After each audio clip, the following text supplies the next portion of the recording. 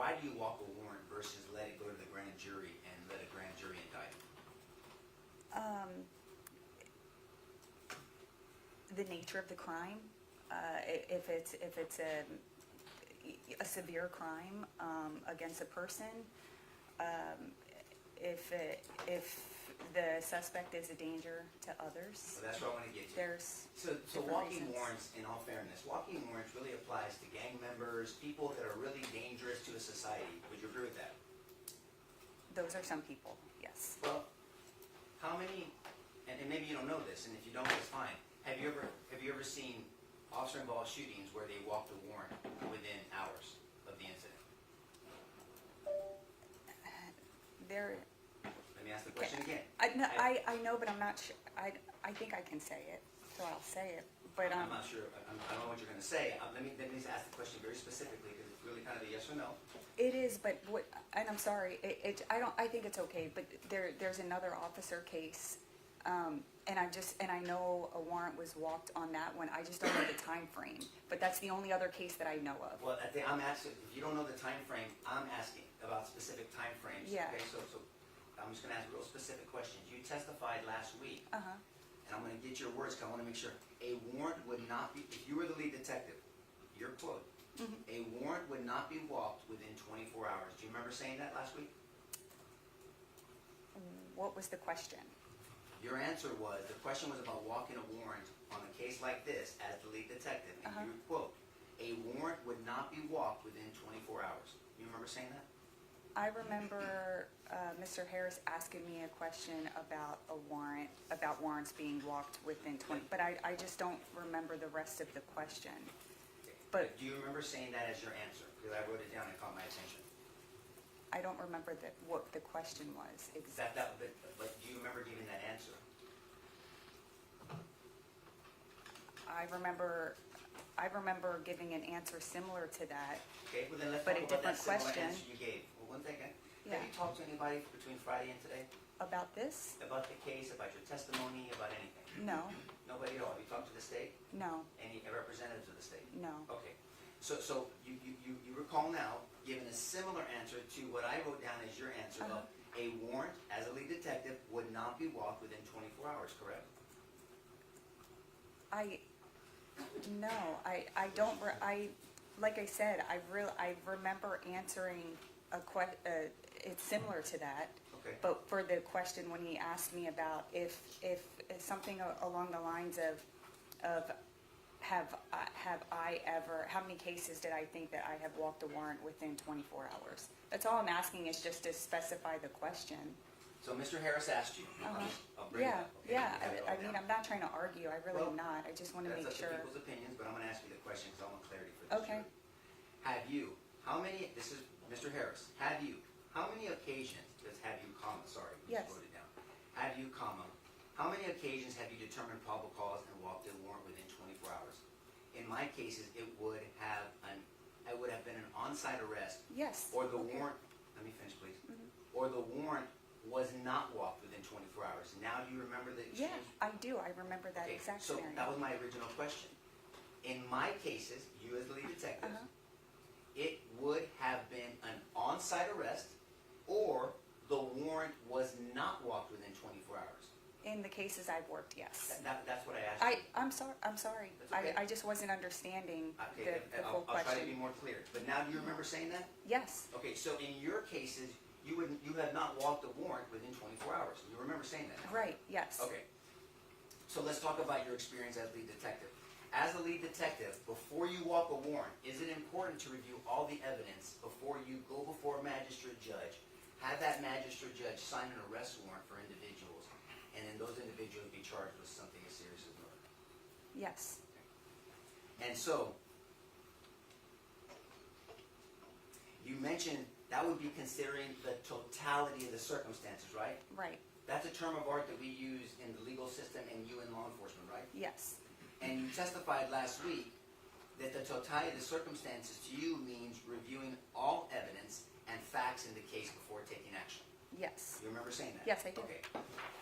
So, if there were 6, I'll just say this since you don't know about this case, but if there were 6 officers, and I stand up, Judge? Yes.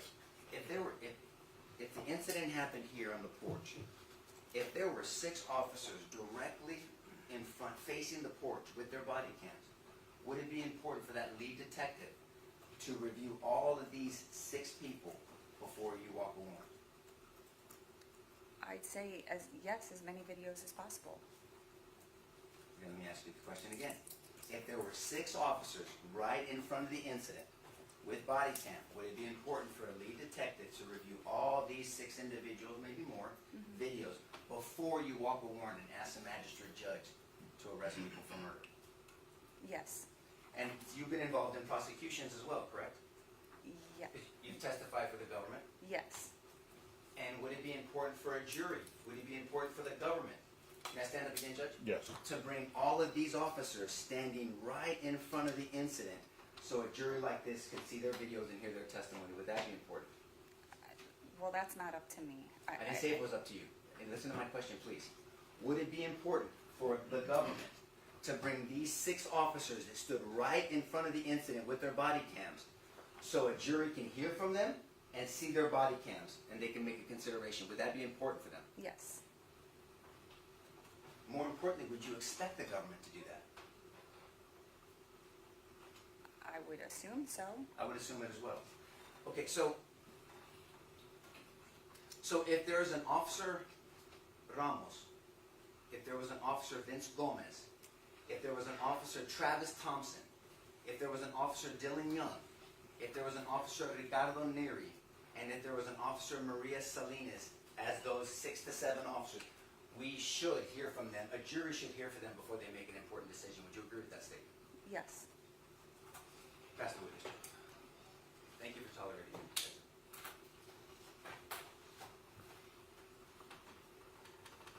Good? Good?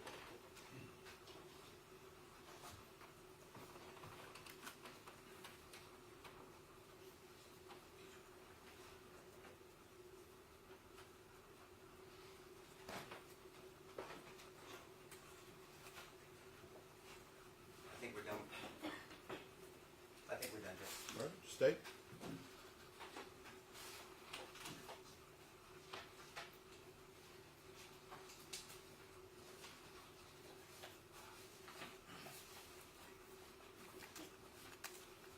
We have no further questions, Your Honor. All right. The rule's been invoked. You know what that means? Not to speak about the case. Yeah. But I would like this witness possibly subject to. All right. You are subject to recall. Okay. All right. You're excused.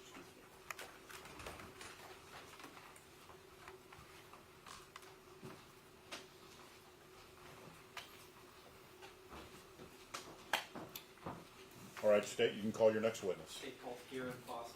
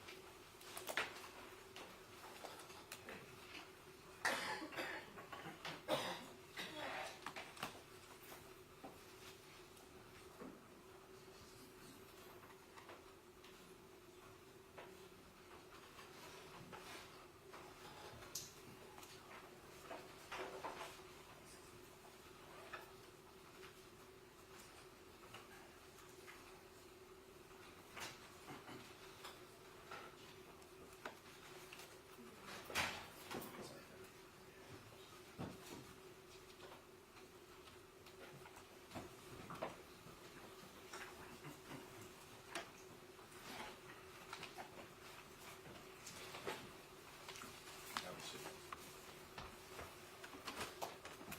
All right, I'm going to swear you in. Do you solemnly swear or affirm that you will make true answers to such questions that may be propounded to you? Yes, Swear I to do. tell the truth. All right. Can you introduce yourself to the jury and spell your name for the court reporter, please? Good morning. My name is Garen Foster, G-A-R-O-N, Foster, F-O-S-T-E-R. All right. State. Good morning. Mr. Foster, how have you made a living the last 30 years?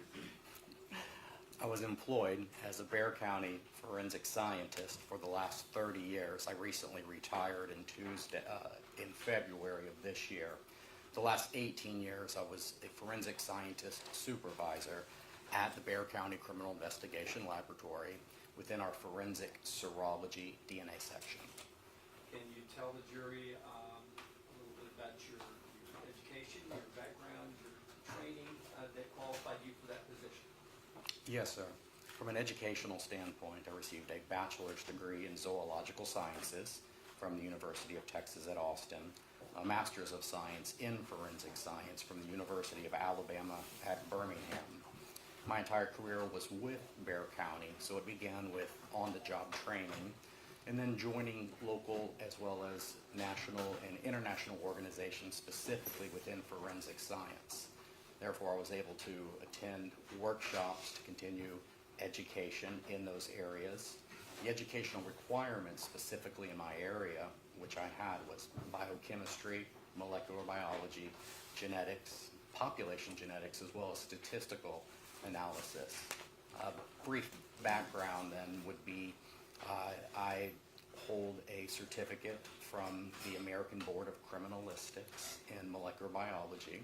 And then also while employed, I was licensed from the Texas Forensic Science Commission as required by law as a forensic analyst.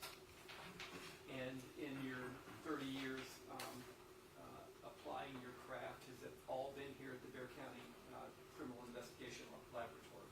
Yes, sir, it was. And the lab itself, is it accredited by the Texas Forensic Science Commission? Yes, the official accreditation comes from a different organization, but it is overseen by the Texas Forensic Science Commission. And yes, it is. And as the forensic scientist supervisor, were you involved in making sure that the lab maintained the training and the protocols to stay accredited during the entirety of your time there? Yes, sir, I did. You had mentioned two things, serology and DNA. Can you tell us, first of all, about the science of serology? Yes, forensic serology is essentially the examination of items of evidence that are biological in nature. You think of blood or semen or saliva, and then if possible to identify those items. And then if the identification of whatever blood stain or tissue is made, then determining if there is sufficient cellular material to conduct DNA analysis. And when law enforcement agencies submit a sample to your agency to determine whether or not any biological material exists on an item, do you have certain protocols for accepting evidence? Yes, the laboratory would accept the evidence as long as it's not compromised. Otherwise, for example, it comes in a sealed condition and it's submitted by a law enforcement agency to the crime laboratory. And in the entirety of your time there, have you been accepting at your lab submissions by the San Antonio Police Department? Yes, sir, we have. And with respect to DNA analysis, can you tell the jury what DNA analysis is and when it's done? Yes, well, very briefly, DNA, or deoxyribonucleic acid, is a biological material. It's located in almost all of the cells of your body. It's inherited from your mother and your father. Its ultimate reasoning for being there is to help code or tell your body when to turn on certain proteins. And the DNA itself is the same in all of your cells. And my DNA is very similar to your DNA. We all need the same proteins or enzymes, basically our genetic makeup, but a small portion of it is different, or we call that polymorphic. There are different sizes of the DNA in small percentages. So 99% of my DNA is the same as yours.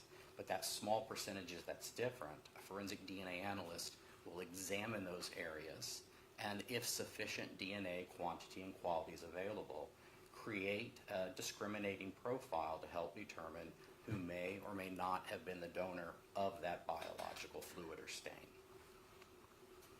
I want to ask you about a submission under your lab under number 23 to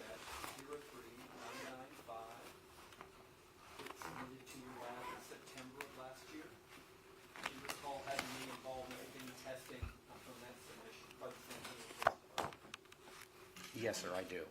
And what were you asked to do in the initial submission on September, or around September 16, 2024?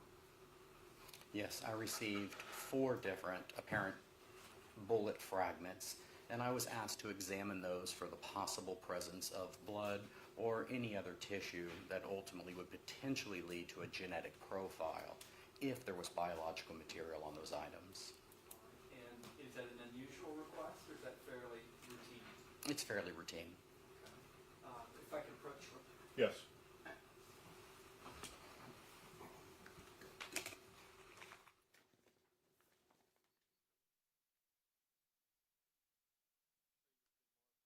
State's Exhibit 157. Should take a look at that. Do you recognize the packaging and any of the markings? Yes, sir, I do recognize the packaging. And how are you able to do that? Well, I'm able to do so because I see my initials and the date in which I made this examination, as well as a unique criminal investigation laboratory number in which you had referenced. And when did you first see this package?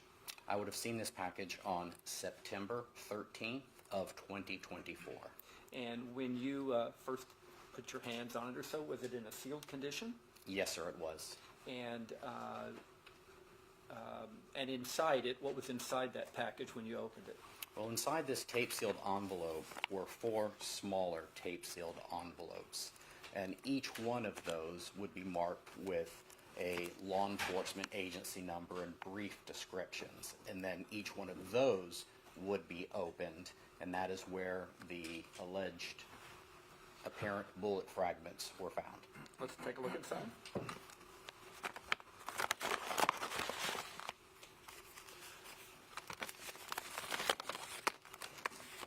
And emptied the contents of State's Exhibit 157. Does it indeed contain the 4 envelopes that you described? Yes, it does. And looking at those 4 envelopes, do you again recognize those by the markings and the packaging? Yes, I do. And are these all the 4 bullet fragments that you examined upon the request of the San Antonio Police Department for the presence of any biological material on any of these bullet fragments? Yes, that was done. Okay. And tell us how you began to approach this issue.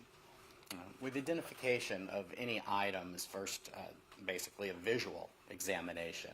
Notes are taken as to the packaging materials and then whatever's on the inside of that packaging. So for example, in this case, there was small deformed bullet fragments, and visually I would look at that for, in this case, the presence of blood. You can think of a reddish, brownish type color. And then certain chemicals could be added to this, and it's a chemical color test that looks for the presence of blood. And then visually you're also looking for non-blood tissue. I mean, for example, if there was tissue on something that had muscular or fatty tissue. All of us have probably seen that, whether it's maybe a chicken or a steak or something maybe small that you've eaten, or even a scab on your body. These are just various tissues that you can visualize and see.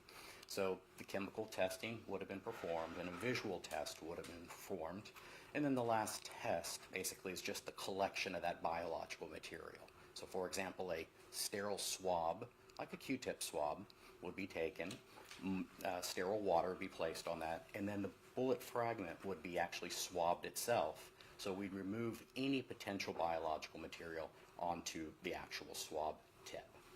Okay. And you did that here on all 4 of those samples? Yes, sir, that is correct. Do you have a person in your lab that you're familiar with named Holly Warden? Yes, I do. And how was she employed at the lab? Holly at the time, I believe, was our forensic scientist supervisor in our firearms section. She was a longtime forensic scientist, and right around this time, if I recall, she was becoming a supervisor in our firearms section. And do you recall making arrangements with her with regard to this testing to do your testing before she did her testing? Yes, that is correct. Okay, and why would that be? Well, traditionally, if we're going to be examining an item that maybe another section in the crime laboratory is going to be handling, it's just better practice for us to remove any of that, for example, biological material from, in this case, a bullet fragment before another scientist handles that bullet fragment and begins doing their types of analysis. Basically, we don't want any of an additional person's DNA to be introduced onto this fragment, and we don't want to lose any small or potential biological material while another scientist is handling that item. Okay. Now, with respect to the 4 bullet fragments that you tested that are contained in 157 A, B, C, and D there, did you find any biological material on any of those bullet fragments? No, I did not. So visually, I was unable to identify what appeared to be blood or any other bodily tissue or stain. And then a chemical test, just looking for the presence of blood, was performed, and that was also negative on all 4 items. Okay. So when you get that kind of finding that you can't find blood or biological material on it, does that mean that DNA could not be present on those items?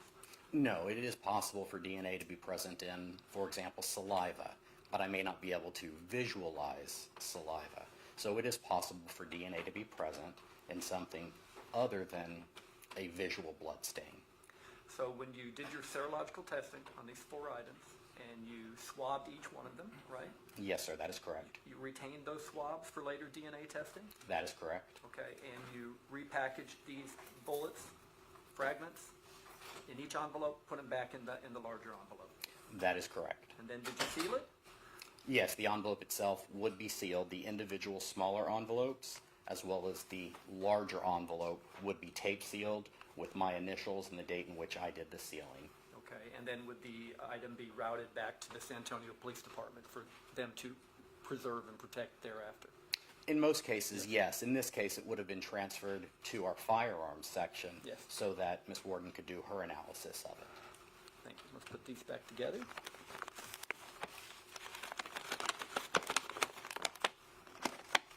Thank you. All right. Before you ended up doing any DNA testing on those items, on the swabs from those items, did you get an additional item to test? Yes, sir, I did. I got one more envelope at a later date asking me to do the exact same analysis. Okay. I want to show you with you what's been marked as State's Exhibit 155. Have you seen that before? Yes, sir, I do. And how do you recognize it? I recognize it again with our individual criminal investigation laboratory number. I do see the date as well as my initials and an item number that has been given by the crime laboratory. Okay, and that envelope itself, what would it contain? Inside here also would contain a smaller envelope, and inside that envelope would have been whatever item I was examining. In this case, another bullet fragment. All right, let's take a look at that in there.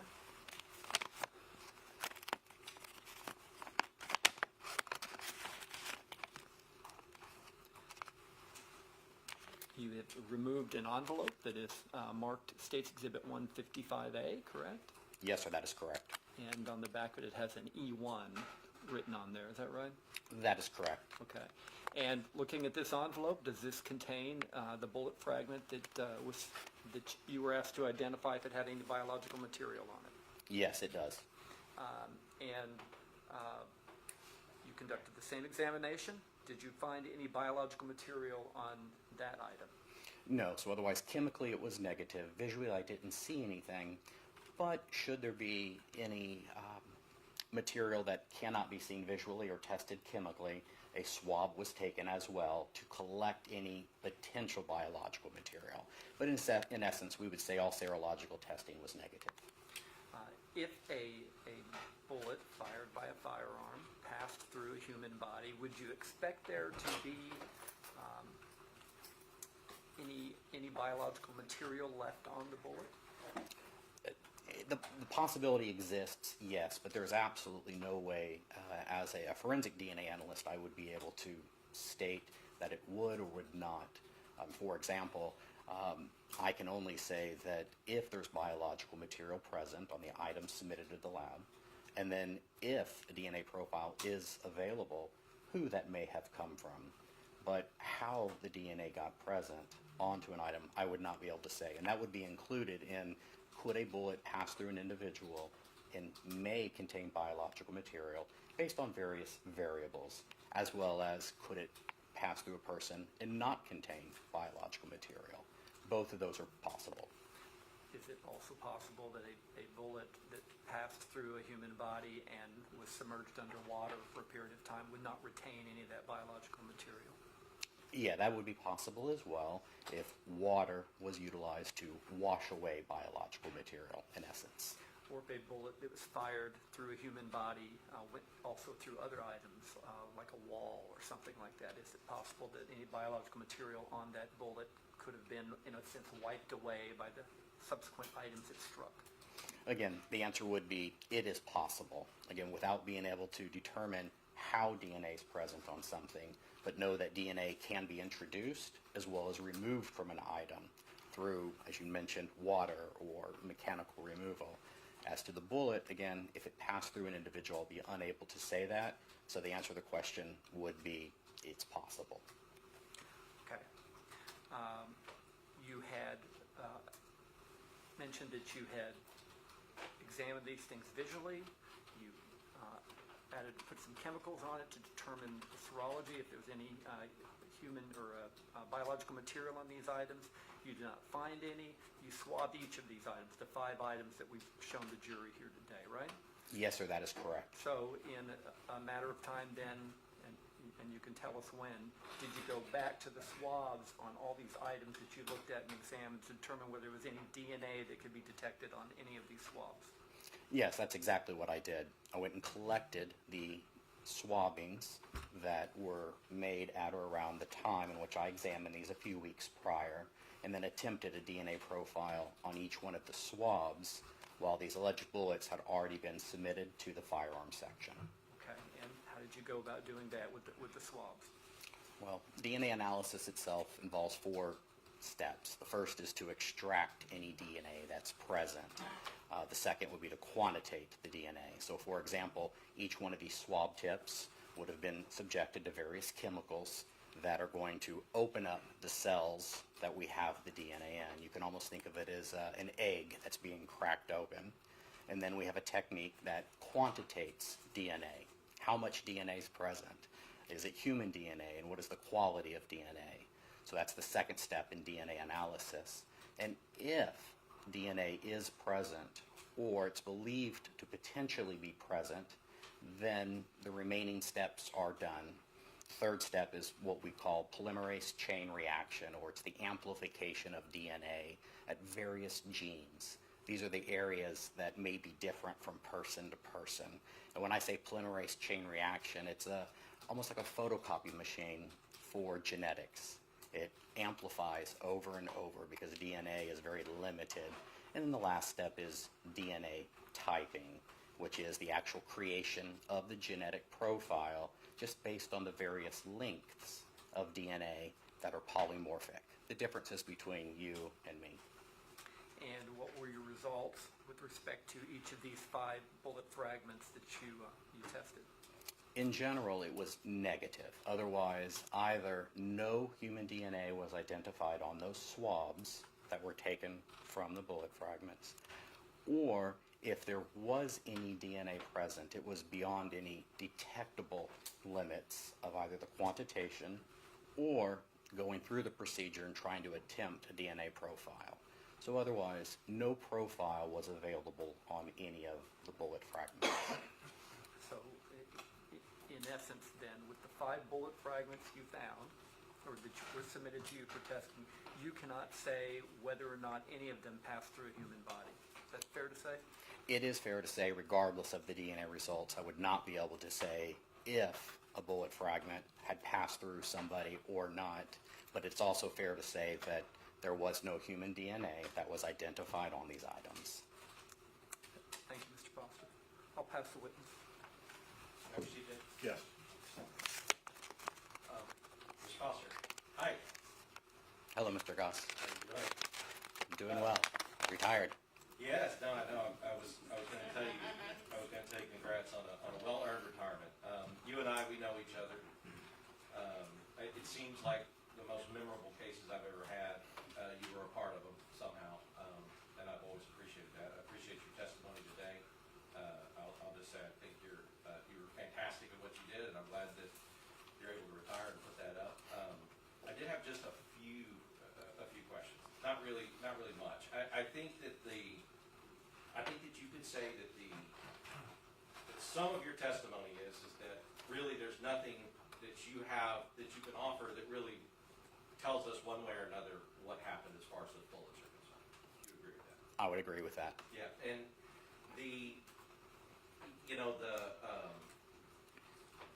I guess testing for the biological material, one of the things that I think you said was that you may have found that there may have been some, but it was not even enough that you could figure out, like for instance, if it was male or female DNA.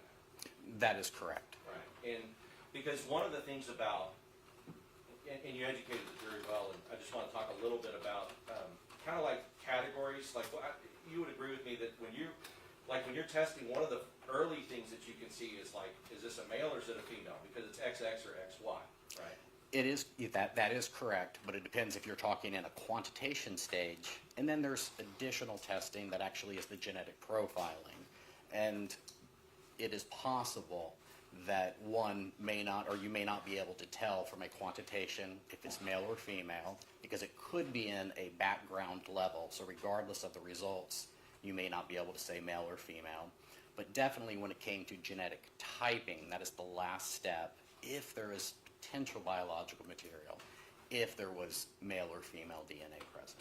And the reason I ask that is, I think one of the things you guys can rule, for instance, you have a profile, but you also need to go get a known standard from different people that may be involved in the case so that you can compare a profile to that known standard. That's correct. So if you're asking, if I create a DNA profile from a crime scene sample, let's say blood that's identified on the floor, and we're able to see this is male or female DNA, and I have a profile, the question is, well, who may that be from? So when he mentions a standard, an individual will provide a buccal standard. So otherwise, if I had a swab, I can place it in my mouth. That's just the term buccal. And this known swab is used at that known DNA. If the individual is deceased, then it may also be a buccal, or it could just be a blood sample taken. But that would be the known standard compared to, for example, in this case, the bullet fragments. Right, and so if you were able to get a profile, the way the known standard works is you get an unknown profile, if you were able to get one off the bullet, and then you get a known standard, and then, I mean, this is simplistic, but you can compare them and see if they actually, if those two things match, or if they don't, right? That is correct. And I bring it up to say that in your 30 years, you would agree, and even in my 15, but in your 30, you would agree that that DNA, being able to extract and being able to get a profile and to get DNA out of a substance or out of material has come a long way. That is correct in two ways. One, we've become extremely sensitive in what we were able to detect based on the procedures themselves. And the second thing is we've become extremely discriminating. So if there is DNA present, discriminating, who may or may not be the donor of that. Right, and I remember, I know that we had a case that had been run in like '07, and the profile was it was really hard to, and we don't have to go into the details, but it was really hard to see. And then when you reran it about 10 years later, 15 years, or 12 years later, for a case, you were able to get just basically a lock solid profile, and you could see exactly who that DNA belonged to. Or another way of stating that is that today we need less DNA than we did in 2007, and then today we're looking at more genetic markers than we were in 2007. Right. So yes, a more discriminating, thorough, or a full profile would be available today. And I make that point to say that even with all of that we have today, because you did your analysis in 2024, even with all of that and how sensitive it is, you weren't even able to get, using those state-of-the-art tools that you have, you weren't even able to get a profile off of any of these bullet fragments. That is correct. Right. So that would tell you, I mean, because honestly, something that's microscopic, like a microscopic drop of blood, you could probably pull a pretty good profile out of it. It's a cellular-rich stain, so typically the answer would be yes. Again, I wouldn't be able to say how the blood got there, but yes, if there's a sufficient cellular material in a small blood stain, yes, I would expect, if the quality was present, to be able to get that profile. And yeah, and just going back to it, so ultimately in this, I think what you said with Mr. Lennon is that there's no way on the bullets that you analyzed, using your discipline and using your expertise, there's no way that you could say whether or not those bullets passed through a body, right? That is correct. And, I mean, I guess even if you did find it, you couldn't necessarily say that it passed through a body, right? That is correct. Let's say that there was an item of evidence, a bullet fragment, that was on the ground, and it was maybe in a pool of blood sitting there, and that was submitted to the laboratory.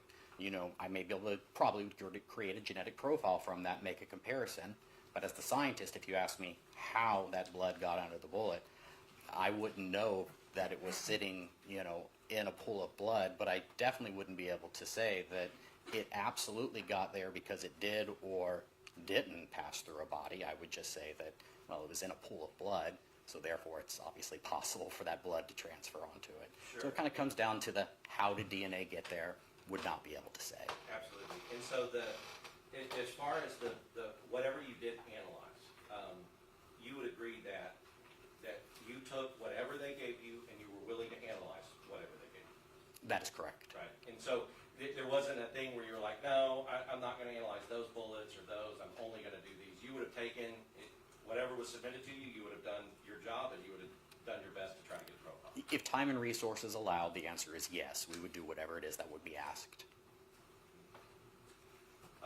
Thanks, I'm genuinely glad to see you again, and I hope you have a good retirement. I'll pass it. Thank you, Mr. Goss. Good morning, Mr. Foster. How are you? Fine, My thank you. name's Mario Del Prado. I just had a few questions for you. Regarding this case, I think I got down what you said. So basically, your visual inspection of all 5 of these bullet fragments indicated the presence of no blood. Is that correct? Visually, I was unable to see what I would expect to be blood, and then chemically was able to confirm that either blood wasn't present or it was below any detectable limits. Okay. And the same question for bodily tissue. Your visual inspection of all 5 fragments, you didn't visually detect any bodily tissue. That is correct. And going that step further, your chemical testing of that indicated no bodily tissue. Is that correct?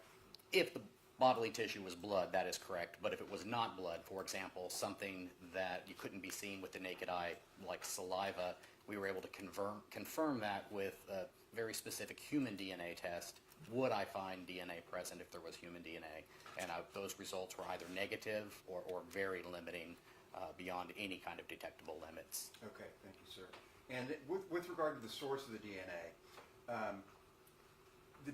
on this bullet fragment, if the scenario were such, would it be fair to say that the DNA, even though you couldn't quantify it or qualify it, could have come from a person handling that bullet?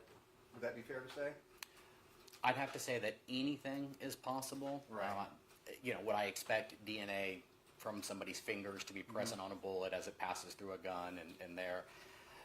You know, we're getting out to the realm of, well, it's getting closer to be not likely. However, it would be wrong for me to say that I absolutely could say that there would not be DNA present. So I have to answer that with, it's possible. Okay. So, I mean, the sources of the DNA could be potentially innumerable if it's going into, like, let's say an apartment. There may be loads of DNA in a living area or in a kitchen area from the people that are residing there. Would that be fair to say? Yes, sir, that would be fair to say. Okay. And would it be fair to say that it might even be the DNA from the people who occupied that apartment before the current occupant of the apartment? I mean, that DNA could still be present from the people who were there before. Is that fair to say? I mean, if there was biological fluids or stain present from the first individuals, then Yes, sir. yes, it would be fair to say. Okay. And I guess my last question is with regard to any water. If there were water, well, first of all, on the floor of the apartment could have potential DNA, correct? That is correct. Okay. And if there was water, like a line busted, and you got the water coming out from a municipal water source, and I understand that, you know, the water is going to be treated with fluoride, but studies show that even there can be DNA fragments in even municipal water supplies. Is that correct? I'm not aware of human DNA fragments in municipal water at any kind of detectable levels, because we've used regular water as a negative control. Otherwise, we've gone through the entire process with water that maybe we've purified and have not identified human DNA. Okay, but that was water that you purified, correct? That is correct, Okay. but I will answer again that I'm not aware of any human DNA in any kind of detectable limits that would be in municipal water from a city. That would not be right for me to say that there is or is not. Okay, and there was nothing detectable here either? That is correct. Okay. Thank you very much, and congratulations on your retirement. Thank you, sir. Very brief. May I approach? Yes. Mr. Foster. Not much left for me to ask after the first three lawyers, but I wanted to get some clarity on some dates. I know you were kind of later into this case. As far as submissions go, the lab tests items when they are sent in by an agency, right? That is correct. And so in this case, Detective Soto ostensibly is in charge of submissions to the lab as he sees fit, right? I believe he was the detective at the time responsible, but yes, he or another individual would be responsible for deciding what items of evidence are sent to a crime laboratory. And when those get submitted, right? As far as the I believe timing. so, yes. Okay. And so that's what I wanted to get some clarity on. So you received a total of 5 bullet fragments for testing, correct? For DNA analysis, that is Okay, correct. in your section. And so I want to get the dates right here because there's 2 different submission dates for your section for testing for the bullet fragments, right? That is correct, sir. Okay, and so the first one, do I have it right that September 12th of 2024 was the first submission your section received in this case? That is correct. Okay, so we'll do first DNA was 9/12 of 2024, and so that's over a year after the offense date in this case, correct? I'm not aware, I don't recall the offense date at this time. I told you it was June 23rd of 2023, that would be more than a year prior to the submission to your section, right? That's correct. It's about 14, 15 months. Okay, so we'll stick it here on the demonstrative states 184. And Ms. Warden helped me kind of walk through the same dates here. So that's the first submission. And then you get a second submission, do I have it right, that came on September 30th of 2024? Yes, sir, that is correct. Okay, so I'll put second DNA, we'll do 9/30/2024. And when you get these fragments, does your section sometimes identify fragments with an SAPD evidence number? Yes, it will always be associated with whatever law enforcement Okay. agency number there is. And so for the first submission, September 12th, there were a number of SAPD numbers that correspond to the fragments that came in, right? I'm only aware of one San Antonio Police Department case number. Oh, the case number, I may have misspoken. So is there sometimes a evidence item number that's referred to? Yes, so the San Antonio Police Department or any other law enforcement agency, they may have their own numbering identification. It's not uncommon to start with an E, and for example, say E1, E2, E3. Now that may be different than the laboratory's numbering system, but yes, it is customary for them to have that. Okay, and so if a bullet fragment was sent to you that, say, came from autopsy, that would have some corresponding number with it, correct? Like that evidence barcode number? Yes, I would fully expect the law enforcement agency to have that barcode associated with it. And we talked about the order of testing. If a year prior, Firearms and Tool Marks had done testing on a bullet fragment, that would necessarily compromise the potential availability of DNA evidence, wouldn't it? It would be possible, yes. Okay, and because, and you may know this, in firearms, they handle the fragments, right? They may even clean them off. Exactly. They do handle it, and if they're looking for the individual markings on the bullet, the striation marks, the possibility exists that may need to clean them so they can visualize them. Okay, so if we had a submission in September of 2023 of a projectile, and that testing was done a year later, you would expect that that could influence what DNA you may or may not find. If somebody else had handled the bullet, as an example, and possibly cleaned it, then the answer is yes, that would be possible to affect the results that I would receive. And I'm not casting aspersions on the section, you just rely on the evidence coming in the order that it's submitted, right? That is correct. Okay, and so as far as Detective Soto's submissions go, you did not receive any swabs for, say, a fire alarm closet that you're aware of? No, sir, I did not. No swabs for a security door? No, sir, I did not. No swabs for a steel lockbox? No, sir. No swabs for fire alarm batteries, right? No, sir. No swabs for some kind of fire ignition implement like a lighter? No, sir, I did not. And no swabs for electrical wiring? No, sir, I did not. Okay. And just to, the last question to be clear, we had 5 projectiles or projectile fragments, not 16, right? That is correct. There was 5 that were submitted to the section in which I was responsible for DNA. Submitted by or at the direction of Detective Soto with SAPD? Yes, sir, that is correct. Okay. That's all I have. Thank you, sir. Thank you, sir. No further questions. All right, the roll's been invoked. If you don't mind grabbing the evidence and put it up on the ledge in the court recorder. Yes, Your Honor. Can he be related to? Yes.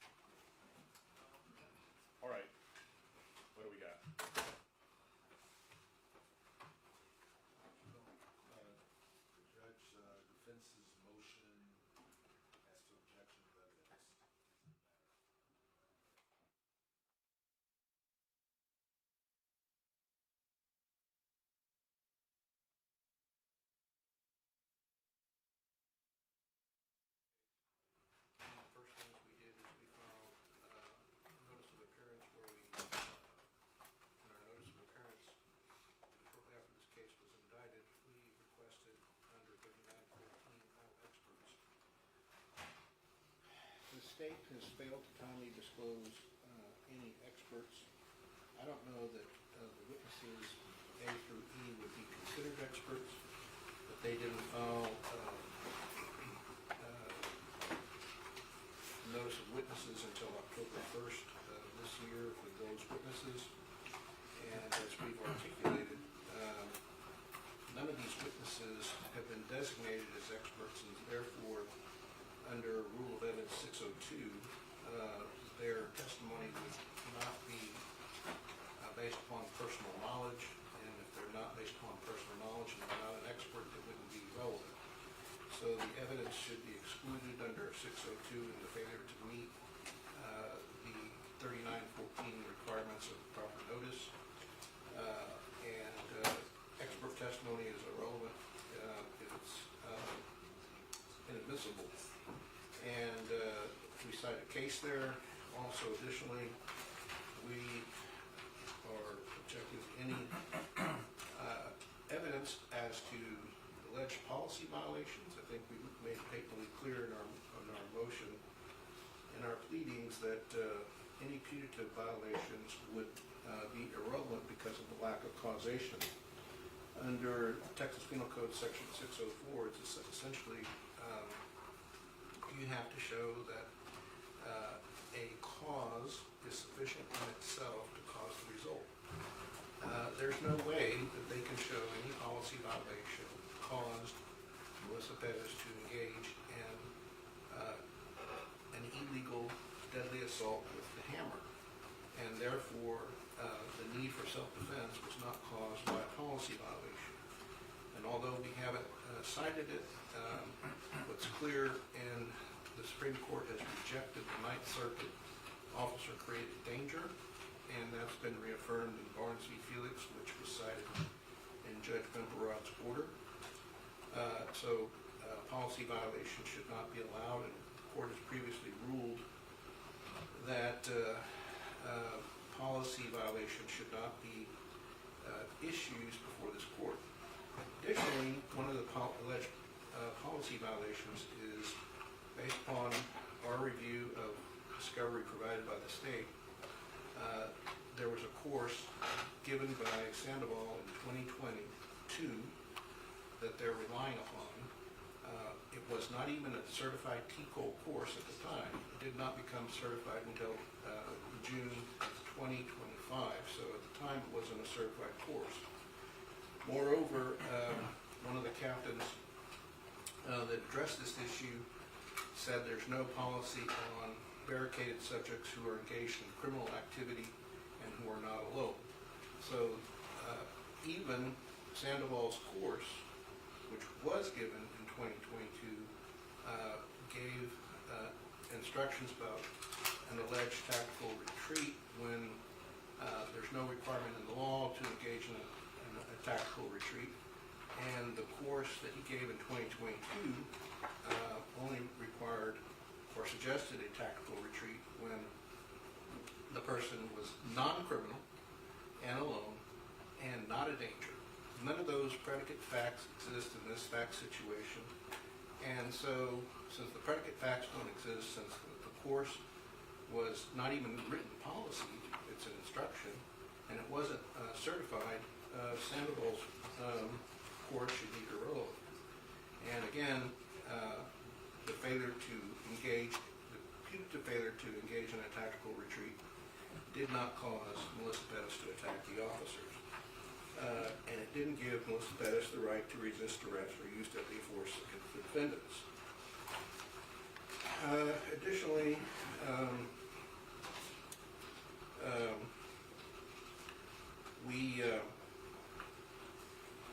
we would cite the court to document 71, page 11 of Judge Bimperod's opinion. What they're essentially doing is trying to have their cake and eat it too, because what they're trying to say is that policy violations resulted in the excessive use of force. And Judge Bimperod talks about how the plaintiffs, in that case, Manel's claims, were disposed of because there was no underlying constitutional violation. And essentially it Monell claim is that a lack of policy or a failure to train or adherence to policies is what caused the result. And what Judge Bimperod said is that in prior summary judgments before document 71, the federal court dispensed with that.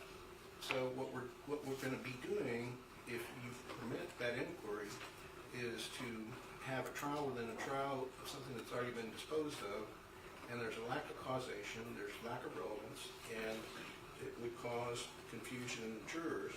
And we believe that it's not relevant, number one, but when you weigh the prejudicial value and the probative value under 403,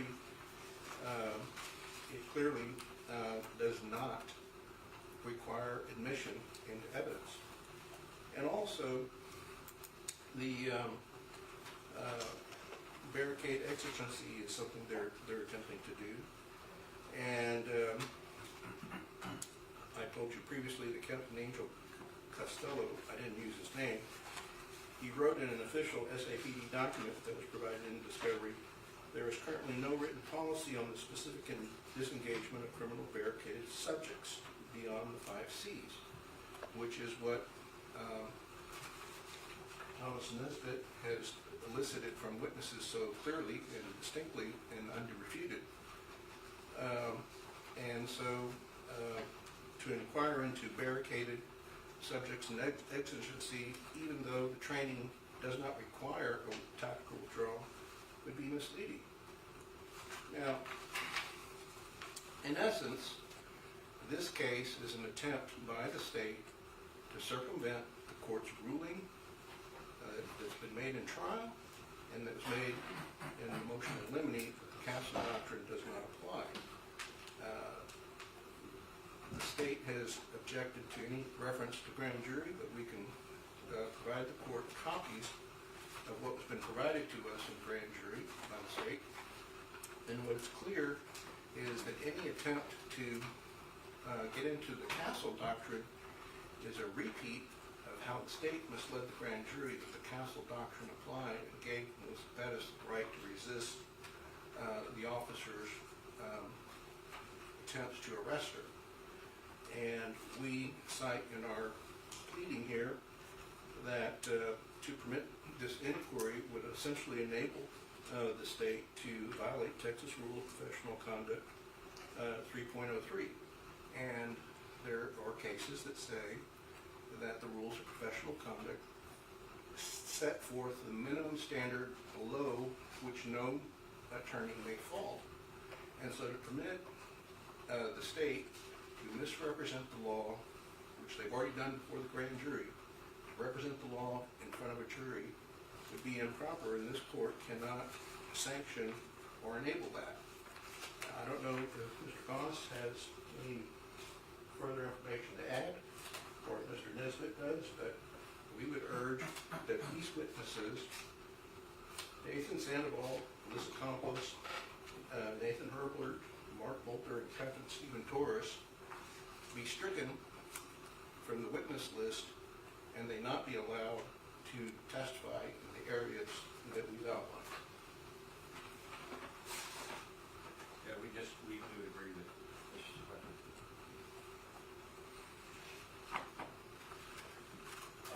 Judge, I'll respond after you on this. Thanks. Okay.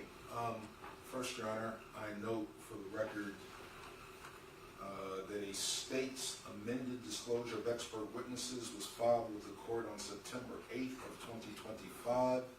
In it, it lists 10 putative expert witnesses. It does include Officer Nathan Hurlbert and Nathan Sandoval, etc., well in compliance with the rules and notice. October 1st was just the general witness list. And I will simply say the state has met and complied with the statutory requirements for notice as to the course that the defense is referencing. It is a class of training provided to all officers going into calendar year 2022 about, and in that course, has been obtained by subpoena on both the parties. We all received it at the same time. If you may recall, when the city attorney was in our last pretrial motion, this is the matter in which he wanted to have a protective order so that the evidence, so that the course materials be returned to the city at the conclusion of this matter. In that class, it discusses issues of barricaded subject, both criminal and non-criminal barricaded subjects. It directly addresses instruction given to all officers, the training records of all officers, cite that they attended this course in the defendants in calendar year 2022, and it goes to their prior training and expectations of how they should apply that training in a tactical situation such as the facts at hand. The court has ruled, and we have not mentioned anymore 941, but the facts, it is clear, as the jury has already seen, it occurred at night. She was in her home. It is replete. I don't know another way to get around that. And this training, which goes into reasonableness when they have to decide, it adds context for the jury to receive that evidence. The second, Judge, the counsel continues to make reference that the state in its grand jury presentation misquoted the law. I can make the court aware. One, it was what went in and was provided, as well as transcripts from witnesses that came forward. They all have that. I'm looking at the presentation.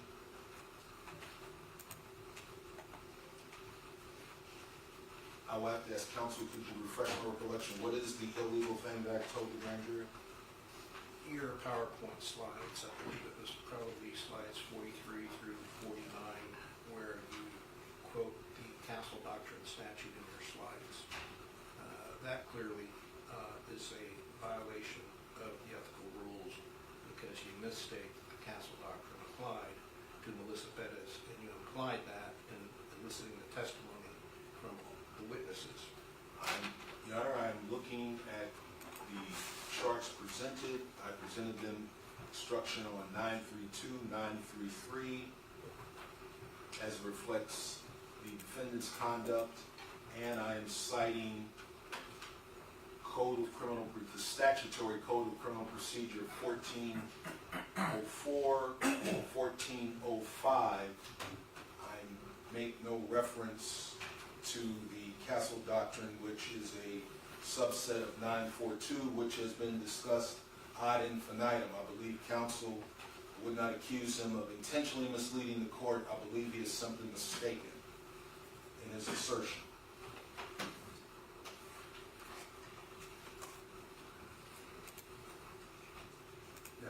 As to why state's expert Sandoval, who they received notice of, and his instruction, it informs the jury, and perhaps I will ask counsel, he articulates it better than I can read his notes.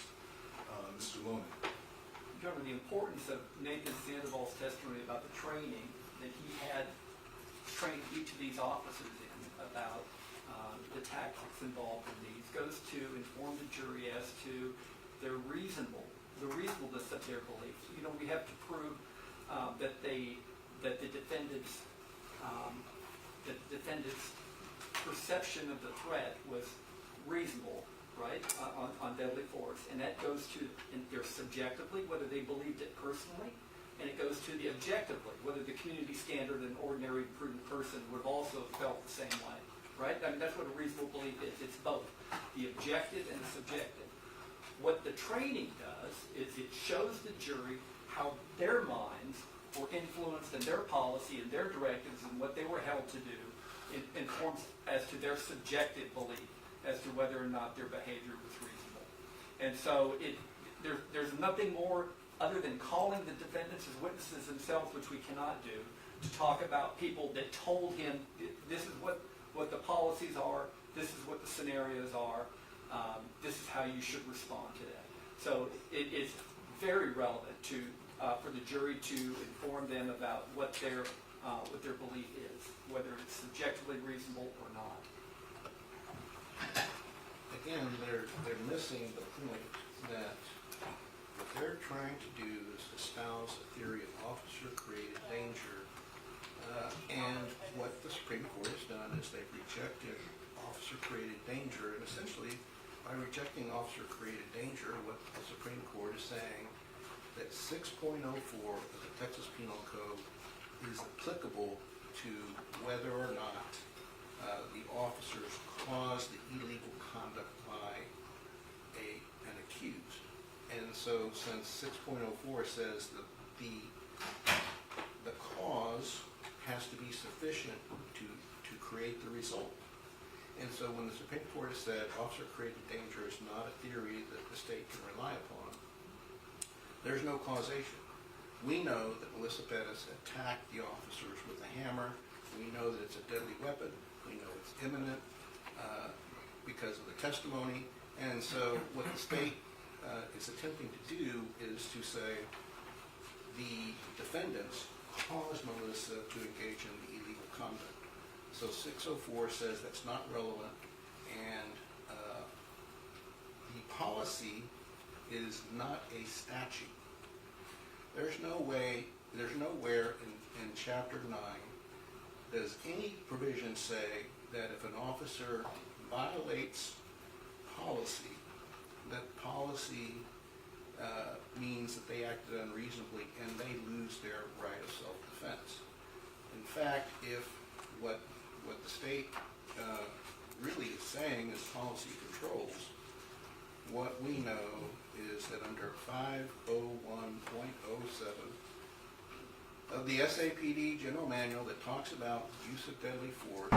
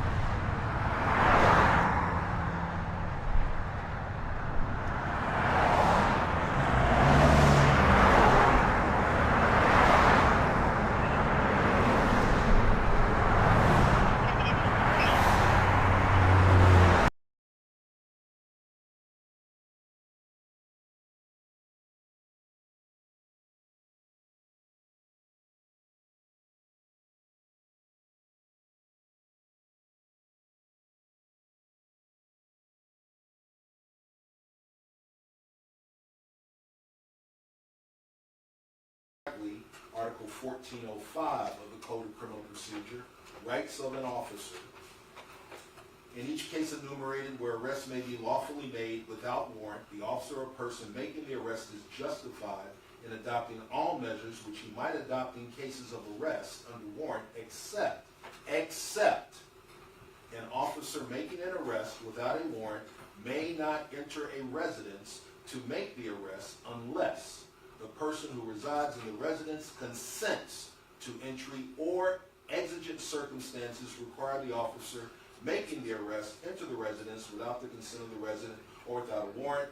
I go back to 1405. That is the statutory law which this jury will have to apply from all of the facts. As to the notice of the experts and that class, they are giving their knowledge of what is trained to these officers. It may not have been everyone else they mentioned, but the training officers said these defendants had that information at the Rosemont Apartments, June 23rd, 2023. It informs how they should handle it reasonably, and it also informs the jury as to what they knew as they assessed the information when they have to make the decision as to if their use of deadly force was reasonable. Also, since, again, defense has continually cited 931 and 932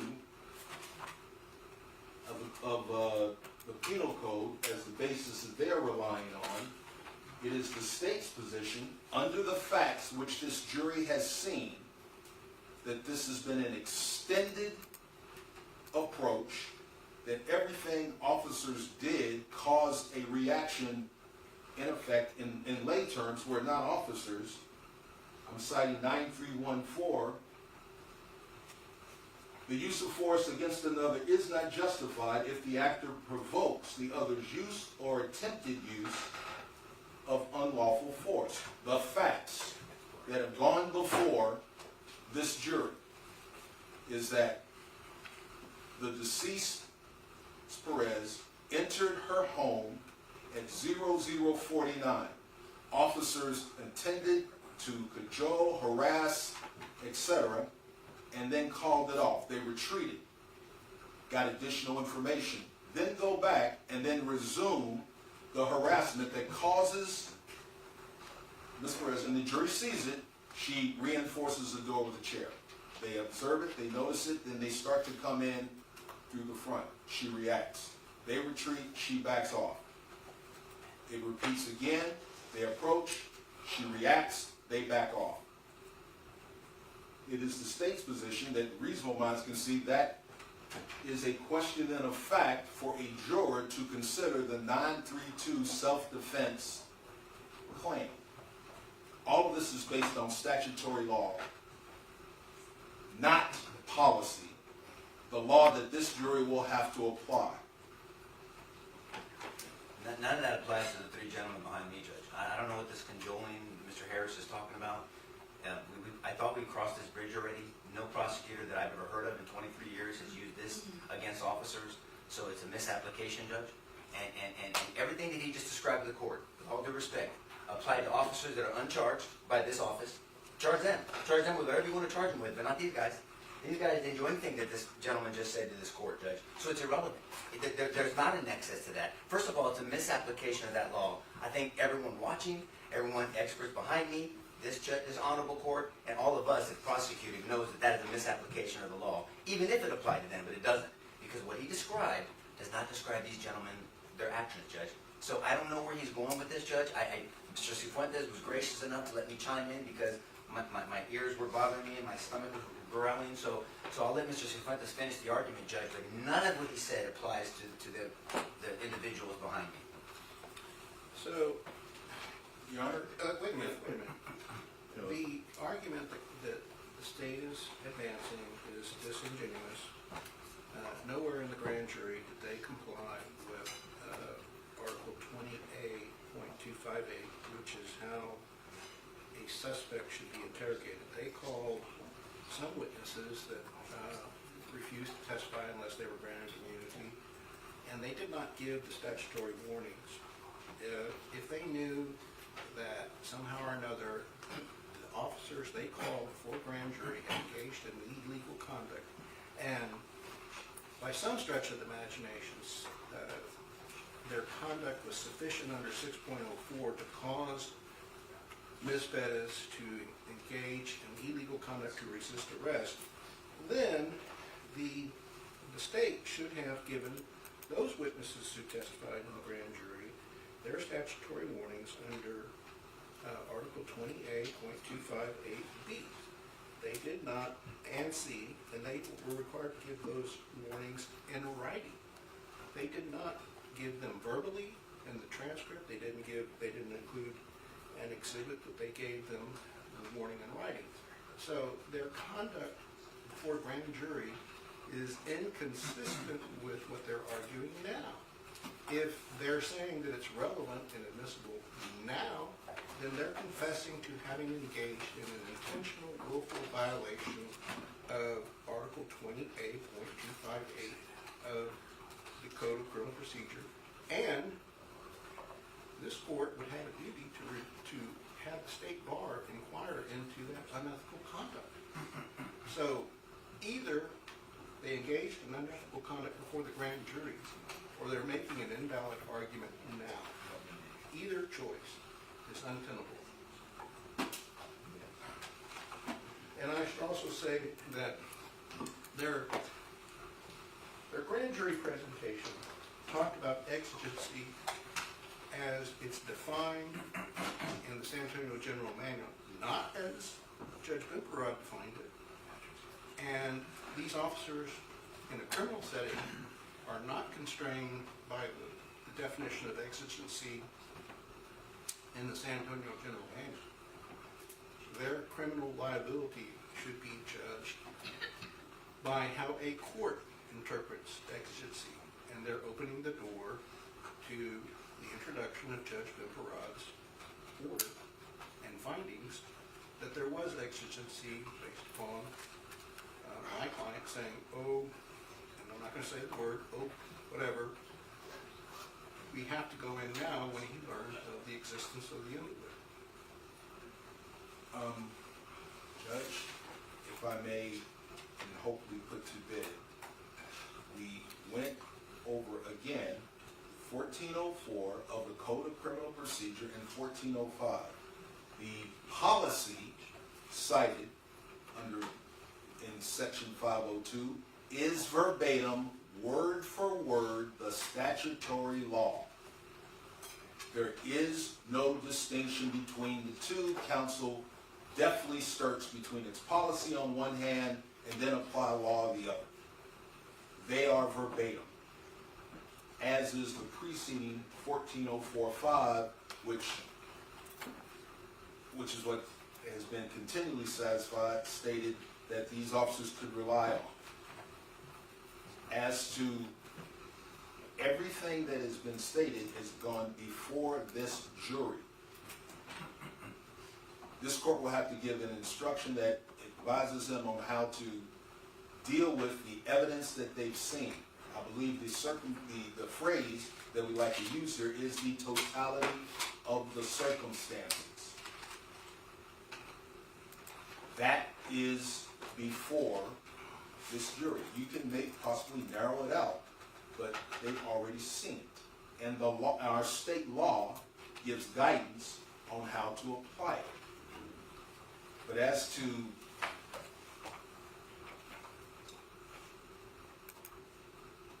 it's relevant to inform the trier of fact of how to interpret the law they've got with the evidence they've already seen. And I believe that counsel's motion should be denied and that we proceed. Your Honor, if I could just add one thing. He talks about the evidence before the jury. We are all governed by the rules of ethics and the rules of law in a courtroom. The fact that you were able to get before this jury evidence in your mind that the court, after hearing it, has already consistently ruled you cannot talk about an illegal arrest, and then the court went further and said you cannot talk about 9.41 or 9.42. because of your bizarre notion that all of these police officers committed a burglary of the habitation, including your first witness, I guess, Officer Rojas, who directed Salinas to go in through the window. And you did not read any rights to any of these officers before you lured them in and then dropped on them that, oh, by the way, you're guilty of burglary of the habitation. No one has ever heard such a bizarre prosecutorial theory in the history of this state. So what I would just remind the court is the court has already ruled they cannot get into the fact that this is supposedly an illegal arrest. They cannot get into that she was supposedly protecting her property and therefore allowed to use force, which 9.31 also says you can't even do that when it's arguably, this was a legal arrest, but even if you want to say it was an illegal arrest, she can't use force. And certainly under 9.42, she's not entitled to use deadly force. So once again, they're trying to, and finally, they're not going to get a charge from the court, I would respectfully put forward, about the San Antonio Police Manual. They're not going to get a charge from the court about some officer's non-criminal barricade presentation. They're not going to get a charge on that. So under the rules under 403, this is clearly prejudicial. It's clearly irrelevant. And they want to try to convict these men based on what is not even the law, what is not even going to go before the jury, and the court has already ruled what they're prevented from trying to put forward from the jury. Yes, the jury did hear your bizarre assertions about this case, unfortunately, but that's not the law that they're going to be charged with. I would, for the record, object to the personalization of counsel's comments. Yeah, I'll just instruct counsel to face the court when they make arguments. And, Yes, sir. I apologize. Yes. and I will speak to, my shoulders are broad, I can tell you. I will speak to again, as counsel seems to have a neck problem. We are citing the black letter law of the Texas Code of Criminal Procedure, sections 1404 and 1405. We are not citing to policy manual dictates, but I note for the record, the exhibit is in evidence, they are verbatim. Offered, thank you, sir, offered by defense, and it is verbatim. The defense to date is said that they are relying on section 931 and 932 of the Code of Criminal Procedure. 931, subsection B4, brings up the factual reality of provoking the danger. The evidence, which is before the jury already, calls it into question. We are simply arguing it and presenting it in line with our theory. As to any aspersions that I tricked officers who showed up and testified to their personal knowledge,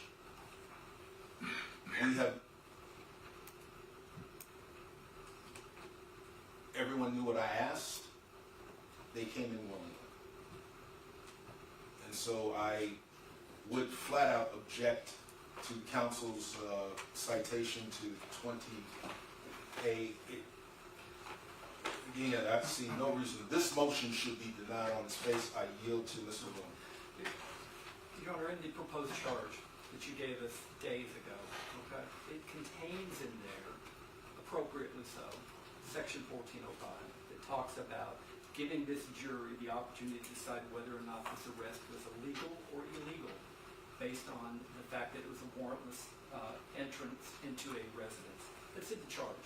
And it's fair for us to use things that in the charge that you've given us to be able to use that in front of the jury to suggest that the facts suggest that the entry into this habitation was illegal. So where does that go from there? We understand and we respect the court's decision that we cannot rely on 941 and 942. We're not going there. But we can go and argue that the officer's conduct was unreasonable in the fact that it was illegal. Okay? If the jury finds that their entry into that apartment was illegal, based on 1405, which you have in the charge, that you've given us in the charge, we should certainly be able to argue that the fact that they went in, and if they believe that the entry was illegal, that goes to the reasonableness of their actions that night that resulted in the shooting and death of Melissa Perez. And if that entry turned out to be, and it's an entry by these guys, okay, if their attempted entry and their entry by these three guys ended up provoking Melissa Perez into coming at them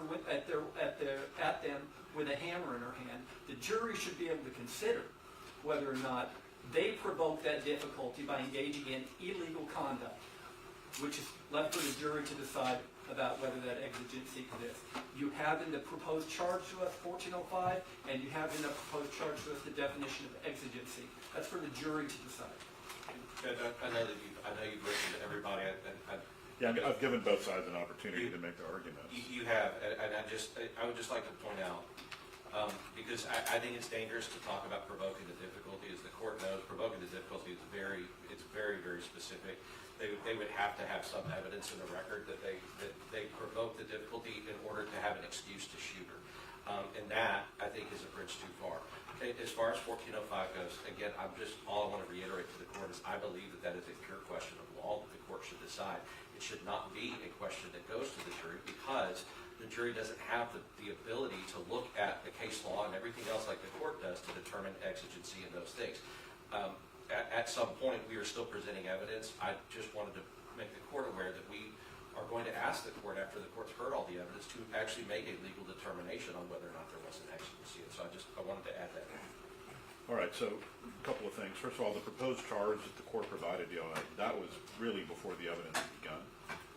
That's definitely going to change, so I just instruct both sides to disregard that particular charge. I do want to caution both sides to stay confined to the law that is applicable in this particular case, to the facts in this particular case, and not go outside of that, because I could open up some doors that either of y'all would not be happy with. As it relates to this particular defense motion, I'm going to conduct a 403, and I have been conducting a 403 throughout the course of these arguments. The court will grant the defense objections related to any experts that will be offered to testify on officer policy. Anything else before we take lunch? Your Honor, what about training? Are you by your ruling saying what these officers were trained about the appropriate way to handle a situation like this cannot be testified about? Currently, I'm going to sustain the defense objections. Okay. As to training and policy? Yes. Guys, let's take a lunch, 12:30.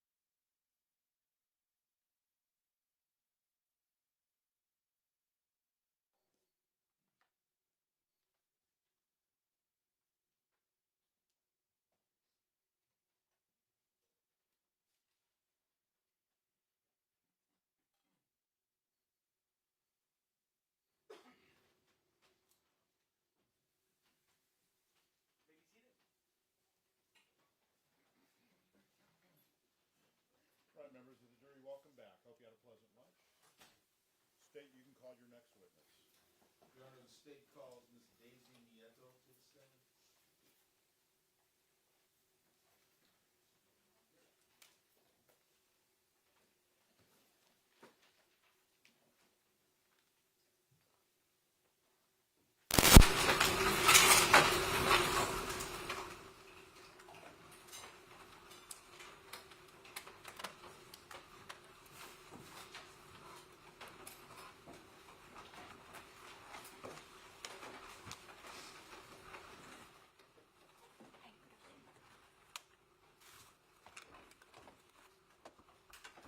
Let me swear you in.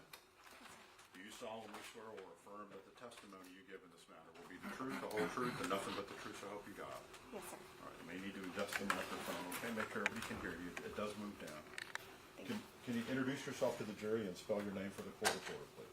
Yes, my name is Daisy Nieto. It's DAISY-NIETO. I'm going to give you a couple of instructions, okay? The lady in front of you is a court reporter. She's taking a record.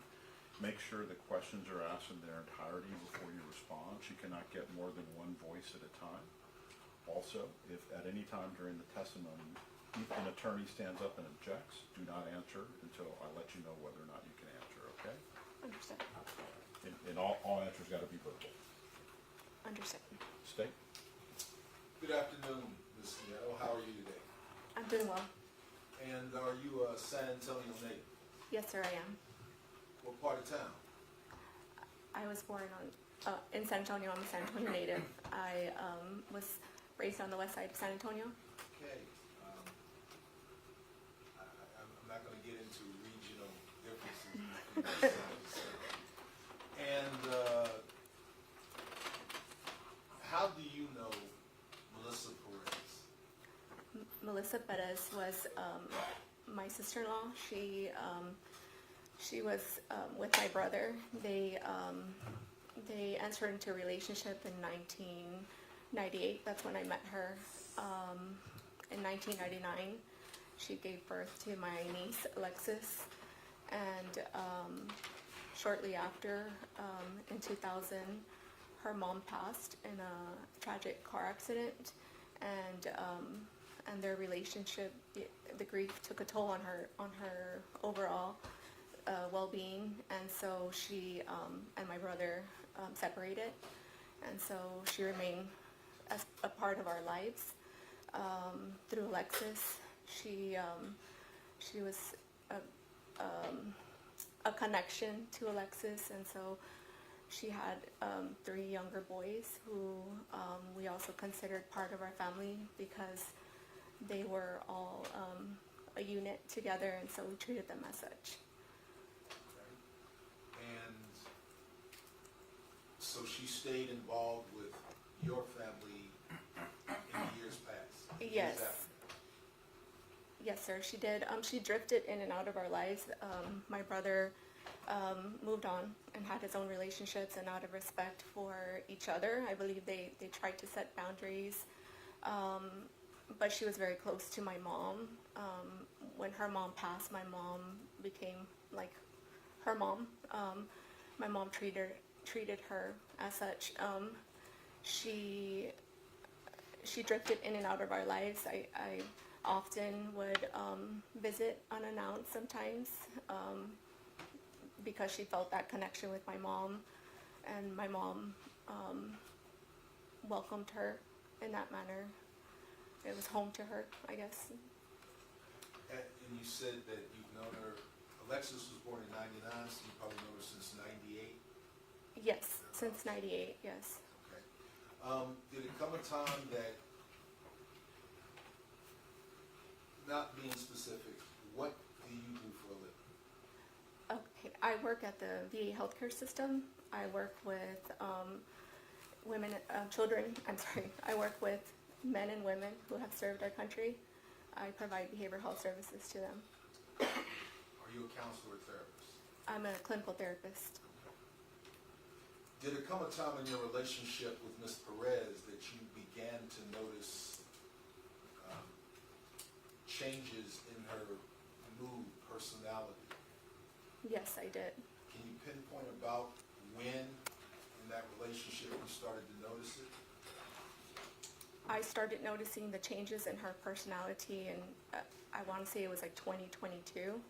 So I want to say February of 2022, but my actual like date of like seeing her in that, physically seeing her in that condition was in May of 2022. Okay. When you say that condition, can you describe that condition? She was having persecurity delusions, like she thought the FBI was going to, was infiltrating through outlets, through different things, and she thought that a lot of her delusions were centralized in her family's safety, specifically like her children, even us, like my mom, myself. My family and I had a horrific car accident in 2017, and part of her delusions were always trying to convince me that that something happened to us because these entities were trying to get to her, but through us, if that makes any sense.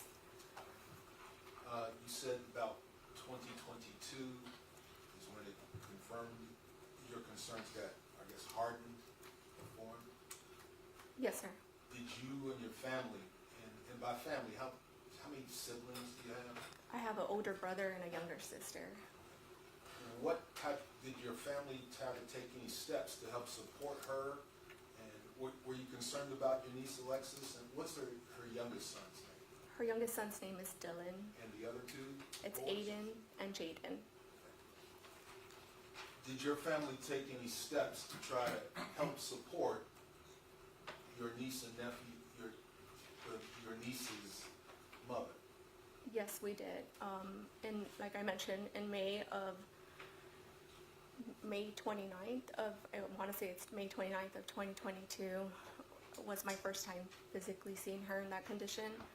And that was something that I was not accustomed to seeing her. When I would see her, she was not in that mental health state. And so when I discovered that she was in that situation, I did what I would have done for anyone, is call to get her the assistance. My goal was to get her ED that day, and thankfully she was. And that was the biggest breakthrough, because that allowed the opportunity for her to go into rehab and to find some hope through this whole situation that she was in. May I approach the witness, Sean? Yes.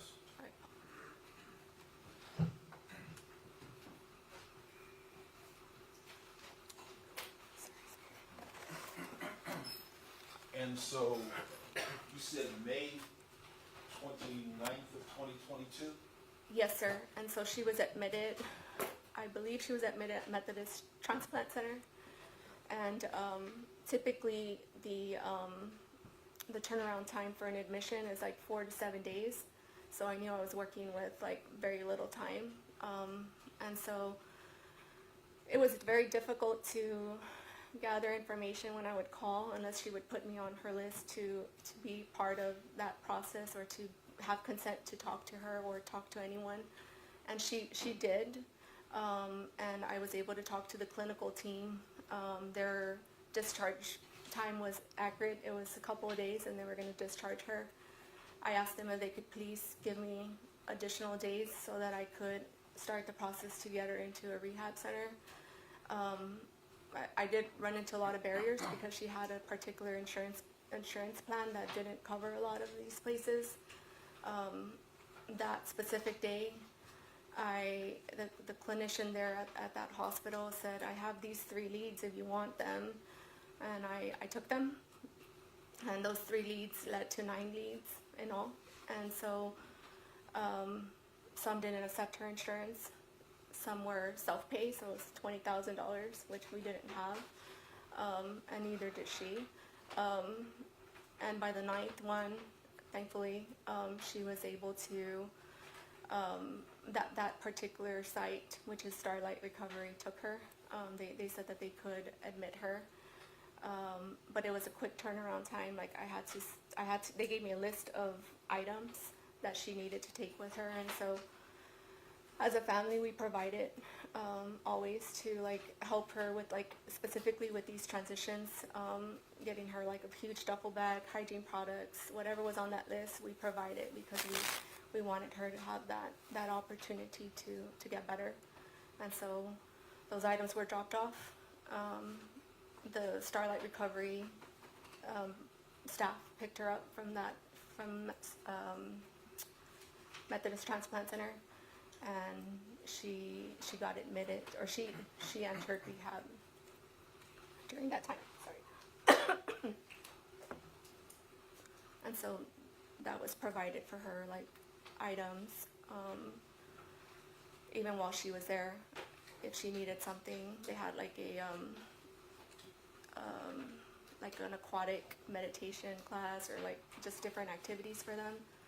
We provided those items. And how long was she at the Starlight Recovery? I believe she was there a month. I was hoping she would stay longer, but her insurance only covered about a month.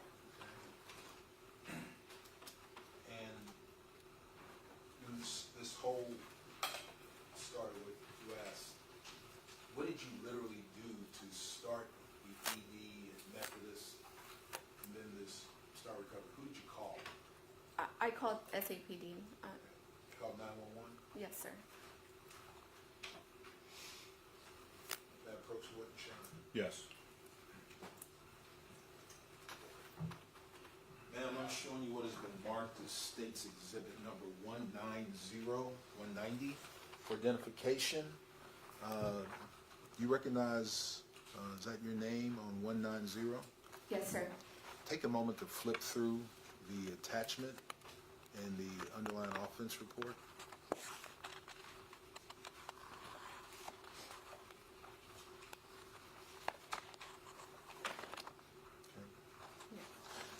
The underlying offense report from State's Exhibit 190 for identification, does that fairly and accurately reflect what you recall telling SAPD about the state of your sister-in-law, Melissa Perez? Yes, sir. And I'm showing you what's been marked as State's 191 for identification. What is 191 for identification? It's a letter from the Starlight Recovery Center. And is that letter, is that the recovery center you got her into after the ED from May 29th that's in 190? Yes, sir. And this is the facility you coordinated with and it references her treatment? Yes, sir. You will just leave those there to refresh your memory and recollection. We'll continue. So, how long was the ED at Methodist Specialty and Transplant from May 29th of 2022? How long was she there in the hospital? I believe she was there for a couple of days, or maybe more than 4 days. I'm not sure, sir. Did you interact with and talk to any of her treatment providers there in the hospital? I talked to a clinician that was in charge of the discharge planning. And did they give you guidance about what she would need for a follow-on care? They, because she was being discharged to the Starlight Recovery Center, their discharge plan was her discharge plan was the Starlight Recovery as an option. Okay. And I understand your testimony, she was there for about 30 days from July of 12th of 2022. Yes, sir. And when she got out of the Kerrville facility, what happened? Did you all just send her on her own or what? So when she was, again, it was like a healthcare barrier, like the insurance would not cover additional days. And I had spoken with her like substance use counselor to ask if she had any recommendations for her, and they recommended the Oxford home. It's a home here locally in San Antonio. It's composed of other individuals that are struggling or have struggled or are in their recovery stage they're just a recovery stage, and so she had to apply for that placement. They go through a rigorous application process where they have a phone call meeting with all the residents in that home.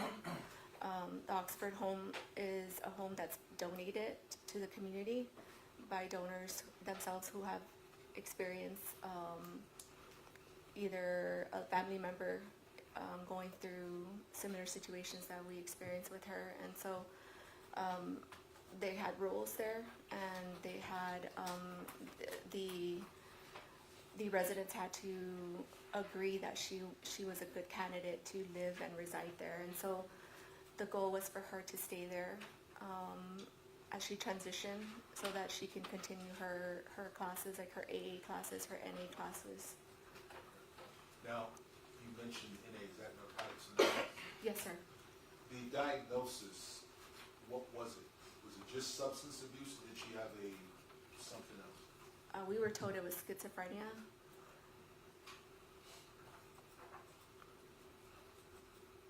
Did the family continually try to stay involved with her to support her? Yes. So at the Oxford home, she could get. She was allowed visitors. It's designed for children to also be there. They have like swimming pool space. They have board games. Like it accommodates children as well. They can spend the night there as well with them. And so the children would go see her there. We would see her there. We drop off items.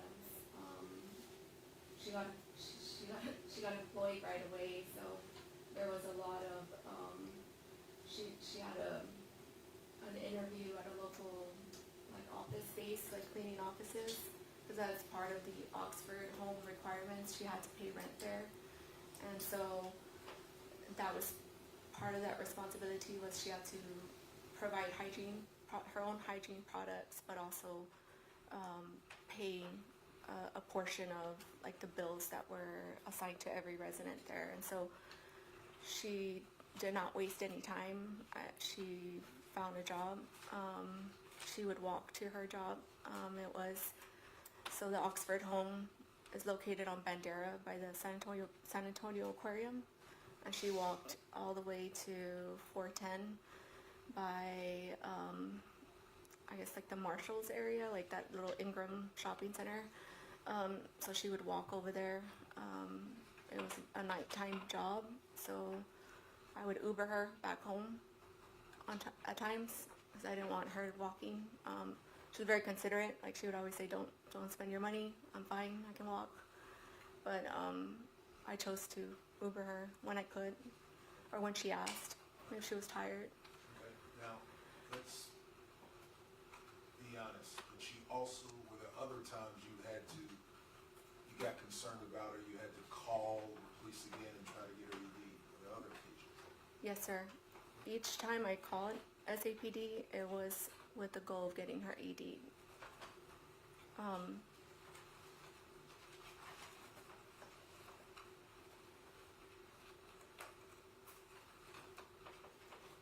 About how many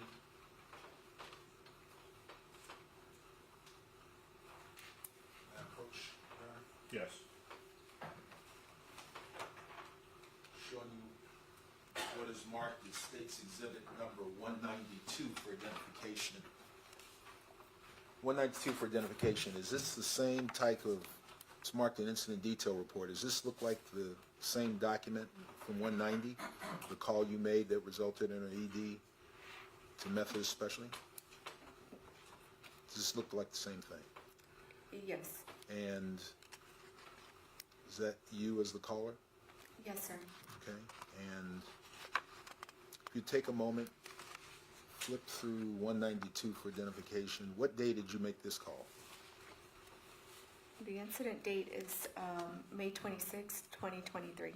Okay. Do you remember what caused you to call SAPD to try to get an ED on May 26 of 23? On this occasion, she showed up to my mom's house, and my mom called me. I believe my mom called me in this instance and mentioned that she had arrived, and she just she didn't look like she was doing okay. And so I called on this day to SAPD for a welfare check. Did she hurt your mother? No, she never hurt my mother. She never hurt any of Your mother was us. just concerned about her. I'm sorry? Your mother was just concerned about her. Yes, my mom was just concerned because she wasn't accustomed to seeing Melissa in that condition. That was something new to her. Are you aware that she had had previous arrests in the past? The USB drive that was provided to me shed light in a lot of the things that I did not know. So those are things you did not know. Correct. I want to talk. Did you help her get housing? Yes, I did. And did you help her with getting housing at the Rosemont Mills Apartments at 6200 Old Pearsall Road? Yes, sir. Okay. When did you help her move in there? I believe it was in September that she didn't have any. It was a bare apartment, so we helped her to move in. We helped her to. The goal was for her children to have their own space, so we got the apartment furnished for her. It wasn't new stuff, but it was like hand-me-downs, and she was very appreciative of anything we gave her. So that was about September, sir. Sorry. So that would be September of 2022? Yes, sir. Okay. Did Dylan live there with her? Yes, he did. So it was just her, and about how old was Dylan at the time?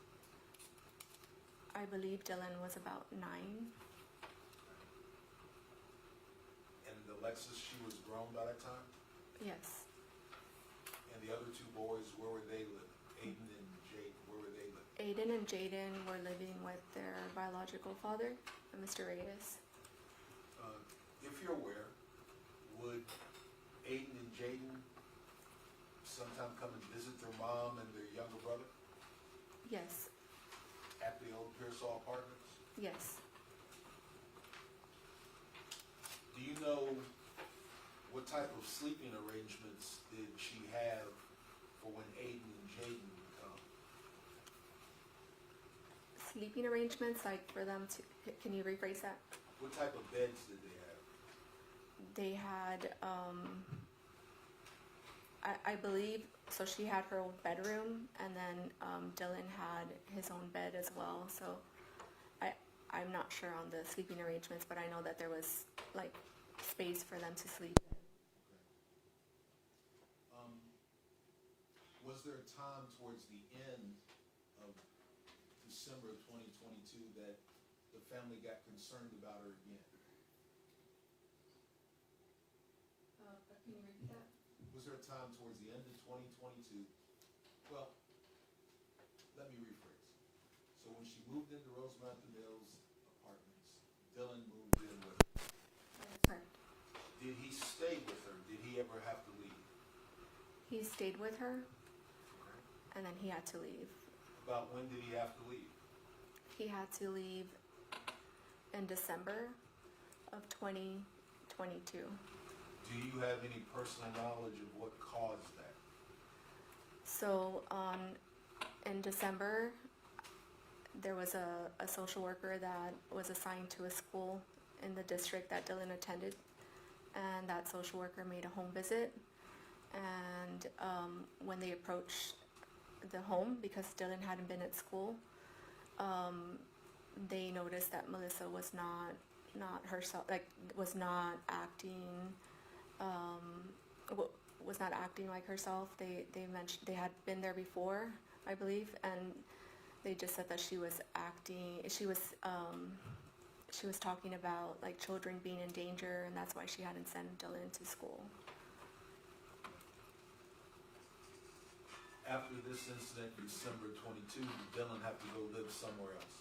Yes, she voluntarily signed a parental child safety plan. It's a plan that CPS gives individuals that, it's a temporary plan, so the parent will voluntarily sign this plan.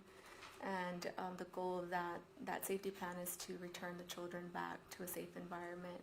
But in the meantime, the parent that signs this gives authorization for them to stay at a relative's home or whomever they feel that the child will be okay with. What relative was Dylan placed with? He was placed with my niece, Alexis. And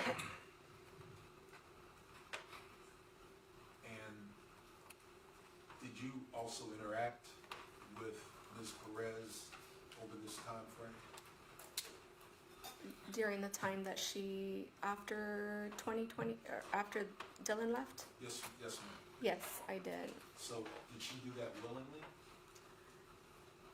To interact with me or to? No. Did she willingly give up her son Dylan to live with her daughter? Yes, she did. Did she recognize she wasn't well? She did.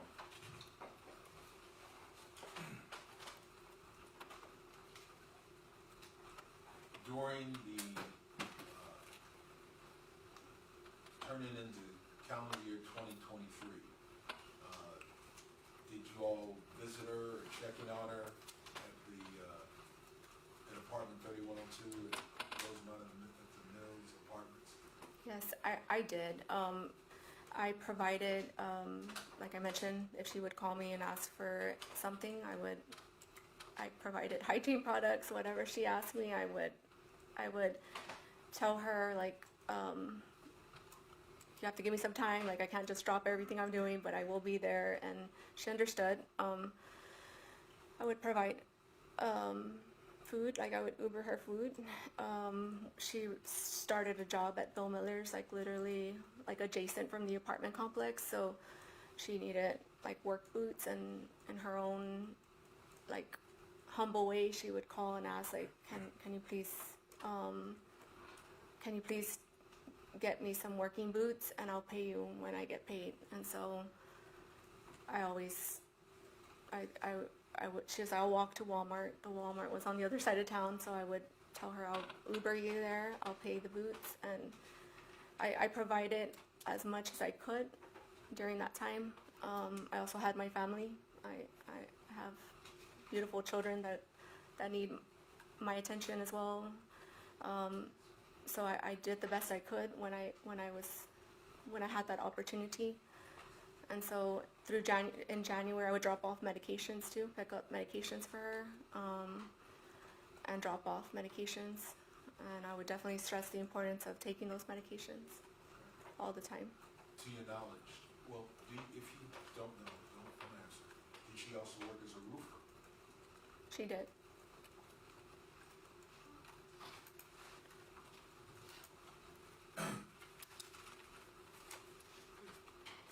How did you come to learn,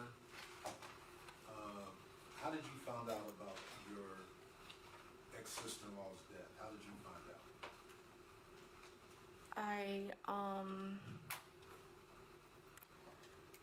It's not abnormal for me to check the news in the morning. I think we all do that. And I checked the news, and I saw the headline. I don't remember what the headline said, but I saw the apartment complex, and I knew that side of the apartment complex is where she resided. And so I called SAPD. I called 911 to ask if she was the person that was involved in that situation. And was it her? Yes. Did you and the family later on that day, did you meet with SAPD that day on the 23rd? Yes, the officers, the detectives, they reached out to my niece.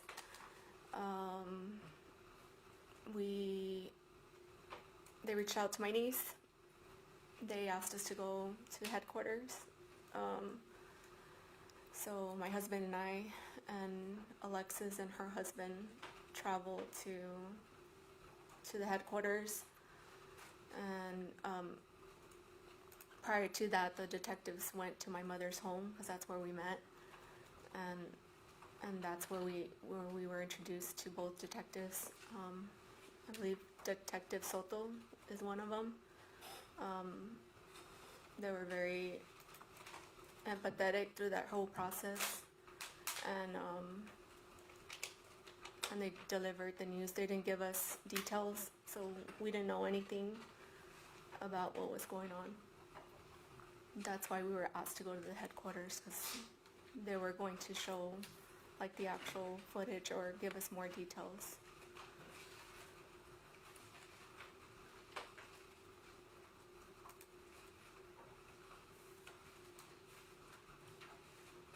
Approach the witness, Sean. Yes.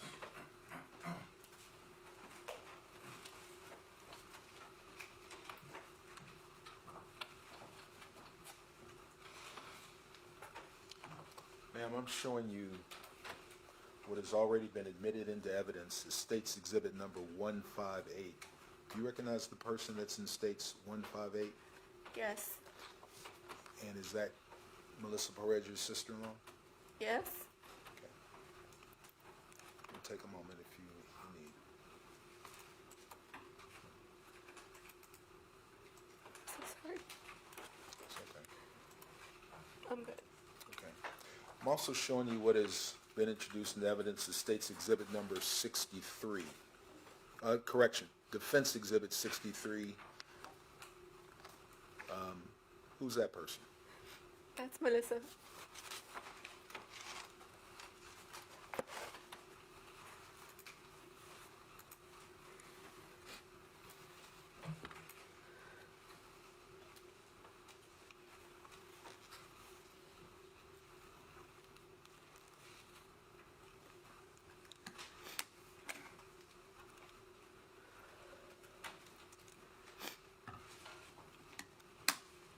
Is that the way you'd rather think about it? Absolutely.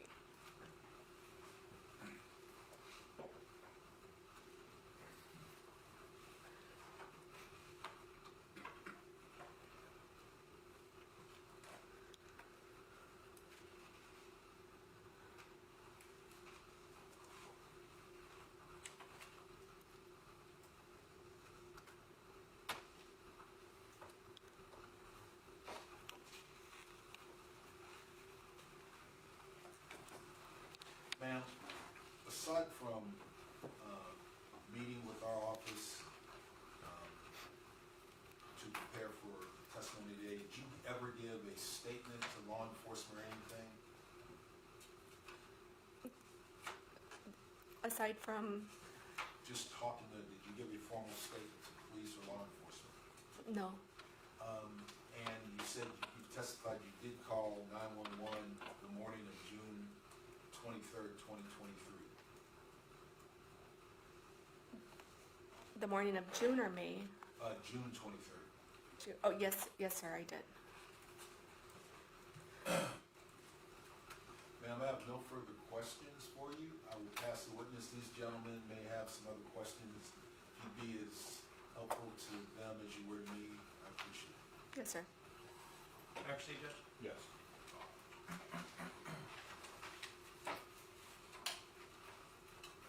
Ms. Nieto, my name is Jason Voss. I represent the officers here. I do have a few questions for you. First, I'll say, I can tell, I know it's hard. I'm sorry. I'm sorry that you have to be here. I think everybody's sorry that we're in this situation. It sounds like you're a very good sister-in-law to her, and she was blessed to have you.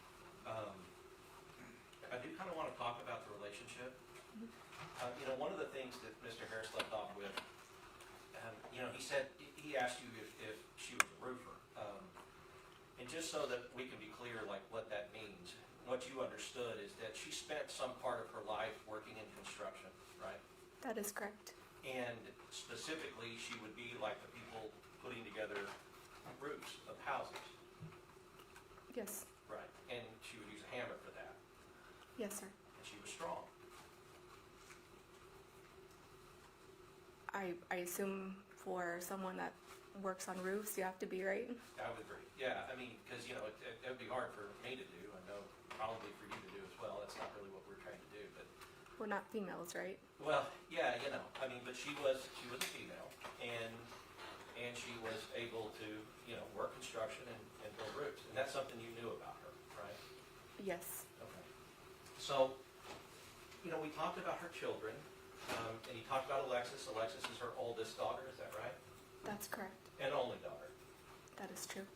And so, and Alexis is, she is your blood niece, Yes, sir, she blood is. related, your brother's daughter. Yes. Who raised Alexis? Alexis was raised, my brother was very young when he became a parent, a father.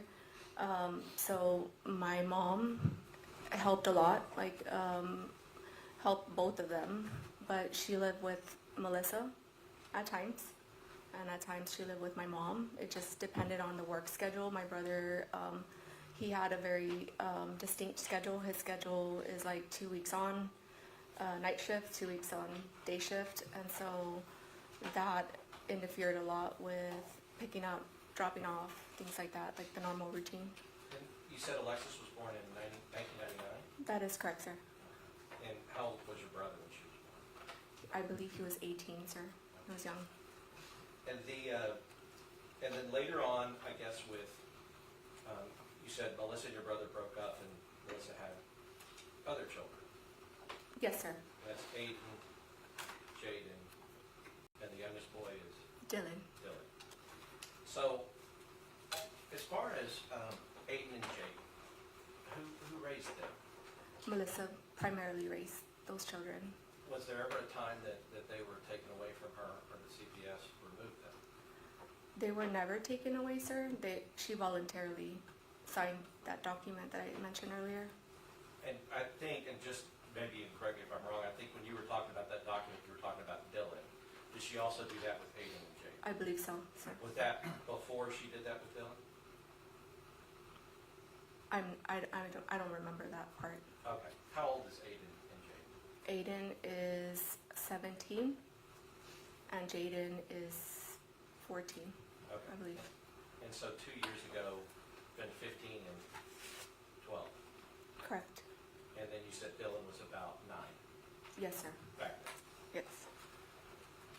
So at the time that she's getting ED'd and those things, did she have custody of Aiden and Jaden? Yes, sir. Okay, she did have custody of those two. Yes. And Which ED? well, the first one that you knew about. Okay, the first ED, which is, what date, sir? I think the one you said the first time you knew, you said you had heard something going on in February, but the first time you had like actual visual understanding of what was going on was in May of 2020. Yes, sir. In May of 2022, let me refresh my, she did not have the children then. Okay. And you said you said you guys, your family was in a pretty bad car accident in 2017? Yes, sir. And from looking at it, it looks like her criminal history goes back to about 2017. You told the prosecutor that you had reviewed like a USB drive? Yes, sir, I did. Can you tell us what was on that? The USB drive just had her, her history with Child Protective Services. It's like the open and closed cases of CPS records. And so those CPS records, that was the prosecutor that gave you that drive to review?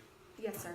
In order to prepare you, because I guess you were told that we would probably have questions about her history and her issues with CPS and her issues with the law and everything else. They asked me to familiarize myself with those documents, Sure. so that I can just know. There's so many dates involved with all this process, so even asking about the ED situations, like I have to reference back those dates, but. Sure. No, and I'll tell you this, just so you know, I am not going to try to trip you up on dates or anything like. I know witnesses get afraid sometimes. We'll work at it. We'll figure it out. I appreciate that, Yeah. sir. No, so That's not my purpose here, but Judge, may I just stand up for a second? Yes. So that drive that you were given, now this is a paper copy, but the drive that you were given, it had a lot of pages in it that you reviewed. It had not that many pages, but it had some pages. Okay, and I mean, and that was the CPS history, and was it just CPS, or did it have other law enforcement stuff? Or was the law enforcement stuff put into the CPS history? It was combined, sir. Yeah, because a lot of times with CPS, what they'll do is they'll say, well, here's the CPS issue, but also she's been arrested for assault, or, you know, talk about her legal issues as well, right? If that's what how they do that, I wouldn't know, but I mean, that's what I saw. Yeah, and I guess that's what I meant. From what you saw and what you were familiarizing yourself with, that was it was kind of her whole history with CPS, including kind of some of the law enforcement and some other criminal issues that she had. I did see that, but I also saw that there's like redundant pages of the same, like, I guess just their policies. So I saw a lot of those pages, like a repeat in each of the cases of like resources that they offer. So like, I think it was like 7 pages of, I believe 7 pages of like just resources, the policies, the procedures that they follow. So I did notice that as well. And did you see, were you able to see, because, you know, different CPS matters over the years would deal with different children. Like, for instance, you know, some children weren't born yet. Some children were born later. Some children were already grown. And did you see who the CPS records dealt with specifically as far as her children? Like, who was CPS trying to protect? Was it Aiden, Jaden? Like Was a it a specific child, or Right. I believe when you make a report to CPS, they investigate the entire unit, not just one. Sure. But you would know that, I guess, or you would have seen that there were some specific concerns about specific children. For instance, Dylan, when Dylan was taken away, or when she voluntarily gave Dylan to Alexis in December of 2022. Correct. And that would have been specific to Dylan because Aiden and Jaden weren't there. That is true, sir. Did you see any that were specific to Aiden and Jaden? In the past, yes. Yes, in the past. Okay, so, you know, I kind of want to talk about that with Dylan, because since you had seen that, what you told the prosecutor is, and which is true, the counselor had concerns that she wasn't acting, that Melissa wasn't acting normally, that she was acting strangely, right? Yes. And Dylan was a little boy, he was 9, and he was there at the house with her, and there was a concern for his safety. Yes. Yes. And one of the reasons there was a concern is because Melissa had told Dylan that she would kill him if he didn't get out of the house. I didn't read that on there, sir. Can you?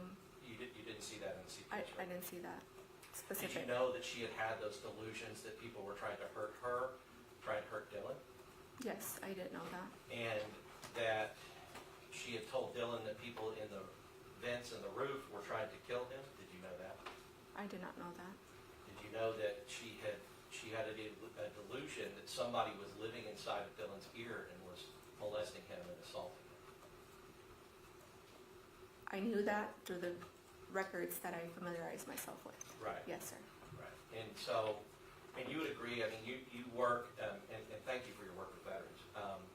Officer Villalobos was a Marine, and I know that he appreciates that too.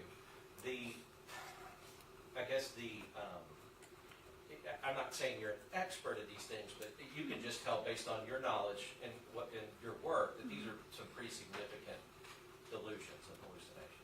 It's a serious mental illness. And potentially dangerous if those delusions and hallucinations are acted upon. Potentially, yes. Right, because I think one of the things on the ED specifically, the one we were talking about from May of 2022, and you can refer to what you have up there. I think you have the office report as well. But you were actually the reporting person. I see your name, J.C. Nieto, on there as R1. Judge, can I come quick? Yes. This one?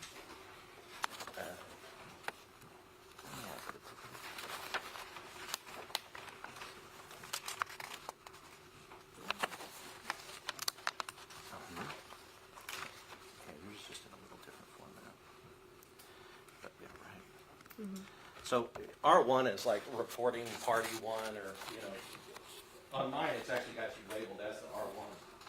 But, you know, at that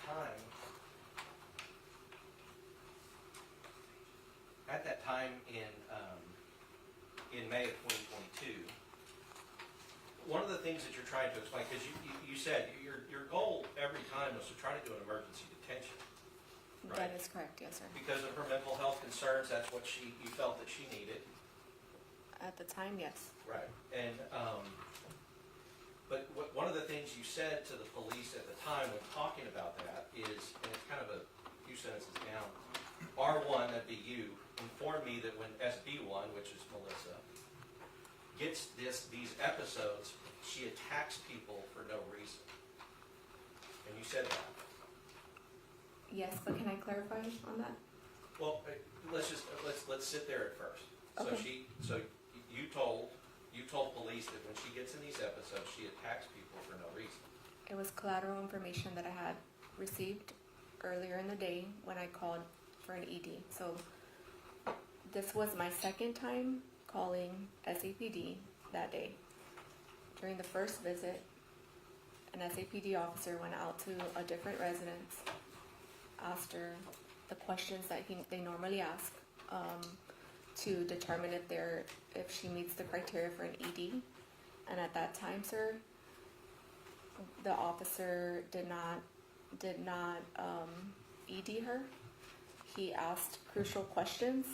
When I said in that statement, when I said she gets episodes, she attacks people for no reason, the officer that showed up that day in the midday, he asked all the right questions because she wasn't she had disorganized thinking, and so she was not. He would ask her a question and then she would answer a different way, and so he asked very crucial questions, and a lot of this that I wrote down is what he obtained. So following that sentence, that she attacks people for no reason, R1, which is me, informed me that SB1 had several injuries to her face. The officer that showed up to respond, when I physically saw her that day, that was my first time seeing her. She had huge bruises under her eyes. They were in healing stages. And she informed the officer, because he asked her, how did she get those bruises? And she said that she was looking for her children and that she had fought someone on the bus because she believed that these people had taken her kids. Right. And so if we could talk about that a little bit. I know when you were saying she attacks people for no reason, she has a reason, right? But that's not necessarily, it's not a good reason. It's a delusion. It's a hallucination. It's a delusionary reason, a delusional reason that she.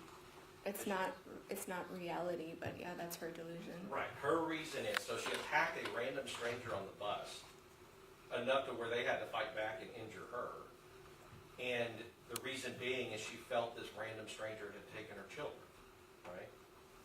That's what she told the officer. Right, but you can see that from the random stranger's point of view, that's a pretty bad deal to go through, right? It is a bad thing to go through, yes. Sure. I mean, and so because of her mental health condition, it didn't make the situation any different from the guy who's fighting this woman off, who's attacking him for no good reason, right? I wasn't sure if it was a male or female. All I gathered was this, sir. It was collateral information I was relaying to the next officer.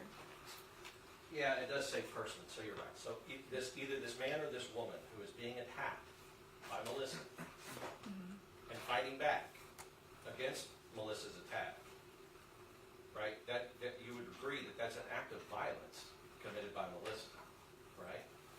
That is, but I'm not sure if that in itself, sir, like, again, Melissa would say a lot of things, so I don't know how accurate this stuff is. Assuming that it is, because she does have injuries like she was fighting with somebody. Yes, sir, she did. Right, so assuming that it is, you would agree that that's an act of violence perpetrated by her, right? If anyone engages in a fight, it's an act if it's mutual, yeah, it's an act of violence. Well, sure, because obviously the stranger on the bus who never took her children wasn't trying to get in a fight that day, you would assume. I would assume, yes, sir. It was Melissa, through her delusion, that started to fight this stranger Yes, sir. and got fought back in return. Right? If that is true, sir, and Sure. what she said was, if this is accurate, then yes, sir. And I guess what I'll say is if she had said that and didn't have any injuries, then we might go, well, maybe it happened, maybe it didn't. But she said that, and what you said was she has huge bruises on her face. She had huge bruises and healing stages. And that, so the person that fought back, based on it's in this report, she attacked a random stranger on the bus. The person that fought back against a woman suffering from schizophrenia in self-defense. Right? I wasn't there, sir. Right, So but I'm not just sure. based on what you can read here, as part of the ED that you tried to get her ED. Based on that scenario that we have in this report, this person fought back against Melissa while she was in a schizophrenic episode and injured Melissa, hurt her.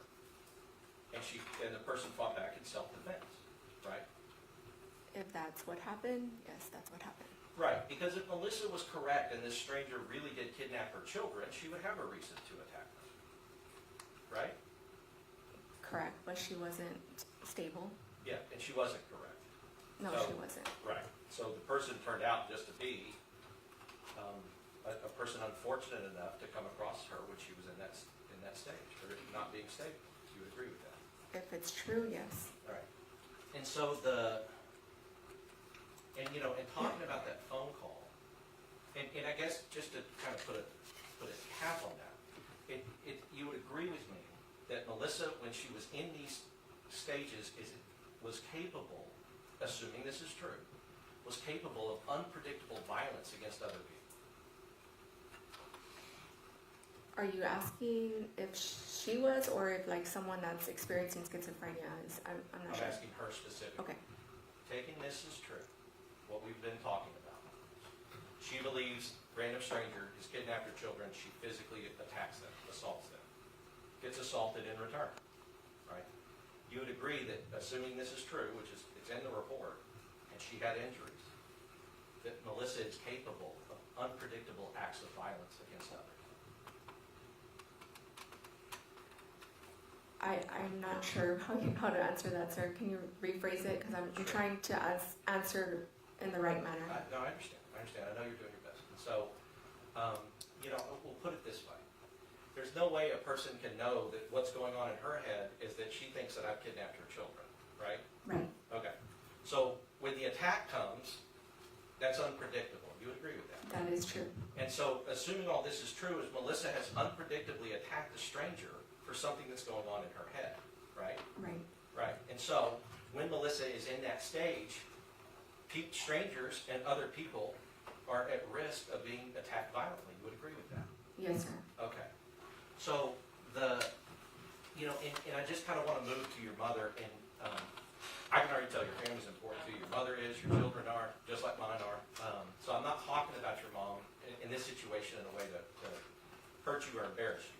Okay. But you did bring it up as far as the 911. And so one of the things, because we have that 911 call, so you told the jury that, you told her that Melissa had been over at your mother. Do you remember about when that was going on? She showed up periodically, but it was February, I think, the first time. When you called 911? Yes. Okay. And I guess just as a background, how many times in your life do you think you called 911? For other reasons, Yeah, I mean, just in general. Would it be less than 10? in my profession, I've called more than 10. Okay. I guess personally. Personally, Yeah. I can't. I won't. I don't know. Maybe like these instances. Yeah. Probably like 5 times. I don't know. Sure. And how old are you? I'm 41. Yes, I'm sorry to ask your age, but, and how old's your mother? Round about. 65. So, your mother's 65, and the point I'm making with that is, when you call 911, if in all your 41 years, you called personally 5 times, mostly to do it with us, it's kind of a big deal to call 911, right?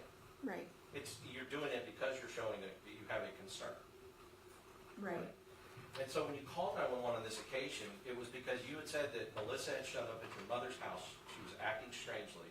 It scared your mom. It concerned my mom. It concerned her. And your mother called you. Right. And so your mother called you, and then you called 911 to go out to your mother's house. Yes, sir. Right. And one of the things you said is you said, I'm very concerned about her, meaning Melissa. I don't think she's in the right state of mind. And I worry about my mom too, to be honest. Do you remember saying that? I was worried for my mom because she had never seen Melissa in that condition, and she loved Melissa, and so that was new to my mom. My mom wasn't a professional. My mom wasn't a police officer.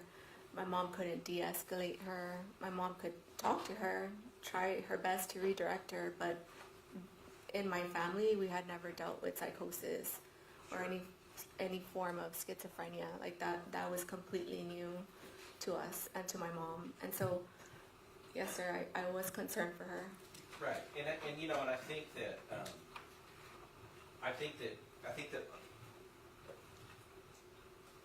I'm not questioning your concern for her, because I would be concerned for my mother, and I think anybody would be concerned if she's in a decompensated state and you don't know, and she's unpredictable, and you don't know what's going to happen, right? And so you are, when you're talking to 911, she's in a house, your mother's house, with your mother, and one of the things you wanted to make sure that they understood was that you had concerns for your mother's well-being, right?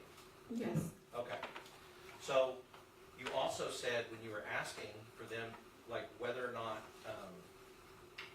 I think you had said specifically you were asking for her to go to, or you said she had been at the transplant, the Methodist Transplant Center, I guess the specialty hospital. And then you said, you know, I don't know, like physically, like taking her, she's going to fight us. It's going to be very aggressive, but she is not doing well at all. You remember saying something like that? Yes, I did say that.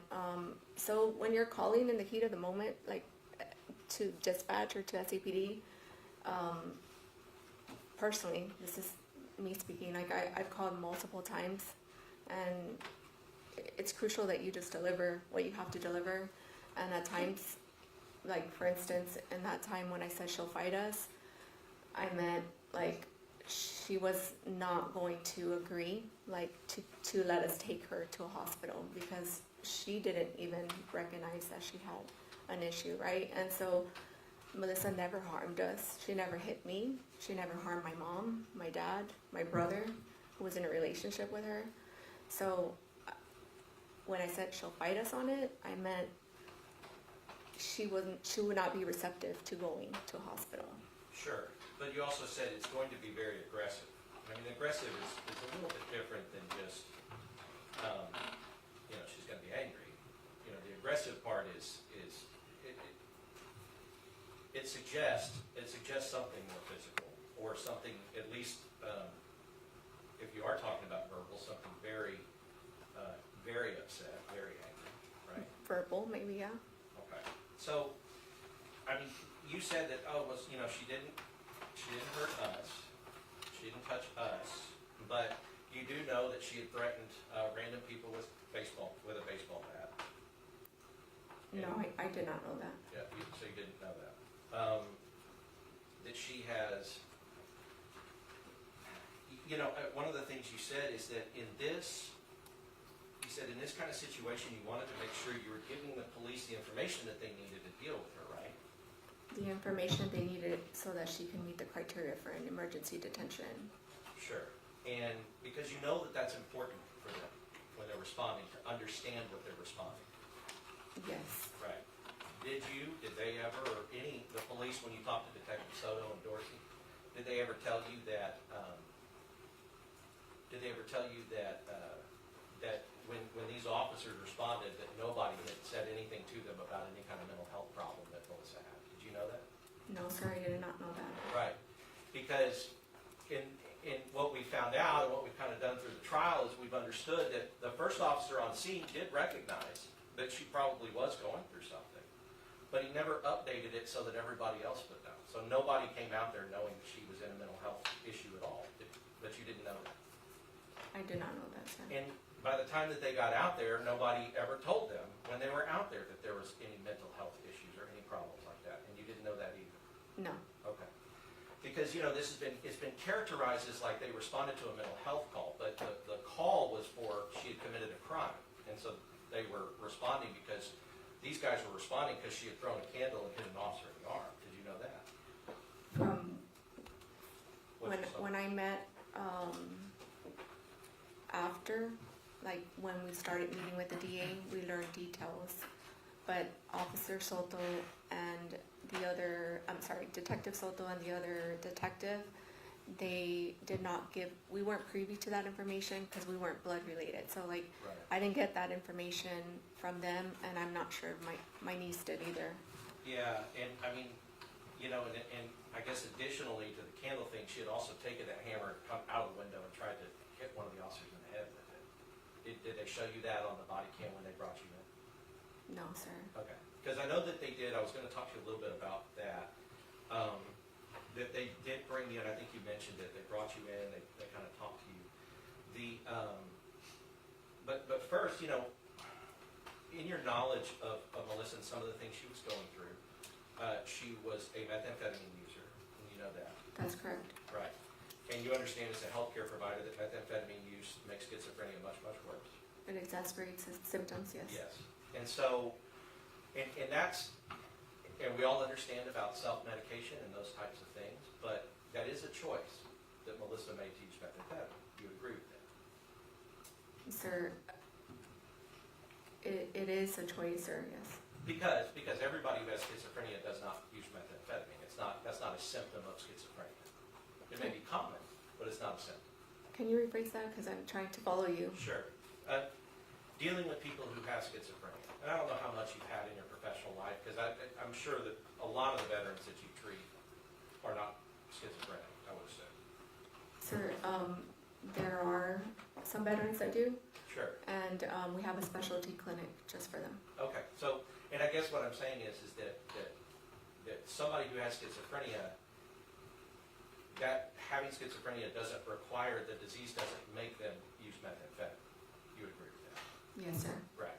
It's a choice that somebody with schizophrenia may make, right? A choice to self-medicate, yes. Sure, self-medication. Now, she actually had actual medication, Yes, Right. she did.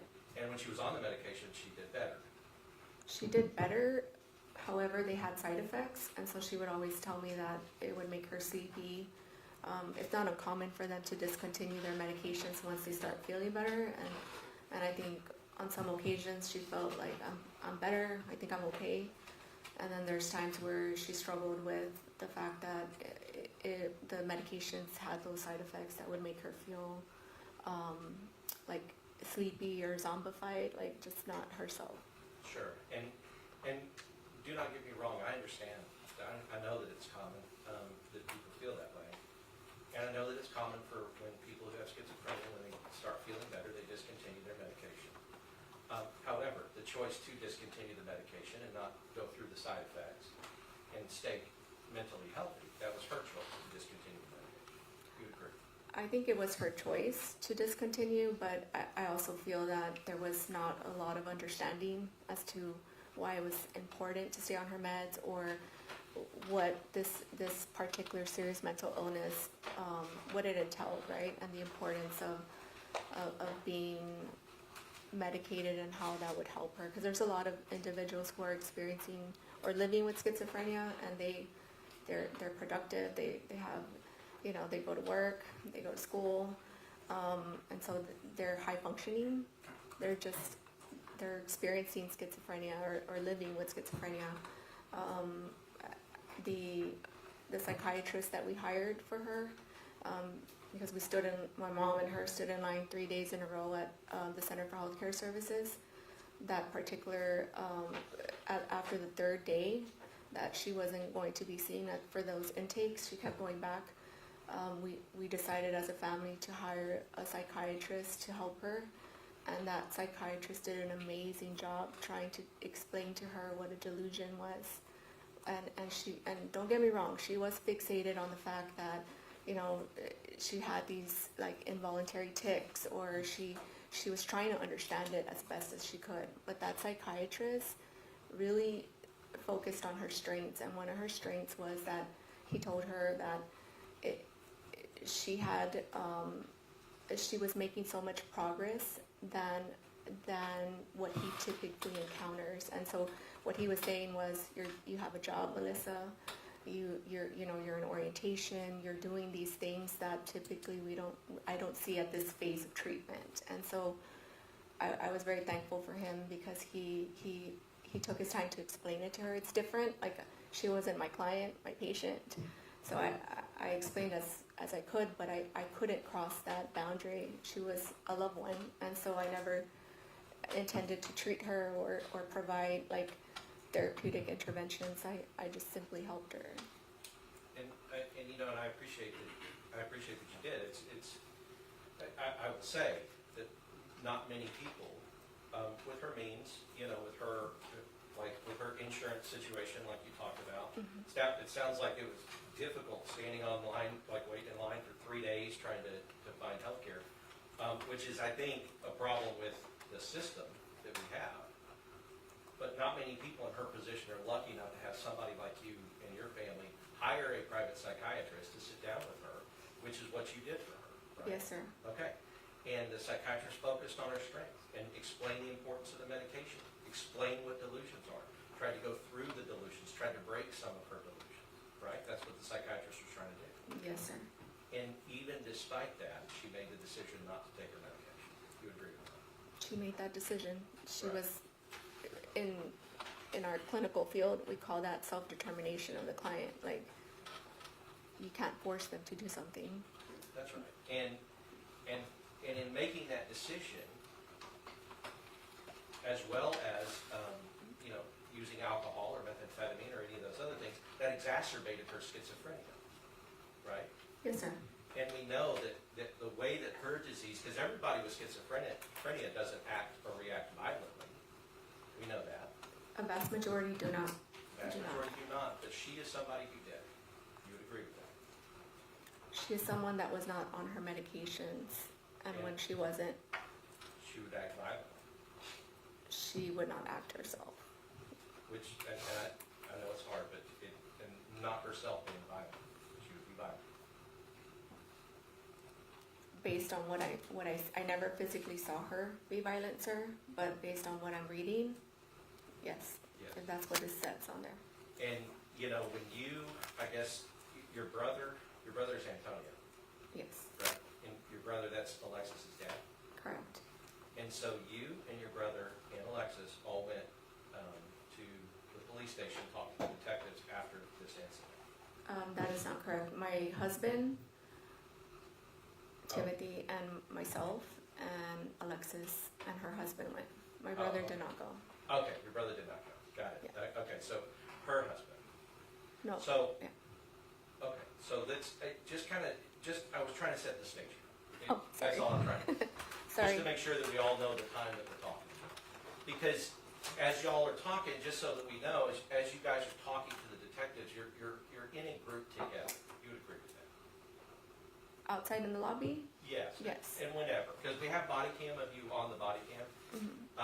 But I just want to set the stage that when other people are talking in this group, you all are there present for everything that's being said. Does that make sense? Sir, I didn't enter that meeting that they had. I was not present for that. I have you here talking. I have Daisy Nieto talking about some of these things. Do you remember being in a situation where you were talking to detectives? At my mom's home, yes, sir. Maybe it's your mom's home. Yes, not at SAPD Okay, headquarters. maybe it's your mother's home, right? But y'all are all in the same group. That's all I'm trying to. Yes, sir. Okay. Sorry, I was a bit confused because Yeah, no. There was kind of several different times that things were going on. But do you remember?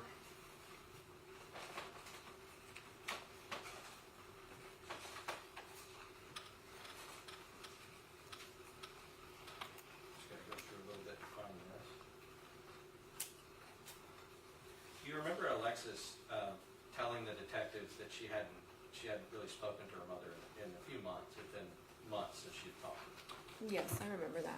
and that they were kind of talking about how they had to kind of distance themselves because of her behavior, because she was not herself, basically. I think that is correct, sir. She distanced herself, and we had a lot of conversations about this, but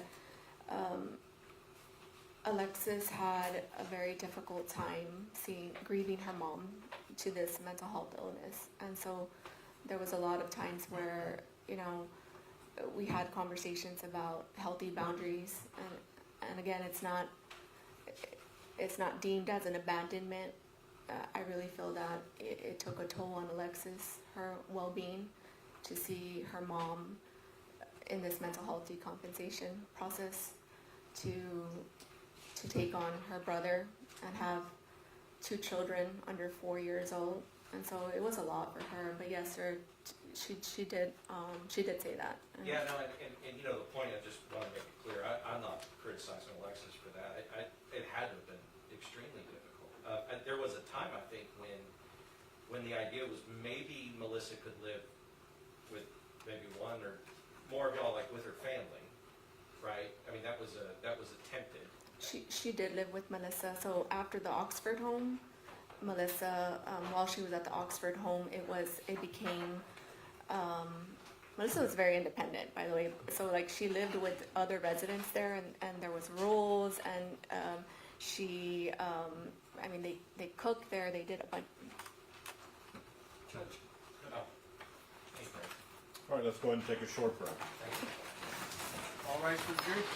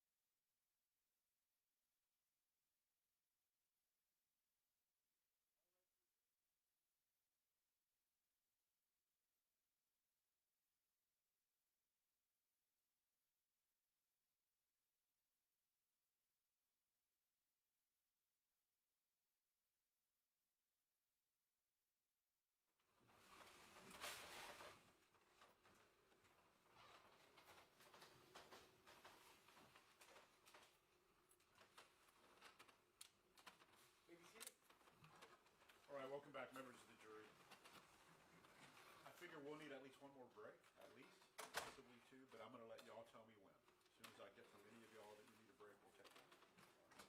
Where we last left off, defense? Thank you, Judge. Mayor Pro Tem Williams? Yes.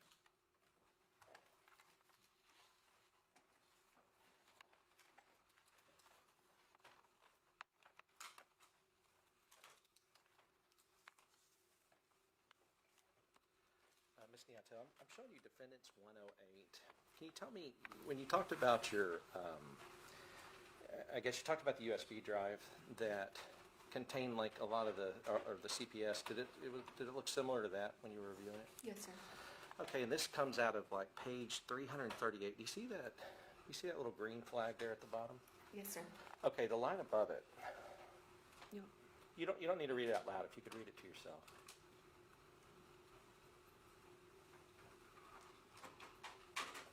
yes, sir. Okay, and then if we can turn here, this is kind of a continuation. If you could, I guess, read here where I'm pointing, just to yourself.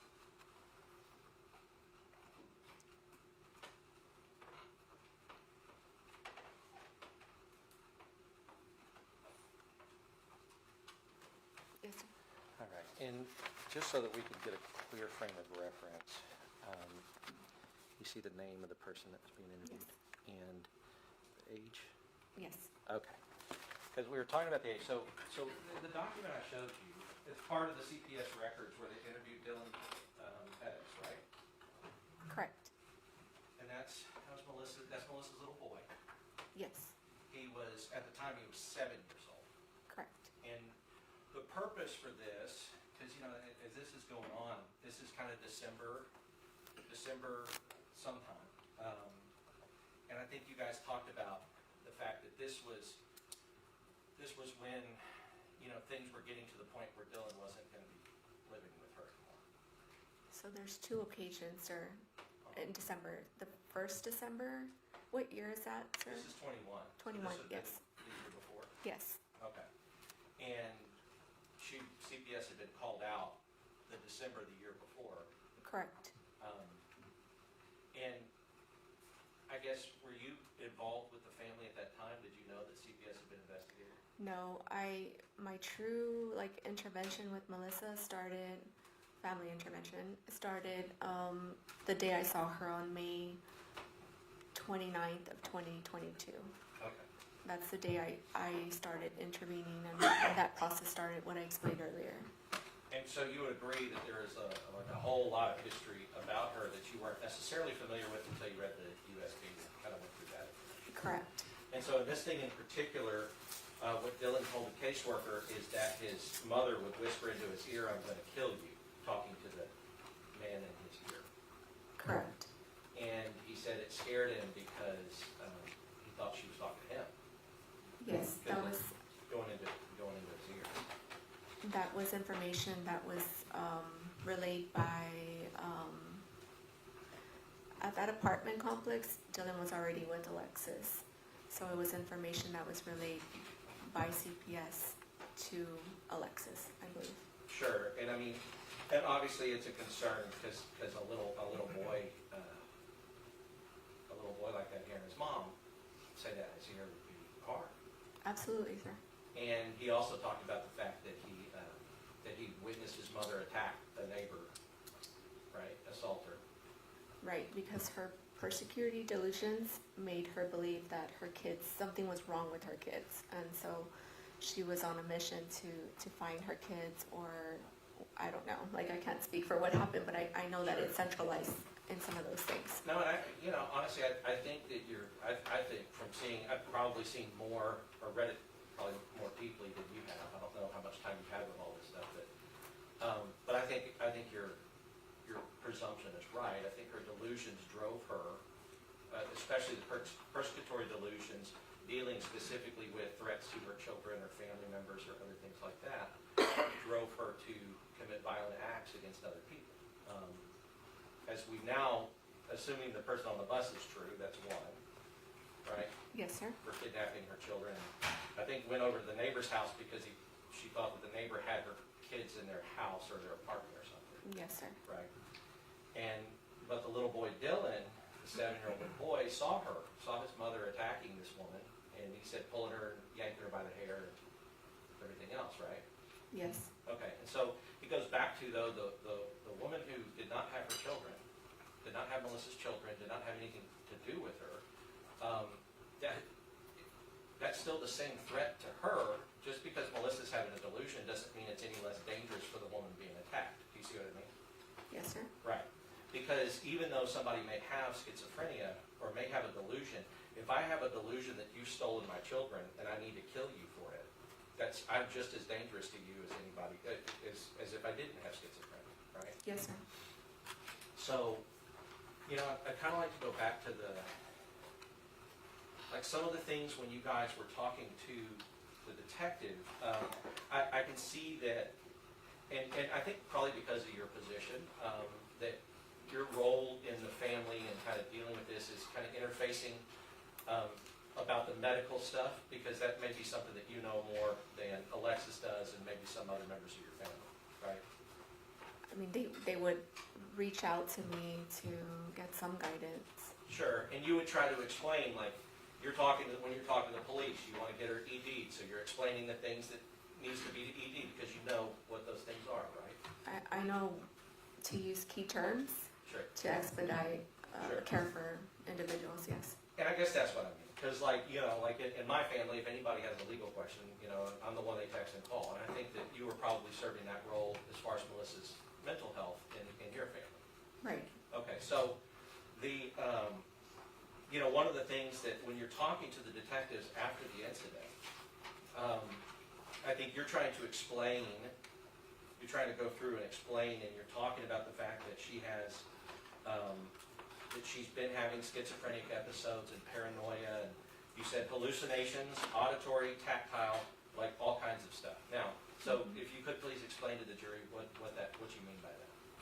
She was having auditory verbal hallucinations, and so typically when you have those hallucinations, the voices can be pleasant, they can be rude at times, they can be abusive, agitated, and so part of her her symptoms were that she had auditory verbal hallucinations. Often tactile means like she often felt like something was nudging at her or like picking at her. She would see things or claim that she was seeing things that we were not seeing, right? It clearly more on the visual side, like she was adamant that somebody was in the attic or things like that, of that nature. And one of the things, going back to kind of what you're reading about what Dylan was saying, is that she was telling Dylan that there was somebody in the attic that was going to cut their head off, or her head off. Yes, sir. And so, a person experiencing that, those are pretty significant symptoms of schizophrenia. Yes, sir. To have all of them going on, plus, the delusions, plus the persecution delusions, paranoid delusions, auditory, visual, and tactile hallucinations, like it's a pretty extreme form of schizophrenia. Yes. Yes. And so, I guess as you're explaining those things, and thank you for explaining that, but as you're explaining those things to the detective, Detective Dorsey says, was there any physical violence with any of this? And Alexis said, well, she was like, whenever she would get questioned, she would automatically react. You know what I mean? Like she asked, you know what I mean? She was an aggressive person. And then Soto said, okay. And Alexis said, okay, so I guess. Answering Dorsey's question, she's violent. What she's saying there is that if somebody would question Melissa, if she were being questioned, that she would get very aggressive about being questioned. Does that make sense? I mean, if that's what she said, sir, then that's her assumption of her mom. And I truly believe too, and thank you for bringing that up, but I truly believe that Alexis was in the stage of shock and denial when she learned about her mom's violent death. And so there's a lot of things when you experience someone that dies in a very tragic manner, like the first stage of grief is shock and denial, and I really feel that there was a lot going on with her. But sir, if she did say that, then that's something she said, sir. I can't deny whatever she said. Well, I mean, and honestly, you know, in the situation as it is, I mean, I agree. That's a shocking thing to talk about, to go in and, you know, be talking to a detective.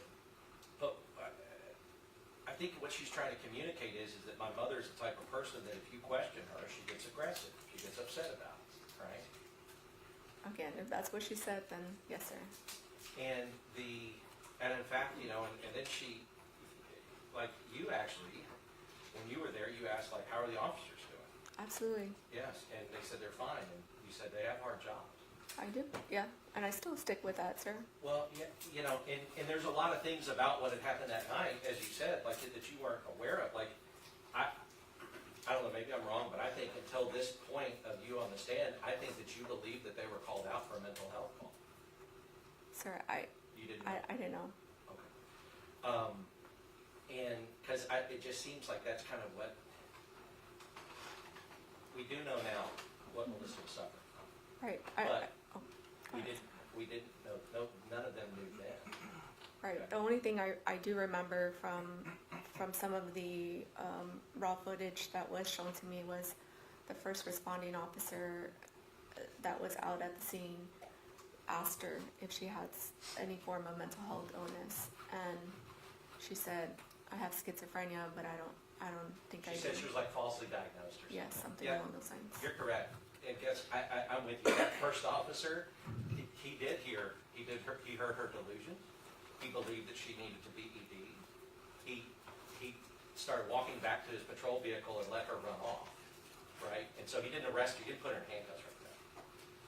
But I guess what I'm saying is that officer, that first one, who's still out there on the streets right now, that first one never updated the system so that when these officers responded to her hammer attacks and her candle attack, they didn't know that she had experienced any of that. You know what I mean? And so and I'm not saying that to you for any other reason, but just to let you know that it's different. What's actually happened was different than what has been kind of maybe perceived as happening. But that doesn't make your loss any less, right? I mean, you're going to miss her, and her daughter's going to miss her, and her children are going to miss her forever. That's right, sir. And we don't minimize that. But we do want to make sure that we have all the facts right about what was going on.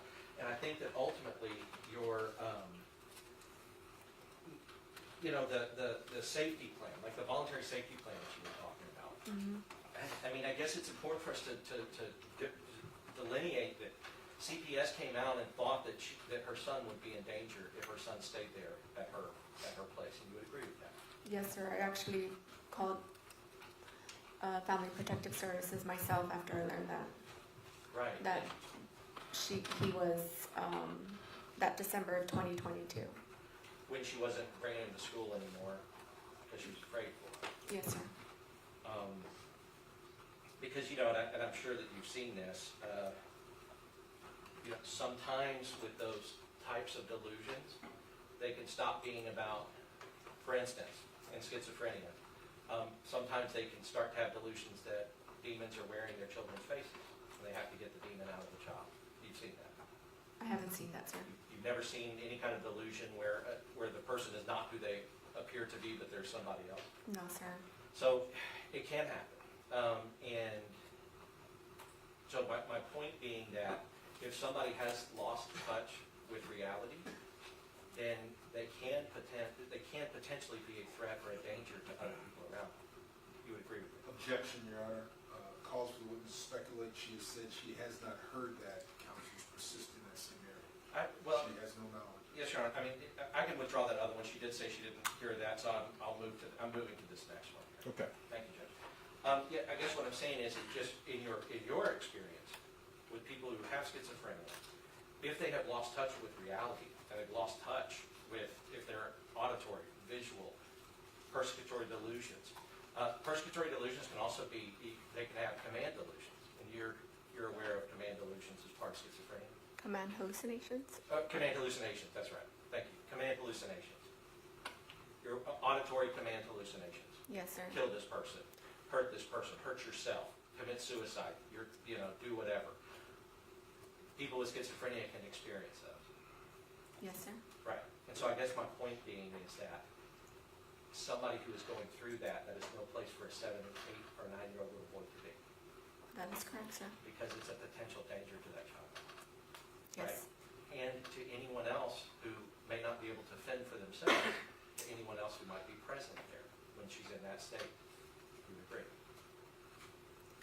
I would agree that that a child should not be around an individual that is that's struggling with symptoms that are, as what you're mentioning. Sure. But I mean, and also, I think you would also agree that somebody like your mother, you were worried about her, and she should not be around somebody. I was concerned about her, but I wasn't afraid that Melissa was going to harm her because she had never harmed her. She had never harmed any of us. And you know, and that's the thing, and she had never harmed that person on the bus until she did, and she never harmed, you know, the lady, the next door neighbor until she did, until her delusions made her believe that it was necessary to harm her. You see what I mean? Yes. Right. So with somebody with schizophrenia, their past actions are not necessarily predictive of their future behavior, because schizophrenia is an unpredictable disease. Sir, I just want to be careful that we don't overgeneralize all individuals with schizophrenia. Absolutely. We don't want to stigmatize that population. So not all of them, a vast majority of them are high functioning. I agree with you. And the ones that are high functioning most of the time is because they're on their medication. That is correct, sir. That is correct. And so, the ones who don't take their medication, who have symptoms these severe, that's all I'm saying, that can be unpredictable.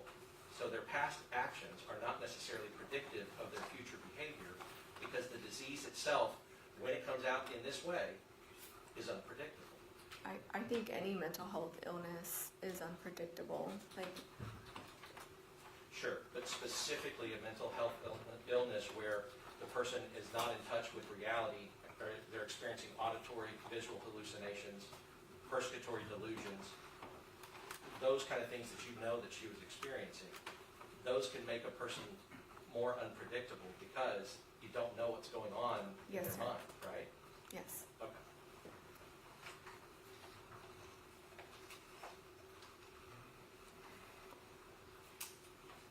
Thank you again. I mean, I'm sorry for what you're going through, and I know it's got to be hard, and I appreciate you answering my questions. I'll pass it on. Thank you, Mr. Gosh.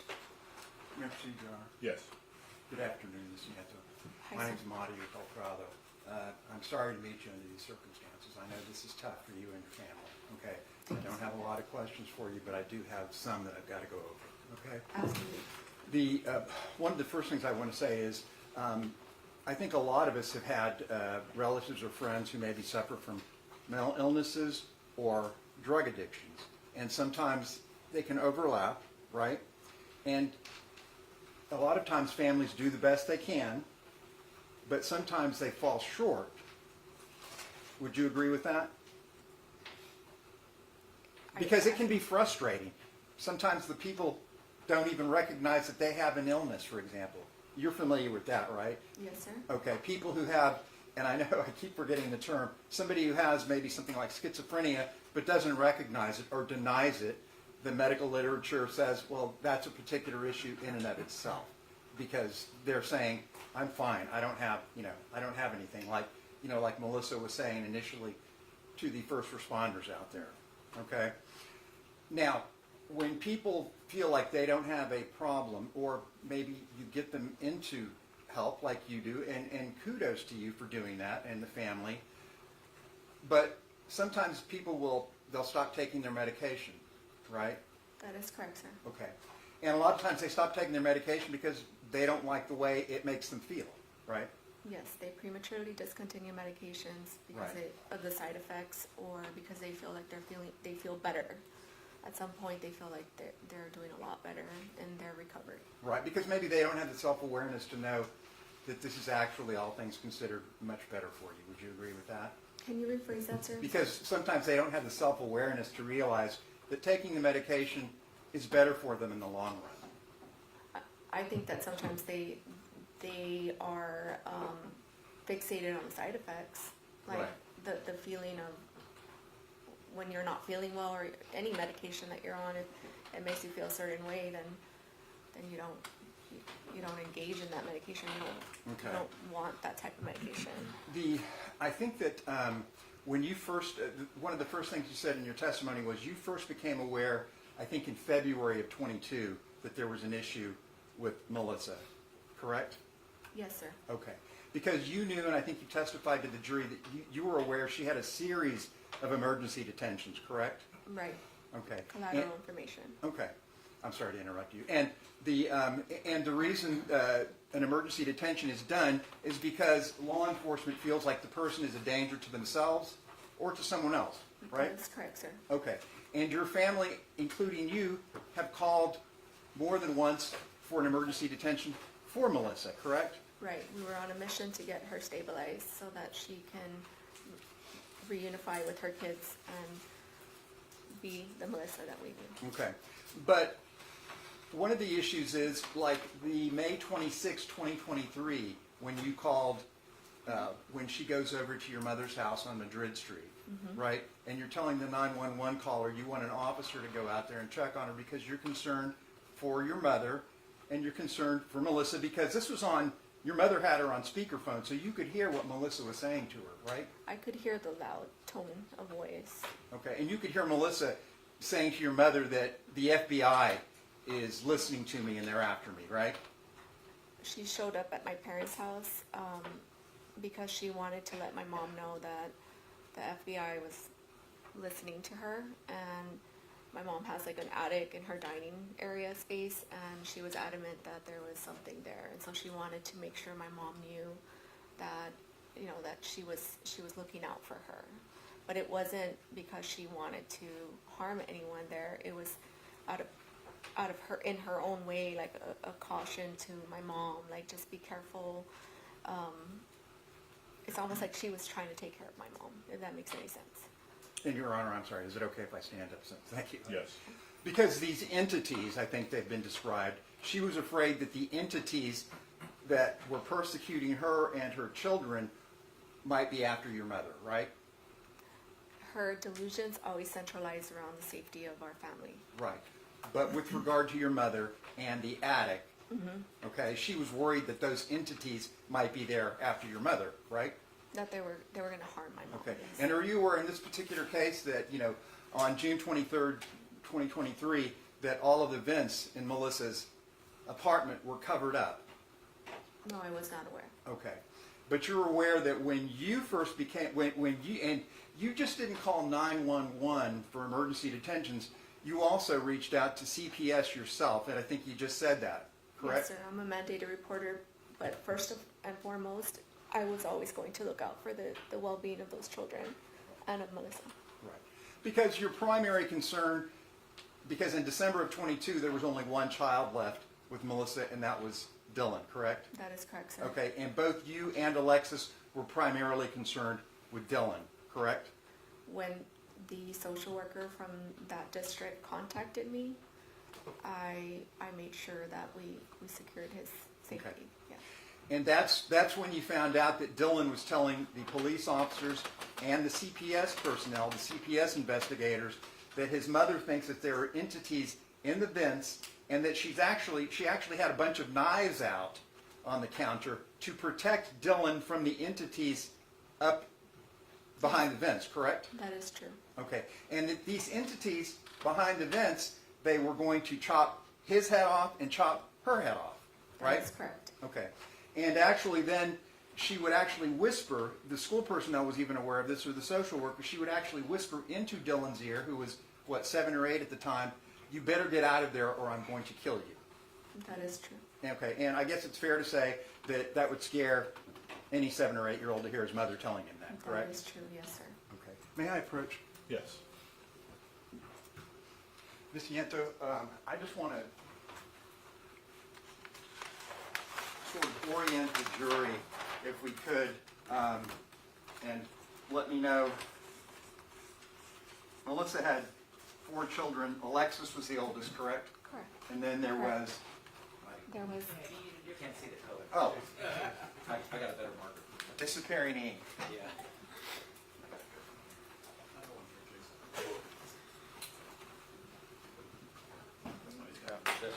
Okay, thank you.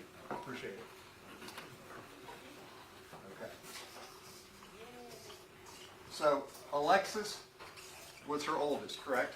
That is correct, sir. Okay. And then there was There was Aiden. Aiden. Is that A-I-D-E-N? Yes. Okay. And then, Jaden. and if I'm misspelling it, I apologize. Okay. Okay. And then finally Dylan, correct? Now, Alexis's father was, and you can just give me the first name. Who was Alexis's father? Antonio. Okay. And was Antonio the father of Aiden? No, sir. Just give me the first name. Who was Aiden's father? It was Mr. Reyes. Okay. Reyes. Okay. With regard to Jaden? Mr. Reyes. Okay. And then finally with regard to Dylan? It's Guadalupe. Okay.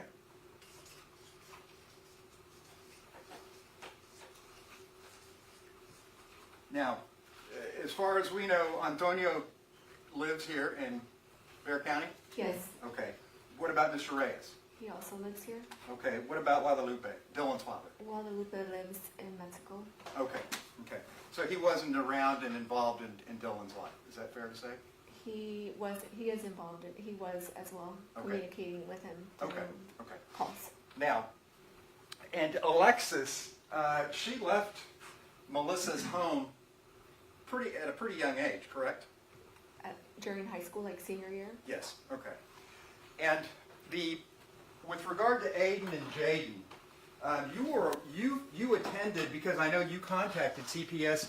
You actually attended some of the family meetings that Child Protective Services had with the family to discuss all of this, correct? One meeting, yes. sir. Right. And that was in January of 2023, right? That is correct, sir. Okay. And you're aware that, or tell me if you're not, but that Aiden and Jaden, their father and his wife, were so concerned about them being with Melissa that they removed them and they never took them back. You're aware of that, correct? From the CPS file that they gave me, the USB When- drive, when- I learned that, yes. Okay. Because they were present for the family meeting along with yourself and Alexis, correct? They were not there. Okay. But you're aware that that happened, right? No, sir, that did not come up in the meeting. Okay. Are you aware that Mr. Reyes said he took the boys out and he never let them go back to live with I Melissa? am not aware of that. You're not aware of that. Okay. Are you aware that the Reyes were concerned because there was drug paraphernalia, like needles, to use methamphetamines all over her apartment? Were you aware of that? Objection. I don't know. That I'll part. sustain. Sir, I learned that through the USB drive. Okay. I don't know that information. And with regard to Dylan, you're aware that Dylan was put into therapy after his experiences with Ms. Perez, right? Yes, sir, I actually helped with that process. Okay, and thank you for that. And you're aware that Dylan did not want to go back and live with his mother, right? That is true.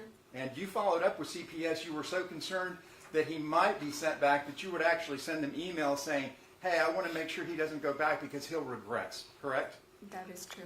And as a matter of fact, Dylan was aware, he could identify drugs and he was aware that his mother was using drugs, correct? I didn't read that, sir. Okay, you didn't see that in the CPS records? No. Okay. Now, stepping back for just a second, so when you would contact the San Antonio Police Department when there was a need for an emergency detention, you and your family loved Melissa. That's fair to say, correct? Yes, sir. Okay, and she loved y'all, right? Yes. Okay. But in spite of that, as you told them on May 23rd, 2023, she would get aggressive and she's going to fight us if we try to take her to the hospital. That was in 2022, not 2023. I'm sorry, 2022, yes. Yes, sir. As Okay. I mentioned earlier, when I'm calling, Okay. dispatch is always asking crucial questions, and I was not afraid for my mom's safety nor mine or anyone in my home. I was on a mission to get her ED'd Sure. so that she could be stable. And so when you're asking if I was aware of like her, what was your question again? But my question is, when you needed that intervention, when you needed to get her help, you said, we can't do it on our own because she'll get aggressive and she'll fight us. Yes. That's fair and to say, right? So, not physical fight. It would be an argument, or she would not be receptive for us to take her to the hospital. But I never was afraid of her physically fighting me or my mom. But it's fair to say when you or your family needed that help with regard to Melissa being a danger to herself or others, you would call the San Antonio Police Department. Yes, because they are trained and they have specific training, CIT training, I believe, to de-escalate. They ask crucial questions, and we had successful EDs in the past. We had officers that responded that took their time to ask questions that were of great help to her, and we had successful outcomes to those EDs. So she had never been put in a position like that. You're aware she had multiple emergency detentions, correct? Yes, Okay, and multiple hospitalizations, correct? correct. Okay. And at that family meeting in January of 23, as a matter of fact, you said that you weren't going to enable her anymore by giving her any more money because you were frustrated with the fact that she wasn't going to the psychiatrist you had set her up with anymore, right? Sir, I never said frustrated Okay. in those comments. Did you say, I'm not giving her any more money to enable her? I decided not to enable her because up to that point I was paying rent, I was Ubering her to places, I was buying her medications, picking up her medications, dropping off her medications, and it's one of the most difficult decisions that people make, and when they have family members that are experiencing mental health illnesses, it's by far the most difficult decision to make, to stop enabling them and empowering them to use the tools in front of them to get better. And so it was a healthy separation, and it's not uncommon for someone to say, okay, up to this point, we're no longer going to enable, we're going to empower. And that's what I did, sir. When was the last time you physically saw Melissa Perez before her death? I saw Melissa in January, Okay, so 6 months before her death. 5 months. 5 months, okay. Now, when the last time you called for the assistance of the San Antonio Police Department in May of 22, by the time the police got out there, Melissa had already left your mother's home, correct? Yes. And Okay. so, as I mentioned earlier, my last time seeing her was in January, but the entire time she still had contact with my mom, and so therefore she would show up periodically. My mom would, she would show up, my mom would feed her, my mom would give her food to go. So she wasn't completely abandoned throughout, Right. Ms. at the Nieto, end though, of her life. that, when you saw her, when you called in May of 22, she was not at the home when the police showed up, correct? That is right. Okay, now, you knew where she lived at the time. You knew she was living at the Rosemont Apartments, right? Right. Okay, you knew the address of the Rosemont Apartments. Yes, sir. Okay, now the police officers who, and this was about what, a month or less than a month before her death? Correct. All right. Did you ask, can you guys go out to her residence at Rosemont to do this welfare check? Did you ask that? No, I did not. Okay. Do you know, to your knowledge, did her daughter Alexis say, hey, my mother was out here, she's suffering from visual and audible hallucinations, can you go check on her? Do you know if she did or not? Sir, what I do want to stress is Ms. that Nieto, I'm not trying to be difficult, but I just need an answer. Do you know if she requested a welfare check on her mother that day? we were in contact with the Family Protective Services Department, and they were making efforts to do those home visits. Okay. So- Do you know if anybody followed up with SAPD and said, can you go out to the Rosemont Apartments and check No, on sir. her? Okay. Did the officers who showed up that day, they go to the home on Madrid and they say, she's not here, but we're aware the family says she's a danger to herself or others. We can go check on her at Rosemont if you tell us what her address is. Did they volunteer or offer that assistance up? No, sir. By the time they got there, she had already left. And so she was down the street somewhere, and my sister went to look for her and told the officer, she's down the street at this bus stop, can you please go? And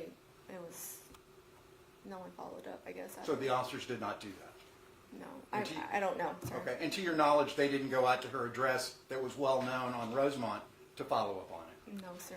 All right. Otherwise, we wouldn't be here, right? Right. Okay. And in that family meeting in January of 23, and I know things can get frustrating when you're trying to help somebody, and y'all were primarily focused on helping Dylan. Do you recall Alexis saying, "Hey, I've kind of got to step away from this and just concentrate on Dylan. I can't be helping her anymore"?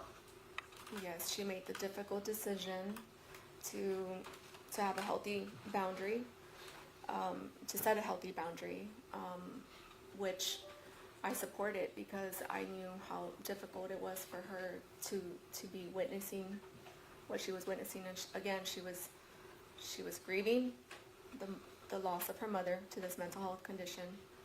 She had 2 toddlers at the time. She was also taking Dylan in for the second time. And nobody's faulting you or Alexis. I mean, you do what you can. But even when when Melissa lived with Alexis for a short period of time after you got her help and she was on medication, even on the medication, she was still hearing voices, correct? Yes. Okay. Now, when you said that the state gave you a USB with all the Child Protective Services records. It is about 900 pages. Does that sound kind of correct as far as how many pages were in the records? Sir, I only got 4 files and they weren't 900 pages. Okay. But they did provide you with all the police reports in this case concerning Melissa Perez as well, correct? I'm not sure if they're all, but there was some in there. All right. Was there a report in there where she was accused of assaulting a woman and threatening to burn the woman's apartment down and she had a can of gasoline with her? I don't recall reading Right. that. Okay. Now, Mr. Goss was asking you about command hallucinations. And like I think you gave the example, when she was on the bus and she got into some sort of assaultive conduct with somebody on the bus, the voices in her head were telling her that those people had her children, correct? That's what she reported to the officer. Okay. I And- wasn't there, sir. Okay, now, are you aware of seeing another report, and I think this concerns, and if you want, I can show you, this is the February 2022 emergency detention of Melissa Perez, where she went up to some man's home, knocked on his door. Objection, Your Honor. Okay. Could he prep and show the witness that she recognizes it? May I approach? Yes. Do you recall seeing this emergency detention from February of 2022, which I think you said was the first incident that brought this to your attention? I've never seen this document, sir. Okay, no one's ever showed you, the state didn't show you this document? No, sir. Okay. So did anybody bring up the fact that she had threatened a man with a baseball bat? Because Objection, Your Honor. I'm testing her knowledge. If they hadn't, okay. I don't know, sir. I've never seen that document. Okay.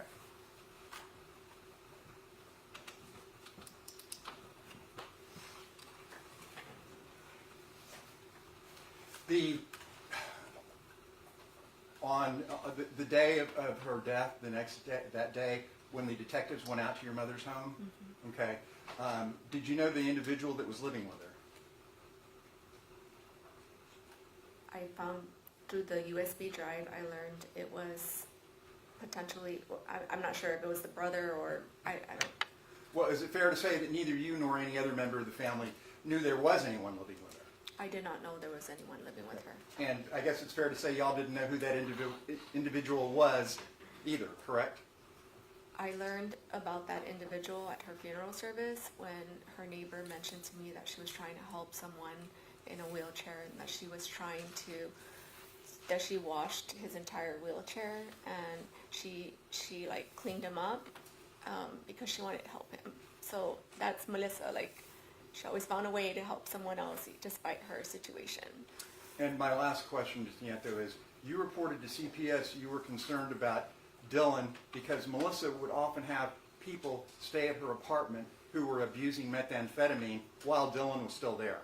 So I learned that after the when they picked up Dylan, when she signed the paperwork, she went to get ED'd that day, and we learned that there was an individual there, and that individual is her brother, or was her brother, and I I knew history of him. So yes, I was going to advocate for my nephew and make Sure, sure. and I appreciate that, but isn't it fair to say that you told CPS there were two individuals who were known methamphetamine abusers in her apartment at the same time Dylan was there? Yes, because I had received information that there was another individual there visiting. And, no, I said that was my last question, so I won't Yes. ask anymore. Thank you.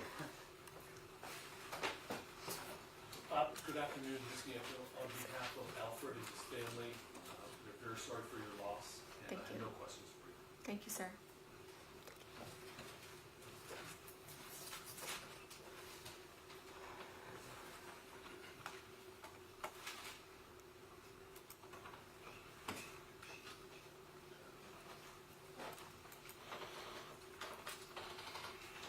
Ms. Stacy,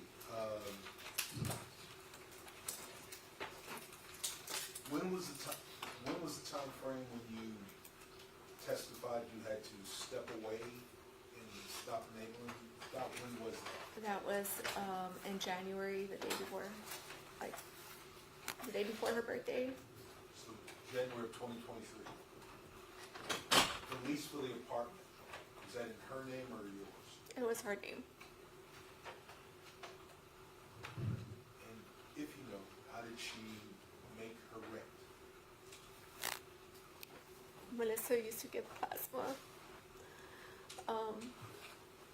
to make ends meet, or if she was short on money, I would pay her rent. I would get a money order and pay her rent.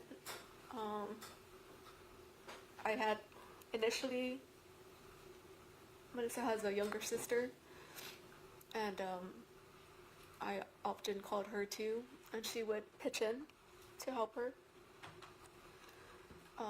It was a joint effort. I think all of us tried our best to help her. So yes, sir, she paid her rent at times with whatever she made, or if she was working at Bill Miller's, or if she was working cleaning like offices, like she would pay her bills that way. Thank you, Your Honor. No further questions. No questions. No questions. All right.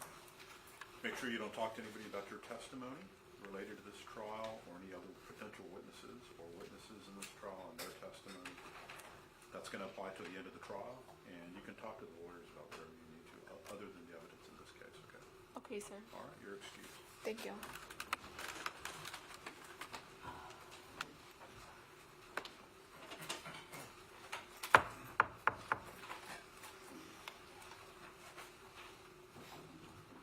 All right, State. Your Honor, state would call Detective Ronald Soto.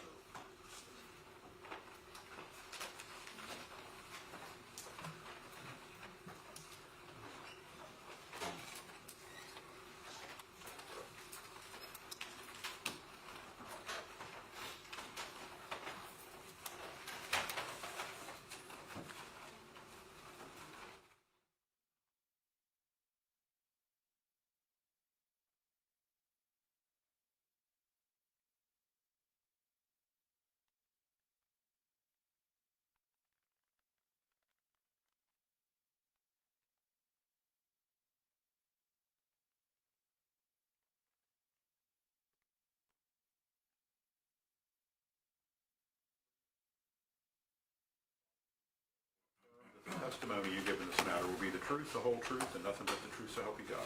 Thank you, Your Honor. All right, you may need to adjust the microphone. Make sure everybody can hear you. Yes, sir. Introduce yourself to the jury and spell your name for the court reporter, please. Detective Ronald Soto, San Antonio Police Department, work in the homicide unit. SOTO, my last name. Ronald, Ronald. R-O-N-A-L-D. Yes, sir. That's the right way to spell that name. It is. State. Sir, how long have you been an officer with San Antonio Police Department? I've been an officer for 21 years. And if you could briefly outline what those 21 years have entailed, how long were you on patrol, et cetera? Yeah, I was a patrolman for about 10 years. I promoted in 2015 as a detective.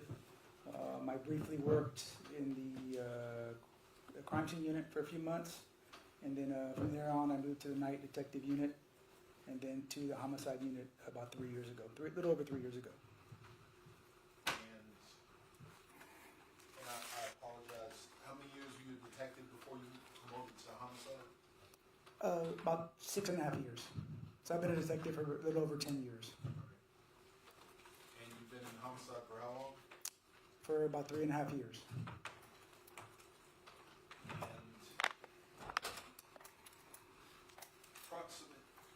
approximately how many homicides have you been lead investigator on in those 2.5 years? I would say about 24 homicides. And how many of those, how many officer-involved shootings have you been lead investigator on? About eight or nine, I think. And what was your role as regards this case today? I was the lead investigator in this case. At the time, June of 2023, had you been lead investigator for an officer-involved shooting before that? No, sir, that was my first one. If you would please, how did you get alerted or notified about the events that took place on June 23rd, 2023, at the Rosemont Mills Apartments on Old Pearsall? How did you find out? I was called by my sergeant, Sergeant Chad Whittaking, I believe, called me up that morning and informed me about the incident that happened there that morning. Okay. What did you understand it to be? Did he go He didn't get into too much detail. He just said there was a shooting. Someone was shot inside a house. Officers were involved with the incident, but he didn't go into great detail on that at all. So you knew it was an officer-involved shooting? I knew it was an officer-involved shooting, yes, sir. Okay. And did he call you because you were the lead? Yes, sir. What's the first thing you did? When I arrived, I'm going to guess about an hour later, maybe. I'm just approximating that time. First thing I did is I contacted, usually what I do is I try to talk to the detectives out there, usually night CIDs out there. But in this case, since it was an officer-involved shooting, I think I spoke with Lieutenant Paduica first. He's the night CID lieutenant, and I think the sergeant was Sergeant Brisenio Rivera was also out there. I think those are the two people that I first talked to when I made the scene. You remember about what time you got there? I'm gonna say maybe an hour after it happened. I'm just, like I said, I don't know exactly what time. Usually within the hour. So I'd probably say after 3 sometime. Yeah. To your knowledge, had there been a warrant obtained? The only thing I knew when I got there was I think there was a search warrant obtained by night CID. So you're able to get inside the apartment? Yes, sir. Did you write that warrant? No, sir. Do you know who or what section of the department generated the warrant that enabled you to get inside the apartment? Yes, sir. It was the night detectives. I think Detective Bjork did that warrant. Night CID. What was going on at apartment 3102 when you got there? I believe you testified sometime after 3 o'clock in the morning. Yes, sir. After being briefed by the lieutenant and the sergeant from night CID, we started walking toward the apartment where the incident took place. And I think, if I remember correctly, crime scene was in there, was working it. They had stuff tagged already, I think outside and inside the apartment. Okay. And so both outside and inside. So you were able to go inside the apartment? Yes, sir, I was. I was able to walk inside. Okay. What, if you can, tell the jury, what were your initial, well, let me rephrase. Was the body still there? Yes, the body was still there. All right. What were your initial observations, given the information observation you got from your sergeant? My initial observations as I'm walking up, I noticed, I see the shell casings, multiple shell casings outside in the grassy area, outside the patio area, and then there's also some evidence inside the patio area. And then I went inside, and that's where I saw Miss Perez, where her body was still there. Yes. Apologies, I didn't mean Well, to cut you off. no, I was going to say that just a preliminary, as I was walking up on the scene, there were some concerns, just in general, just seeing that everything was outside, and then she was inside the apartment. I didn't jump to any conclusions, nothing like that, just concerns, that's all. May I approach Your Honor? Yes.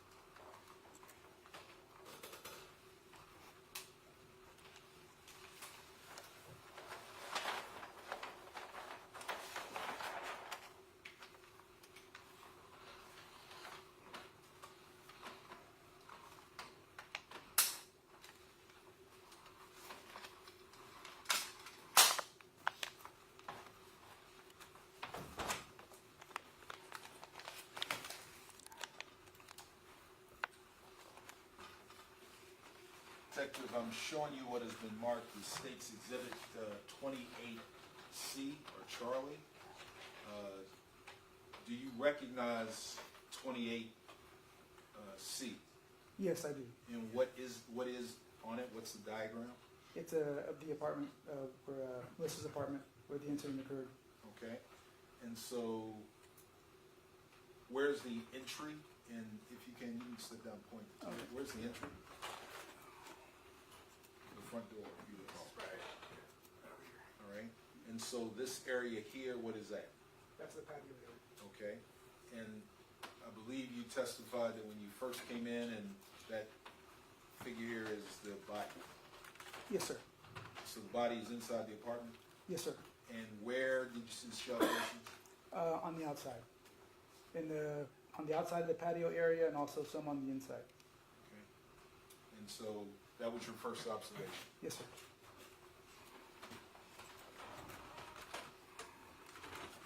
Did you observe the evidence technicians going about their tasks? Yes.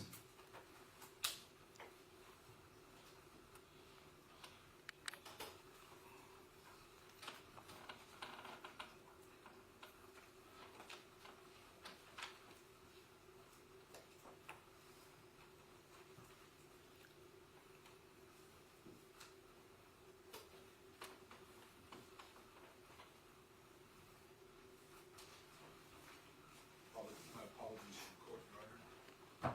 You're okay.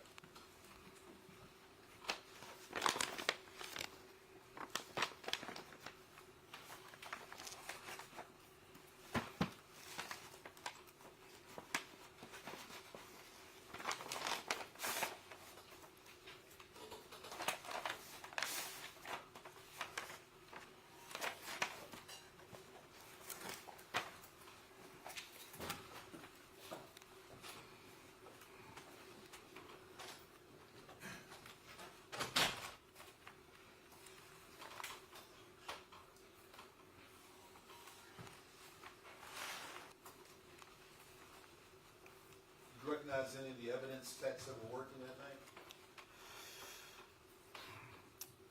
Off the top of my head, I'd be guessing. I don't know, maybe Yvonne Diaz, I think, maybe. I can't remember, I'm sorry. Did you ultimately produce a report or an investigative guide about the investigation you began at 3 in the morning on June 23rd, 2023? Yes. Would having a copy of your investigation help to refresh your recollection and support your testimony here today? Yes, sir.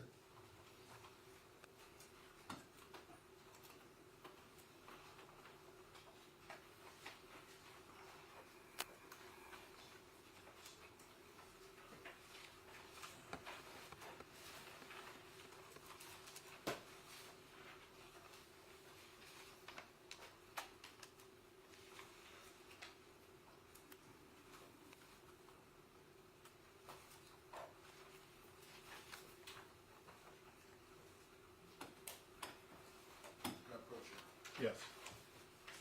Detective, I'm showing you what has been marked as State's Exhibit number 193 for identification. What is 193 for identification? That is my prosecution guide.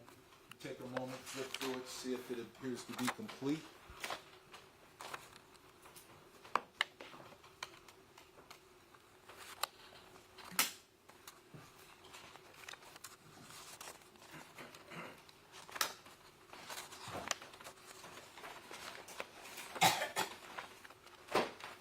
Yeah, everything appears to be there. Your Honor, maybe you see a copy of it.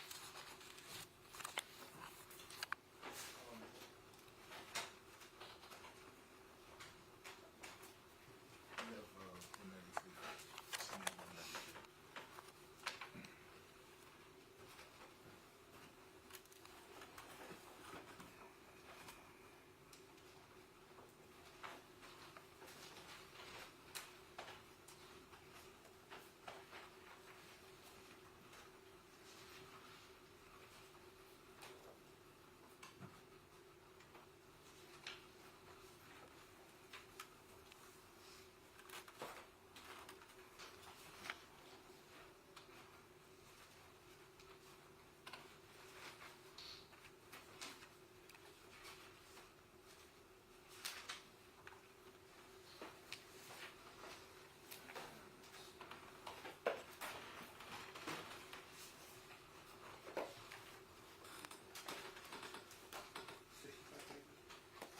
Yes. Thank you.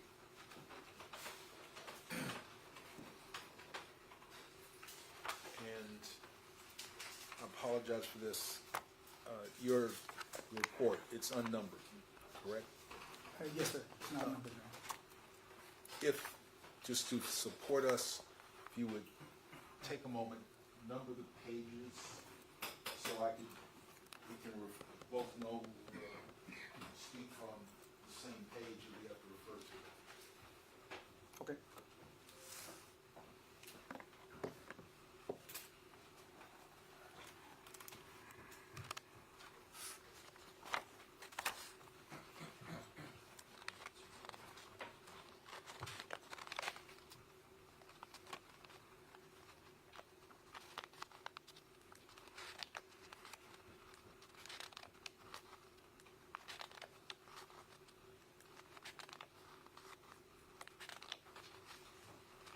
Judge, while he's doing that, my report is actually a page number, so I'd just like to go check his too, just, so I'm just confused by the number of pages.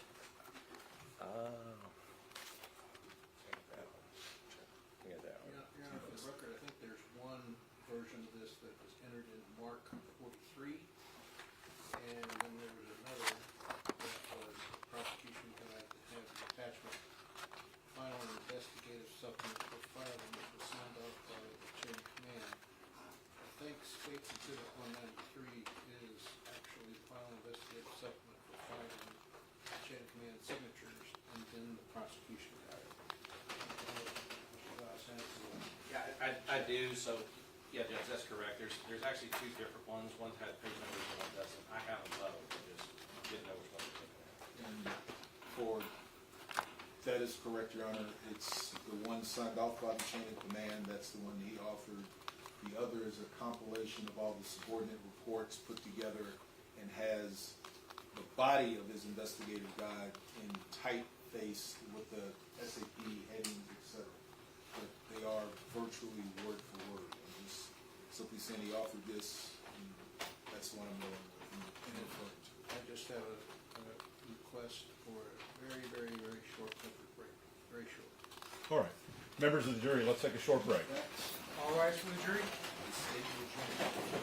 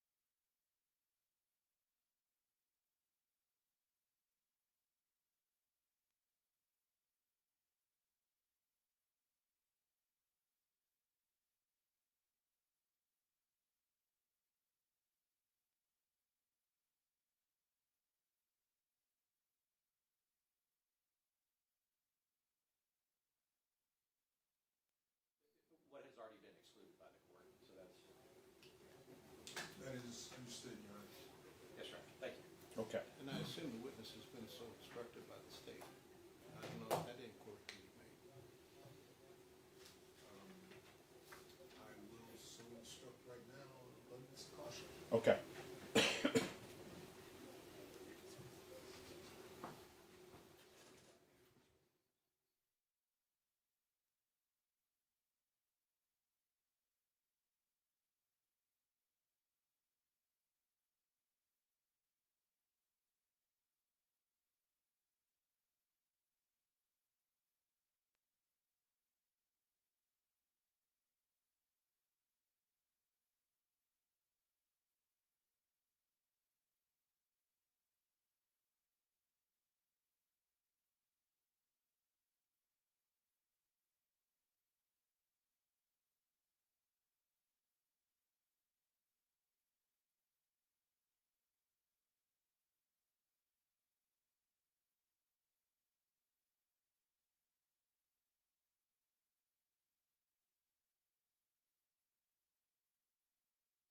I'm not gonna talk about the legal entry, but there, how do we suggest we Well, generate these? I think first the E-tone was generated because Salinas had somebody at gunpoint, and he got hit with the candle after, like immediately after the E-tone went off. But I think that we can do that. The fact that they all are there and everything else, that's one thing. The only thing I'm concerned about is in his report that he has up there, he says multiple times that Salinas called Flores and said, I'm going to go in, and Flores said, okay, go in after, or whatever, and none of that was testified to, and it was excluded. And so I just want to make sure that the witness does not try to put that in there based on that. So I think we can do what Mr. Harris is suggesting. I think it's just, yeah, I mean, they all responded to an officer in trouble, had one at gunpoint without saying that Sergeant Flores directed anybody to go in the house. So I think that the state has actually misstated what actually happened. And what actually happened was that at 1:40, 50 or so, or actually before that, Rojas screamed out, "Watch out, watch out, watch out, watch out." And Melissa came running at him, swung the hammer twice at his head, and had Salinas not moved backwards, he would have been hit in the head, and he yelled out, "I have one at gunpoint, she has a hammer." So this misstatement that it was because of the candle is a repetitive misstatement by the state, and we should be allowed to get into what actually happened. If I may, Your Honor, I had Officer Salinas on direct. I believe at that time on direct, he did testify that he called Sergeant Flores. Yes, that's correct. I agree with that. And his body cam, which is in evidence, starts with him passing on to Rojas. 300 said we can go in. That's already admitted into evidence. 300 said we can go get her. Okay, go get her. And then through the windshield, through the window, on the patio, in the next statement, on an exhibit that is already in evidence. Anything that is in evidence is in evidence. It's just Salinas testified, and then they attempted to impeach with Thornton. That was excluded because of the situation with Salinas by the court. So we're just asking that not be an end around with this witness to go back to what that was. Not intending to do that, Judge. All right. All right. All right for the jury?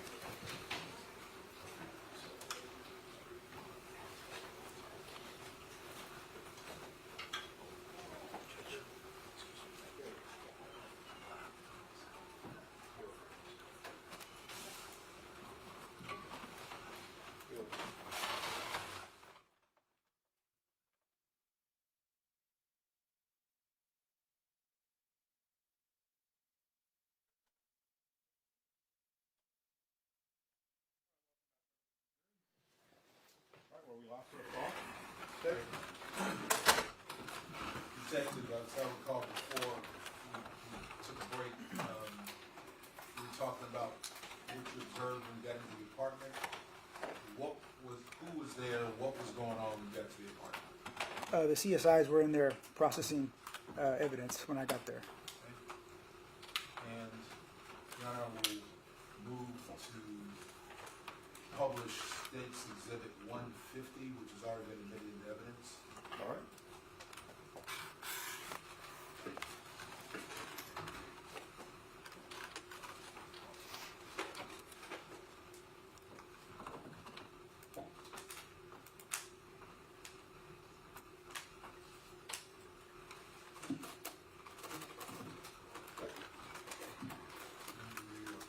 Pausing it right here.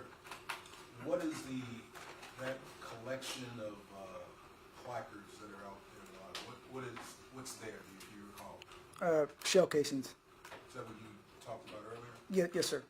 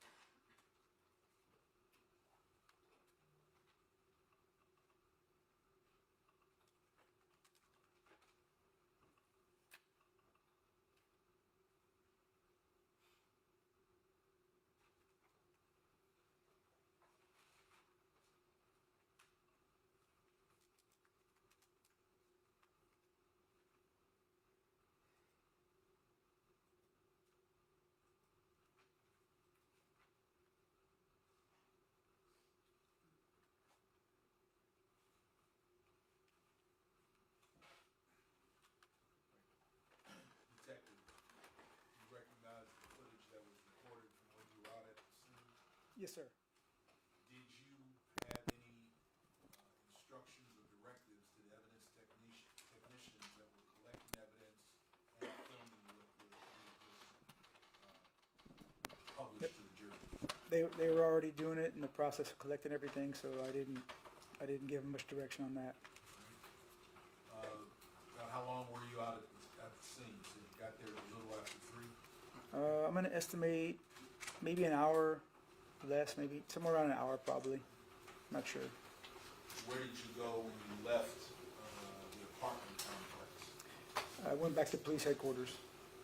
And what did you do when you got back to the public safety headquarters? After getting back, I think I met with one of my sergeants that were there. He instructed me that one of the officers were there. I think it was Officer Alejandro, and he told me that I was going to be taking his statement. And what did you have to do to prepare to take the statement of Officer Alejandro? I think they already had a room set up. It was one of the sergeant's rooms, sergeant's offices on the ag assault side of the office, and I had to go there and set up the viewing for him to watch his body cam. Okay. Did you know if his body camera footage had been downloaded by the time you were there? Yeah, it was my understanding that they had already downloaded everything when they got there. And they is who? Oh, I'm sorry, the defendants. All right. And so where did you go? What did you see? I set up the room. I signed into the sergeant's computer, and I pulled up the body worn camera under my name. All right. And what did you do after pulling up? And whose body cam did you pull up? It was Officer Alejandro. As you were doing that, did he have any requests, demands? Did he want to see a counselor, therapist, doctor, anything? No, I don't. He did not. No. After you made his body cam footage available, what did you do? I think he met with one of the cleat attorneys that was there. I told him whenever we're ready, we'll start. I can't remember if they had a brief meeting before. I'm thinking they did, but I'm not 100% sure. And then after that, went in there, and then we started proceeding with the statement. Well, I'm going to take it back there. So Okay. you set it up. Okay. He had support. Yes. Did you stay? Did you leave? What? Usually I'll let them talk to the cleat attorney on their own for a few minutes. So I might have walked away for a few minutes and then came back. Could they play the video on their own? That I can't remember. I don't know. I'm sorry. I can't. I had it set up, but I'm not sure if they were able to look at it at that time by themselves. Away for a few minutes. Did they indicate that they were ready? Did you come back on your own, or did you Yeah. come back when they were ready? No, I just came back to check, and then when I came back, they were ready to proceed. And when you say proceed, what do you mean by proceed? Well, that's when I sit down. We turn on the video, and then we kind of start from the top about how this incident occurred. And how does that process work? Are you asking questions? Does Officer Alejandro start on the narrative? Please tell the jury how this works. Yeah, usually I'll kind of I'll ask a few questions to kind of get us started, get us in the right direction of how he got out there, maybe what they were dispatched out there for, and usually we'll get down the header. It'll be like it'll put information for him, how long he's been on the department, education level, things to that extent, and then we go into just he's on patrol, kind of start from that, maybe what he was doing prior to the call. And we'll kind of go from there and just kind of work our way into when the incident happened. Are you asking him questions, or is he talking to you in the narrative? It's a combination of both. I mean, just once we get him started, the questions will go down. I won't ask as many questions. I kind of let him go. This is in his own words about what happened. And how is this being documented? Somebody writing it down longhand? What's happening? So I'm actually typing up the statement as we go.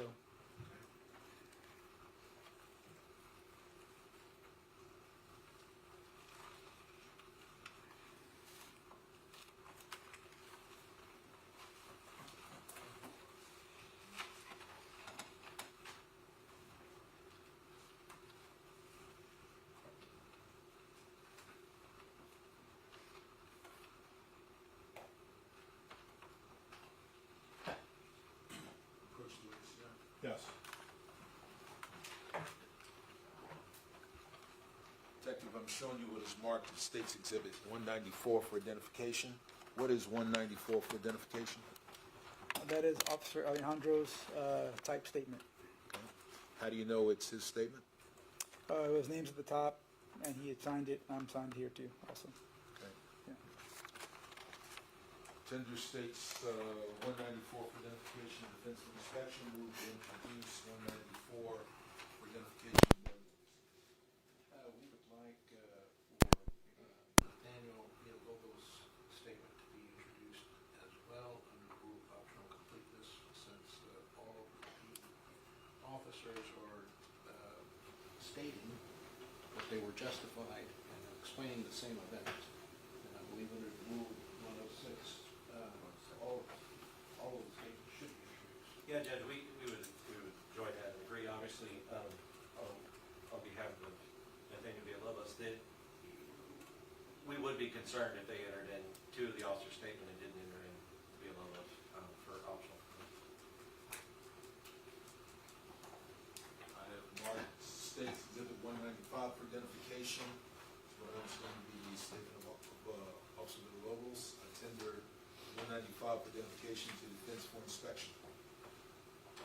And I have no objection either. we would like both to be introduced. Yes, sir.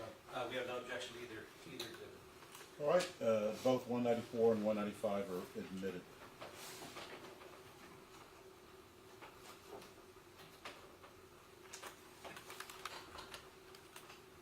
Proceed with one.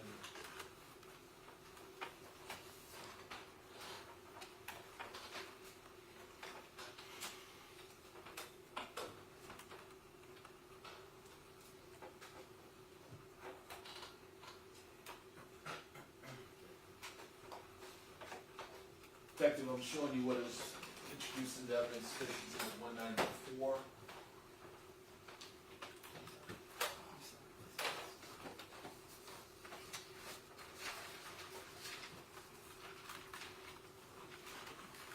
And you recognize 194? Yes, sir.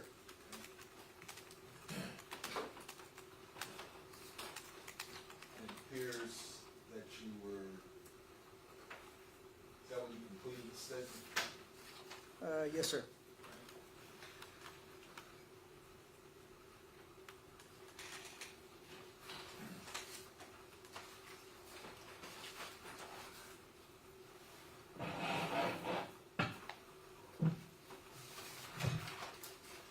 Why was Officer Alejandro dispatched to the apartments on Old Pearsall Road? He was there for an officer in trouble.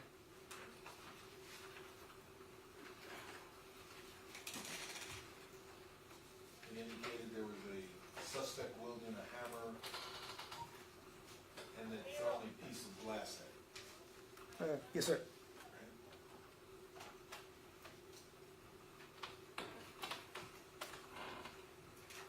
And if you would please go ahead and just read it by way of publishing. Okay. On June 23rd, 2023, at approximately 1:41 hours, I began heading toward an officer in trouble. The details were an officer had a suspect at gunpoint who was wielding a hammer at 6200 Old Pearsall Road. The primary officer advised responding units that the suspect had just thrown a piece of glass at him. Upon arrival, I saw a group of officers standing outside the suspect's apartment. I remember asking one of the officers for an update on what was happening. One of the officers said that the suspect was inside the apartment with a hammer, and she had cut the fire alarm wires to the apartment complex. Then I looked past the officers and observed the suspect holding a hammer in her right hand behind a large TV at a large window with no screen or glass. The officers were standing outside the patio of the first floor apartment, outside the porch, guardrail. At this time, officers attempted to de-escalate the situation by convincing the suspect to surrender. After several minutes, officers were unsuccessful at convincing the suspect to surrender. Therefore, one of the officers jumped the guardrail to assess the situation better and get a better look into the apartment. I then heard a commotion of officers moving away from the railing and someone giving the suspect verbal commands. At that moment, I observed Officer Salinas unholster her weapon and point it toward the suspect, who was still inside the apartment. I was also made aware of another bedridden person inside the apartment. My concern was that the bedridden male was in danger due to the suspect's erratic behavior. I thought he might become a hostage to the female suspect. At the guardrail, Officer Thompson continued communicating with the suspect while other officers created a reaction plan. Because of my experience with the hostage negotiator team, I knew I could occupy the suspect's attention while the other officers implemented the reaction plan. I stood at the guardrail with Officer Thompson to my left while communicating with the suspect.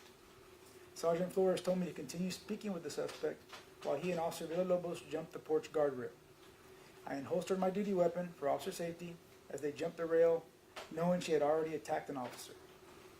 While Sergeant Flores and Officer Villalobos stood at the porch door near the back window, I observed the suspect turn and face toward them as she picked up a hammer in her right hand.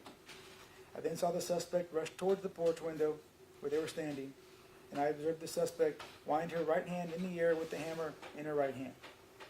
Fearing the suspect would throw the hammer at Sergeant Flores and Officer Villalobos, I said, "Watch out," as I discharged my weapon several times. At this moment, the suspect took several steps backwards before attacking the officers at the porch window again. During the second attack, I shot at the suspect again and observed her still standing at the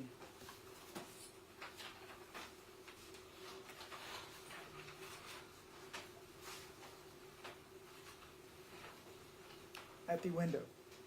At the same time, Officer Villalobos and Sergeant Flores fired at the suspect simultaneously. Moments later, I didn't see the suspect standing at the porch window and observed Officer Villalobos force entry through the porch door. After Officer Villalobos made entry, I followed several of them inside to provide life-saving measures to the bleeding suspect. I then saw officers already providing life-saving measures to the suspect. A supervisor then instructed me to leave the scene and stay outside. I sequestered myself and I was transported to the homicide office to provide a statement. All officers were in full San Antonio Police Department uniforms and were driving San Antonio Police Department marked vehicles. I consulted with Cleat Attorney Bream and then spoke with Detective Soto about the incident. Everything I have said to Detective Soto is the truth, and I have read my statement, and it is correct. I was not promised anything from my statement, and I have given this statement freely and voluntarily. This incident occurred in San Antonio, Bexar County, Texas.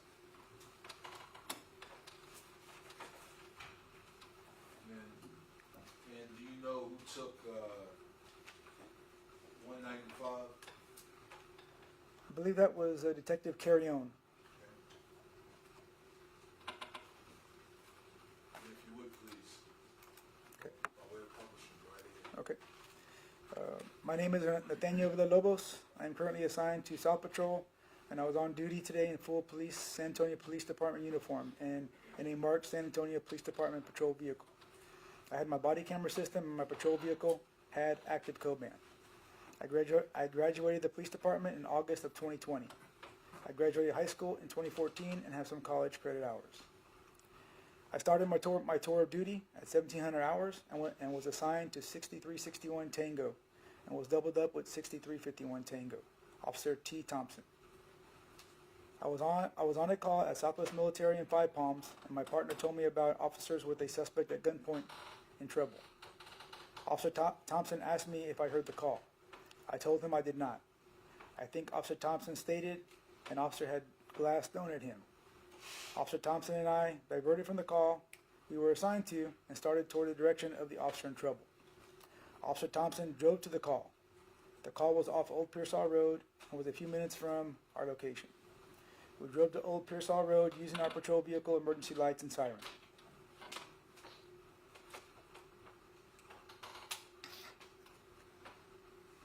We arrived at the apartment complex and I observed several marked patrol vehicles.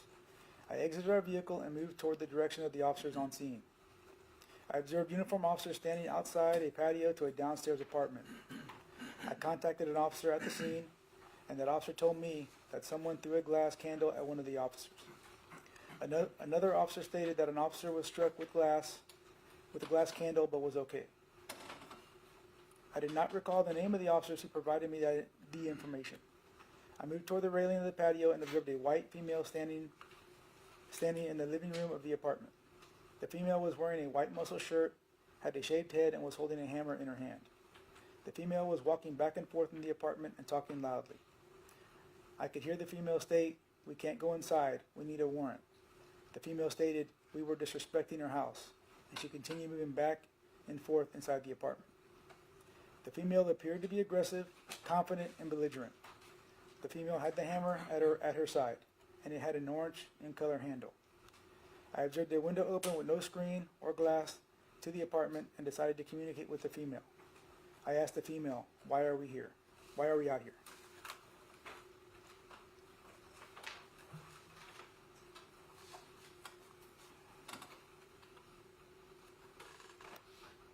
"Why are we out here tonight?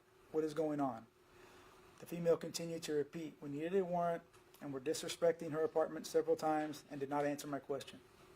I could not see anyone else in the apartment. I told the female she injured an officer and we would come get her. I asked the female if she would step out of the apartment peacefully or if we needed to come in. The female stated we would need a warrant.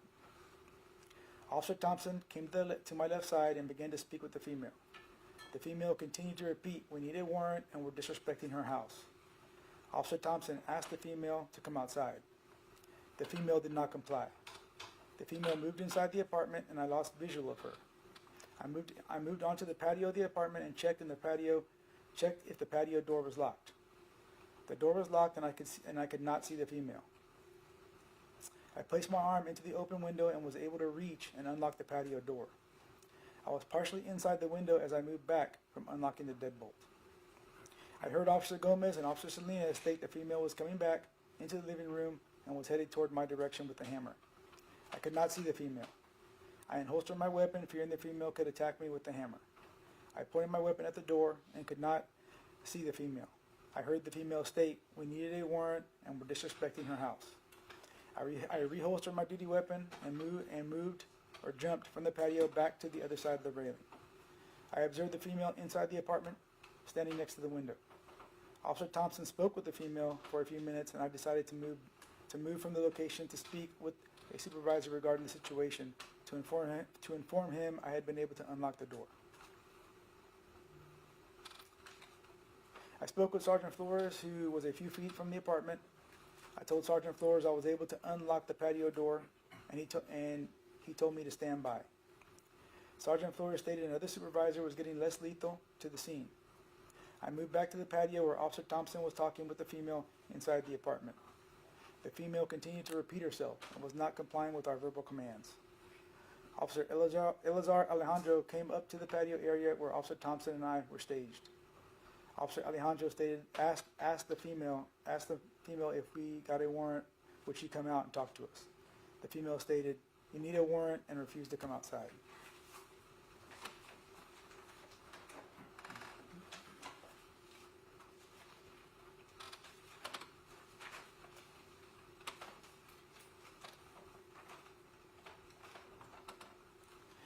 We continued to speak with the female for a few minutes, with her refusing to comply. Our conversation with the female was not going anywhere, and I decided to move locations. I moved to speak with Sergeant Flores, and he told me a team was going to be entering the apartment soon. Sergeant Flores stated a team would be entering the apartment from an open window separate from the window where we were positioned. Sergeant Flores stated I needed to keep communicating with the female and keep her attention. I moved back to the apartment and jumped onto the patio. I could see the female in the living room as officers continued to speak with her.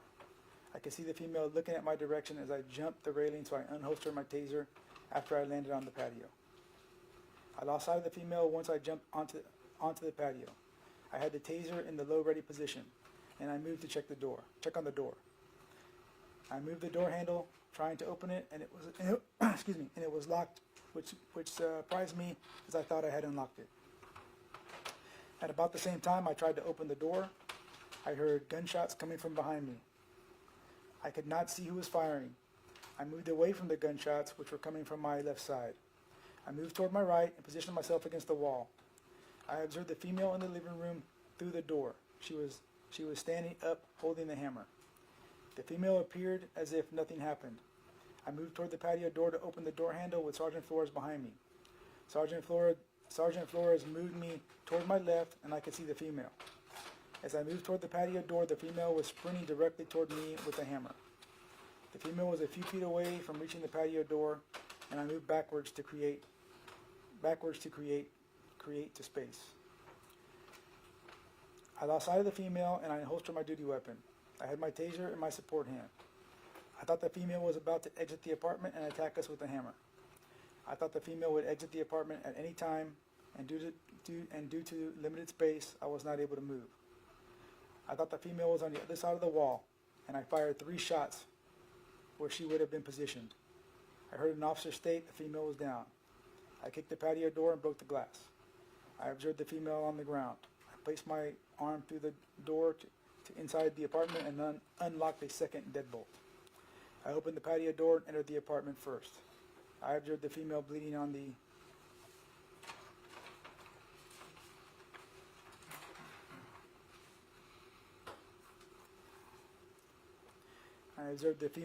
the floor, and she was conscious. I moved to the female and began emergency aid. An officer handcuffed the female, and I began to apply life-saving measures. I moved to my patrol vehicle to get medical supplies and returned to provide aid on the female. I was instructed to move from the scene as other officers provided emergency aid. I remained at the scene until I was instructed to give a statement at the homicide office. Officer Andrade gave me a ride to the homicide office to provide a statement. This concludes my actions in this statement.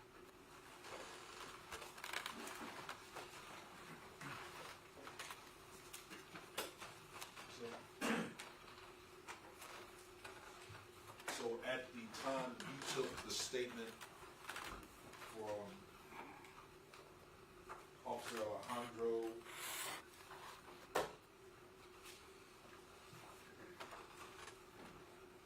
he had an opportunity to stop, review his body camera if he was unsure of anything?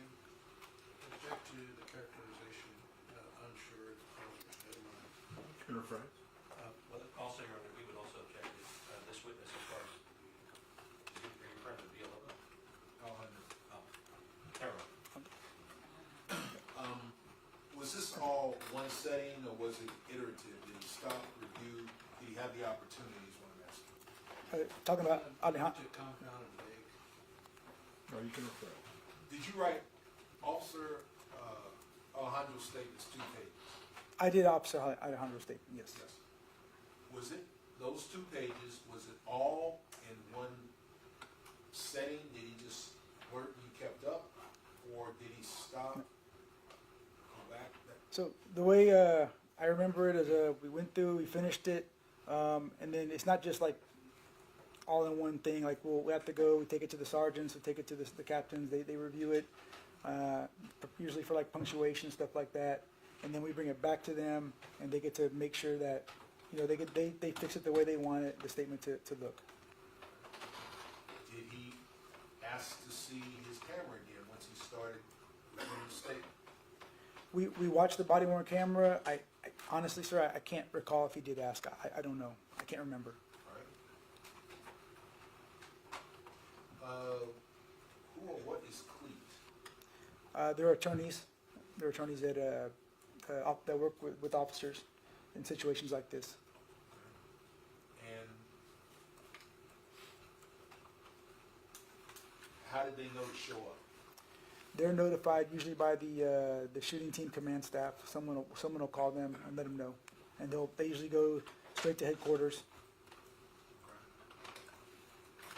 And so that process you described, so before the statement is signed, it's shown up the chain of command? Yes, the captain and sergeants and lieutenant will read them. Yes, sir. Do you recall if the chain had any other questions for Officer Alejandro? I can't recall exactly, no, sir. Ultimately, he signed what has now been admitted to evidence, states 194. Yes, sir.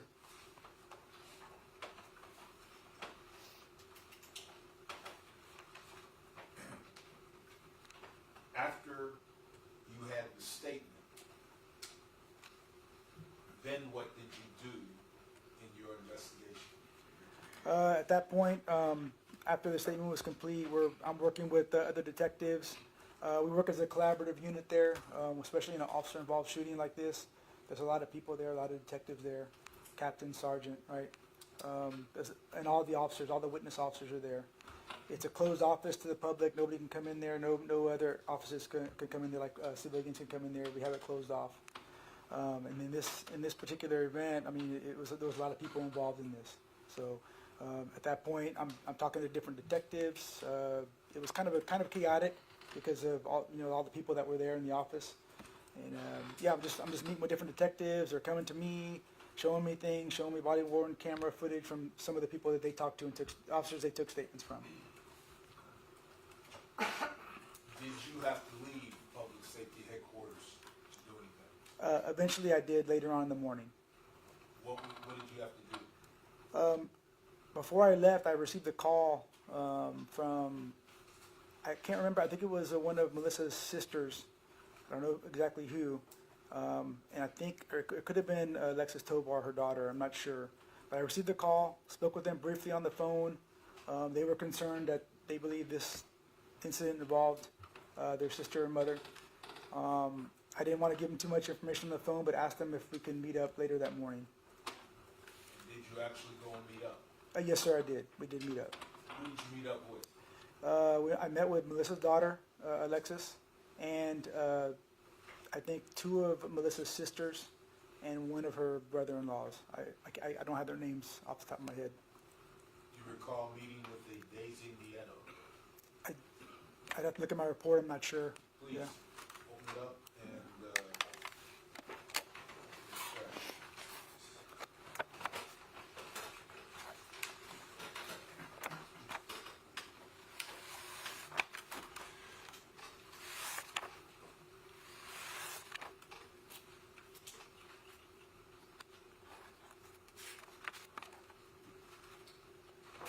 recommend you look at about page 47 or thereafter.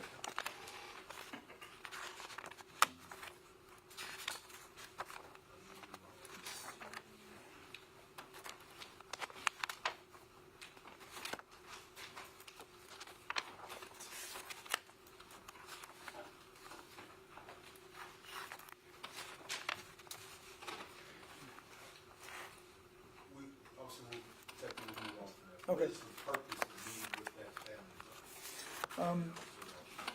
Usually it's we do every time we have a homicide or someone dies, we even for suicides, we'll do a next of kin notification, try to find the family, let them know, that their loved one has passed as soon as possible. It's one of the priorities that we want to get done on almost all of our cases. Does the department have any particular or special considerations when there's an officer-involved shooting that results in death? Well, yeah, it's kind of heightened. This is something that's prioritized. They want us to get that done. Yes, sir. Okay.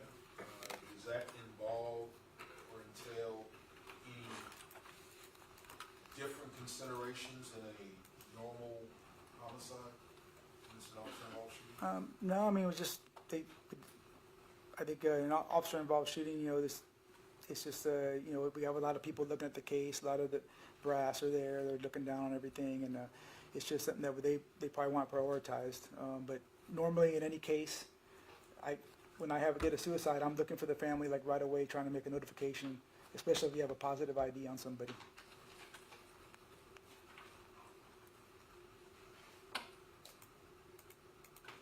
You know how long you met with Ms. Perez's daughter, Alexis Tovar? I'm going to estimate maybe 20, 30 minutes. It could be longer, it could be shorter. Around that time, it was about 20, 30-minute conversation. Was it, did you meet with them at their home or was it down at headquarters? It was, I think it was at one of the aunts' houses. It wasn't where Alexis lives, I know that. Did you invite her daughter to do anything else while you were there talking to her at the home? Yeah, after we were done, it was requested by me to ask them if the daughter wanted to see the body-worn footage of the incident. Did she? Yes, she did. And an appointment was made for later on that afternoon. Did you relay that appointment to Ms. Tovar? Yes, I did. It was actually, we confirmed the time later on. Once I got with the captain and sergeants to make sure they were available at that time, we were able to, I think I called her later on and told her, hey, we're gonna do it this time, and she agreed at that time. Were you a part of that meeting where Ms. Tovar viewed body camera footage? No, sir. One of my coworkers, Detective Dorsey, stood in for me on that. What were you doing while they were looking at the body cam footage? I was actually at that time, I was working on the warrants at that time. When they were looking at the footage around 3 o'clock? Yes, sir. Yes, I was already, we were working on the warrants. Yeah.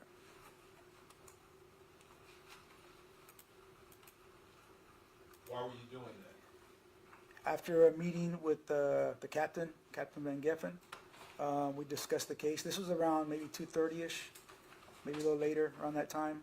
The reason I recall it because it was before the appointment for Ms. Tovar to see the footage. So met with Captain. We discussed the case. I don't think any of the sergeants were there. It was just me and him. And we came to a mutual agreement that there was probable cause in this case to move forward. Now, to reach that decision, what had you yourself done besides taking Officer Alejandro's statement? Right. Watched body cam footage from the 3 defendants, other officers that were there near the crime scene, near the scene, the porch area, and read the statements of the other officers. You said you watched whose body cam footage? The defendants, Sergeant Flores, Elazar, and Villalobos. And if you could please, could you identify Defendant Flores? Yes, sir. When not identified article clothing he's wearing? Yes, sir. He's wearing a gray suit and a gray tie. He just stood up. And could you identify Defendant Alejandro? Yes, sir. He's wearing a black jacket with a tie. And And could glasses. you identify? And could you identify Defendant Villalobos? Yes, sir. He's wearing a blue jacket with a red tie. And for the record, Your Honor, the witnesses identified the defendants. Now, so you remember about what time you went to see Ms. Tovar and her family? I'm gonna say it was around 9 o'clock, maybe. Around that? Oh, no, I'm sorry. Maybe around noon. I think it was around noon. Yes. About how long did you stay there? Maybe 30 minutes. Maybe. Yeah. So you're back in your office about 1 o'clock. Yeah. Probably around that time. Maybe a little before. Is that when you restate again what you Yep. did when Just you got back? started reading more statements, looking at more body cam footage of the incident.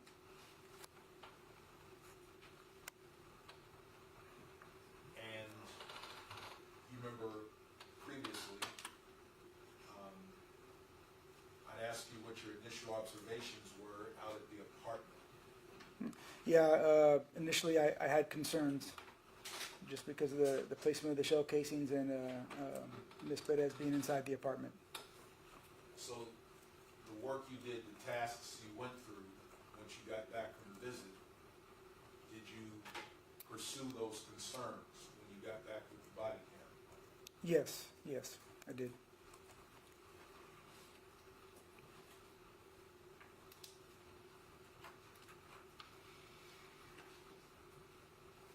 And I believe you said earlier that you got back and you discussed with the captain. Who is the captain? Captain Van Geffen. Judge, could I just have a clarification? What time was that? Because I did confuse on AM and PM. The meeting with the Van Okay, Yeah. Oh, I'm sorry, I missed the meeting. It was like around 2:30 p.m. Yeah, I'm sorry, sir. Yeah. this is also, what day is this?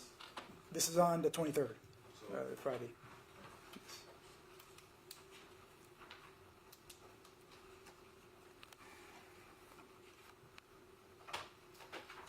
you said you looked at all of the body cam for all of the defendants. Yes. Throughout the morning, like I said, after we were done, I was done taking Elazar's statement. I'm contacting other detectives. Like I said, I wanted to paint a picture for you guys. It was a lot of people there, a lot of stuff going on, and the office was somber. This wasn't easy. These are officers that I've worked with, I've seen out there on the streets. I remember them going to scenes. Like this was tough. It wasn't. Your Honor, I just object. It was real easy for him. He did it in 16 hours, so it was super easy. The investigation was easy, so I'm going to object to that characterization. Overruled. So yeah, it was just going through the day, really hectic, watching video, just trying to get this done, trying to watch as much as we can until I develop probable cause in the case.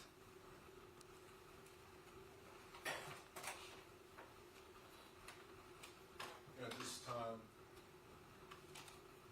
I move to publish what has already been admitted into evidence as State's Exhibit 2, Yes. which is the body-worn camera footage for the defendant, Alejandro.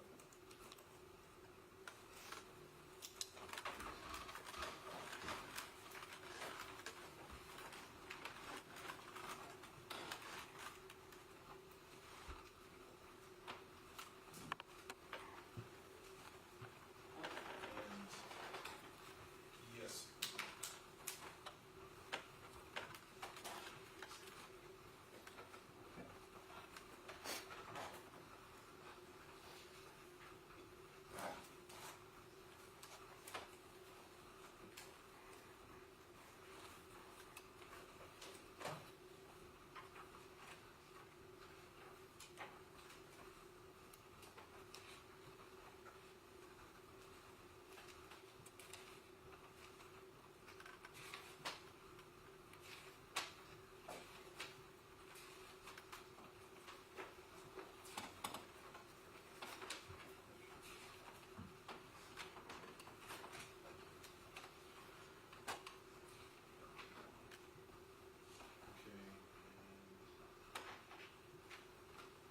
For the record, Your Honor, we're sitting at timestamp 0135, and we're going to advance it to 014404.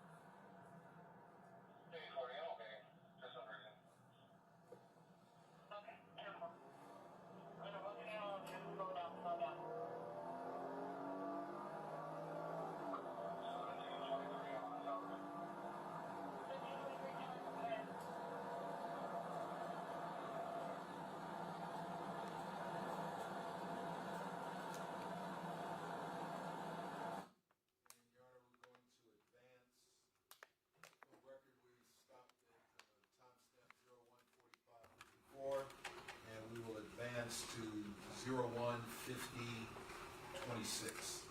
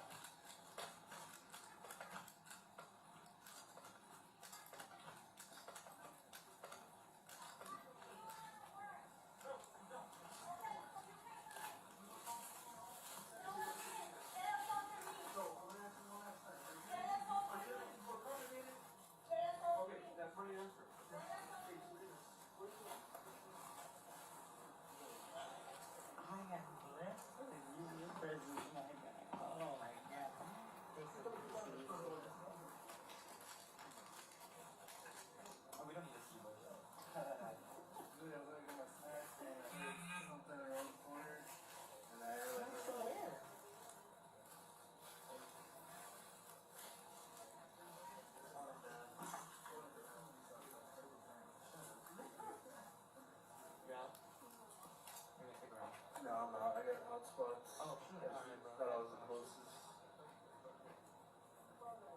Have fun, bro. We miss you.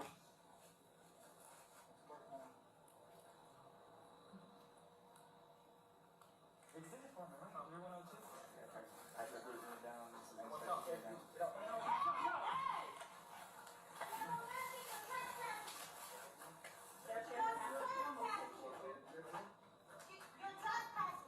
Just get back. You're trespassing, you ain't gotta work. You ain't gotta work. Just hold what you got, Maria. Be low, so you're able to jump back? I don't give a fuck, you ain't gotta work. No, because we can't get there. There's no point in doing it. Back up a little bit, right? Back up a little bit. Come on, I'm gonna give the maintenance guy really quick before we go and grab it, alright? Who's got the shield? Jump now. Now. Jesus, guy. There's no point in tasing her, bro, because how are we gonna go hands on? The door's on? It's on the, that's what I was telling you. Sergeant? I was trying to tell you how to tell him that. What door's unlocked? This door's unlocked. You unlocked it? Yes, it's unlocked. Let me look at him. I don't think he knows it's unlocked. I'll go grab it. The ramp? No shoe. Just in case. That door is unlocked, Sarge. This door right here is unlocked. Yeah, but that door's locked, this is open, we've got another window in this bedroom. There's a window also on the side, that's a back bedroom that she hasn't gone near. I mean, I've already got the screen off that. That would easy to put the screen off too. Maybe we'll come in behind her. I would think the screen was unlocked, because you're going between the two windows, go through the door real quick. But we have to pray on good contact. Huh? We have to pray on good Well, that's what I'm saying, but if it doesn't make good contact, if it doesn't make good contact, bro, we can just keep the foot on the door and she won't come out. That's what I'm saying. Yeah. And then if we see her drop you, get in there.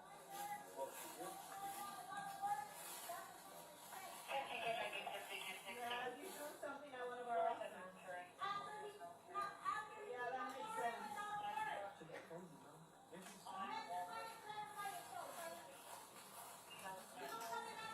You should do that for yourself, honey. You ain't got no warrant. You knock my door down.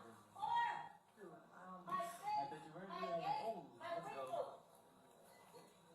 There's one in there, right? Oh, okay. Oh, shit. Yeah. You ain't got a warrant. You don't have a shotgun? You carry like 10 things here, right? Shotgun. That's legal. You want me to ask, Sarge? He's gone. There it is, bro. This door right here, sir. Yeah, look, is this one right? How did you reach? Oh, he's tall as hell. Long ass arm. That's all. And she's not gonna hold alone, right? No, it's a bedroom. Let's wait for Sergeant to give us less vehicle. We'll give her the shield, we'll need to contact her and keep communicating with her. And she has said, if she doesn't handle it, we would have to do it. But hopefully we can get started together to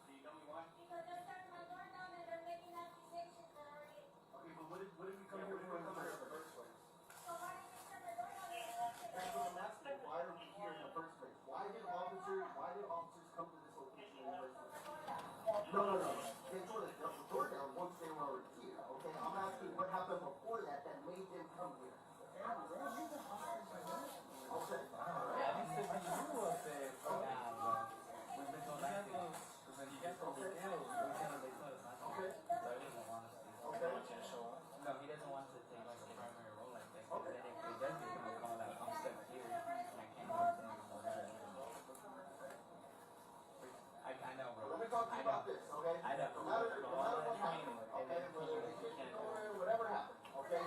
No, but listen. I don't think so. But listen, okay? It doesn't negate the fact. It doesn't negate the fact. Okay. I heard what you had to say. See that? Yeah, that's big. So you're being harassed by your wife. No. And fucking Salinas was the first one up here. She drew down on her. I saw her draw. No.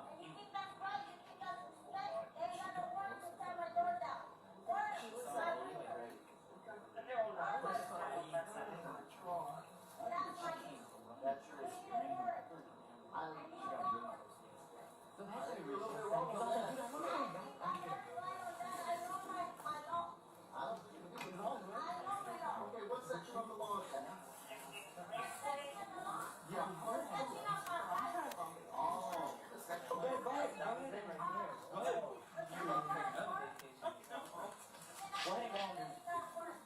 That's not true at all. Okay. So I'm asking you to come out and talk with us peacefully, okay?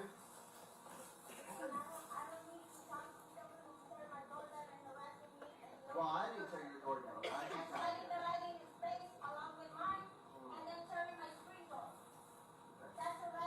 Okay, so would you like to come out and talk to us? Okay. So you're gonna make us go in. I've already explained that to you. Okay. Well, we'll see what the judge has to say about it, okay? And we'll figure it out at that point. Okay. Well, like I said, one way or another, what's gonna happen is gonna happen, okay? I'm trying to explain the law to you so that this doesn't escalate. So before this has to get complicated, can you please just find out so we don't have to use force or anything like that? Detective Soto, do you recognize the voice that just asked Ms. Perez that last question? Yeah, Officer Villalobos. And the other officer that is up front at the railing before Officer Villalobos asked his question, do you know who that is? I believe that's Officer Thompson. And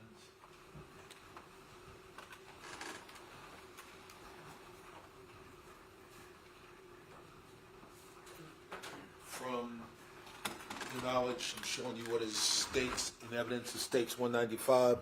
That Officer Thompson you just identified in the body cam, is that the same officer that Officer Villalobos put in his statement he was doubled up with this night? Yes, sir.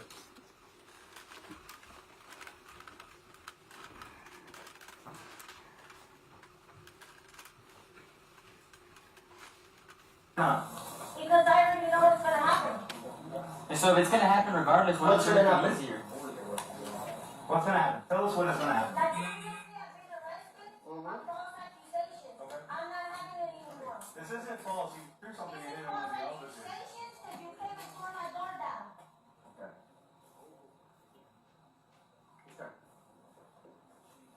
We're trying to be very patient with you and very If you're gonna cordial. be conventional, Mhm. you respect that elderly man that I picked up in the street, Mhm. and you respect my property, and you respect my apartment. We are trying to. If you would just come out, then your apartment, nothing's gonna happen to it. You want me to come out so you can arrest me? Well, it's either you come out and we arrest you, or we go in and we arrest you. Well, I'm not, you know what? I'm not going that way. I'm not going 45 days again for false accusations because I think they've done that 3 times. Okay. All right. Well, like I said, we try to do this very peacefully. You need a warrant. No, we You don't. ain't got a warrant. I promise you I don't. So if we had a warrant, you come out peacefully? If you had a warrant, let the judge give you a warrant. Okay, so hold on. So hypothetically, if we had a warrant, would you? You need a warrant. Don't act stupid. Well, that's what I'm saying. What if we had one? Would you come outside? You don't have a warrant. Okay, but if we had one. If we had Hey, if you had a warrant for what? So the warrant matters now, For huh? what? So now, Exactly. You don't even know for what. does it For matter? what? And a warrant for what? Explain to me. You're the officer, right? You seem to know You more know than the me. law, right? You seem to know more than me, so you tell me what the warrants would be for. No, you're the one who's harassing me, so you tell me what the I warrant just Yeah, got we're here. good. Look, hey, we're just trying to help you. You're not helping me because you're harassing me. How are we harassing you? Because you're shining the lights, kicking my door down. Are you sure that was me? That was the other gentleman. They kicked my door down and my Okay. picture down. Is your door kicked down right now though? They kicked it down.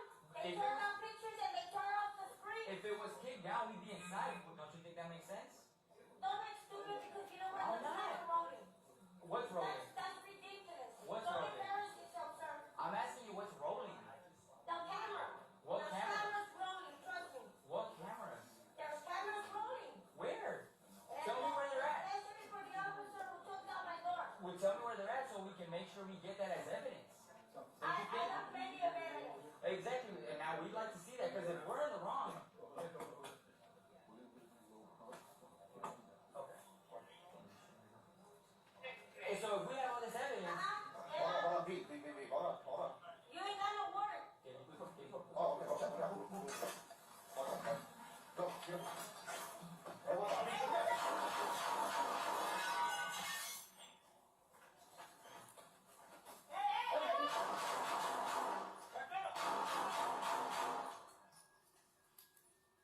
She's down, she's there.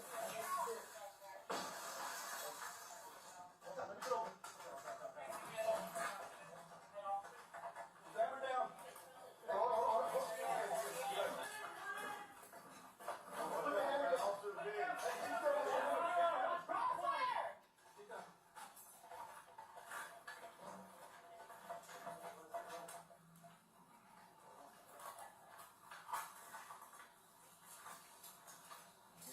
Yeah, I'm good. Yeah, I'm good. You guys all good? Hey, get us some medical stuff. Hold on, let me get up here.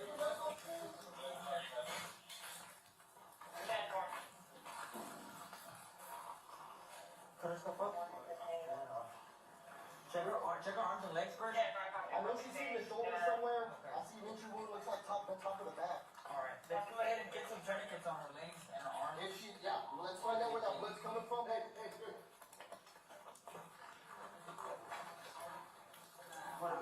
Hey, bro, just cut it all off. Yeah, cut it all off. Cut it all off. Cut it all off. I have to move it.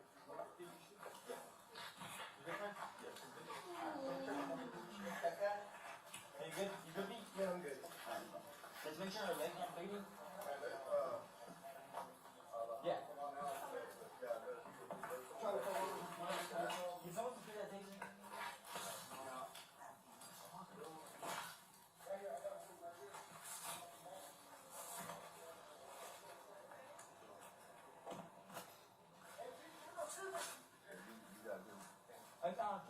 Did you fire? No, I didn't fire. It was just you and the sergeant. Okay. You wanna hang out with me? Yeah. I'm gonna go check my car side. That works? Once you clear your front, where's your car? Over here. Clear your front. Mine has my negotiator stuff in it, so I'm gonna have to take my car. Okay, then clear your front seats. Okay. So she can jump in with me? Drive. Yeah, I guess, yeah.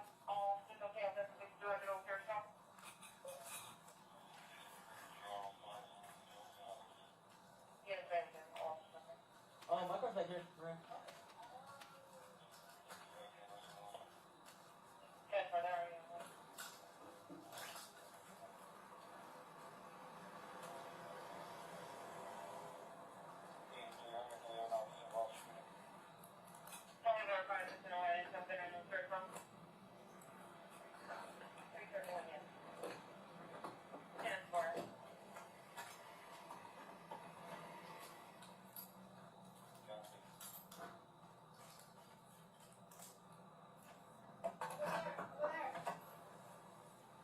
You wanna bring your stuff over too? You want me to move my computer over there? Yeah, I'm gonna move it up to you. So, are you able to get back here? What? Your car back here? Okay. So you want me to move? Are you? Oh, you can just bring your stuff. Yeah, let me just get my stuff out of here, and then you can bring it right back here.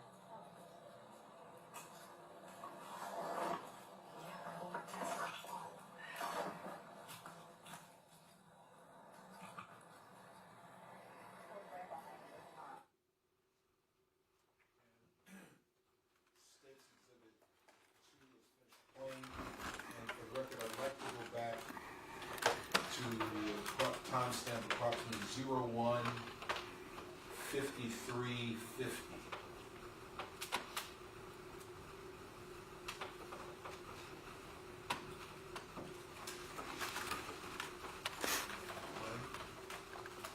The rat? No, it's you. It's you.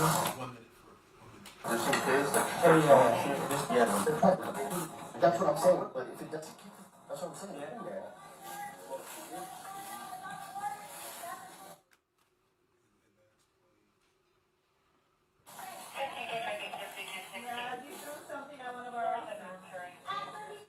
And do you identify the name, can you identify the female officer that just spoke? Officer Maria Salinas. Yeah, that makes sense. It's crazy, bro.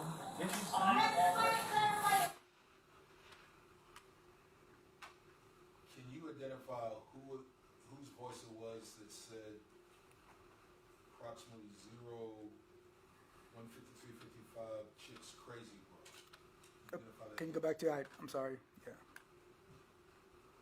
Have you thrown something at one of our officers? Yeah, that makes sense. It's crazy, bro. I believe that's Officer Alejandro. See? You should do that for yourself, honey. We got a warrant. You got my gorda. Or my friend, my gay, my rico.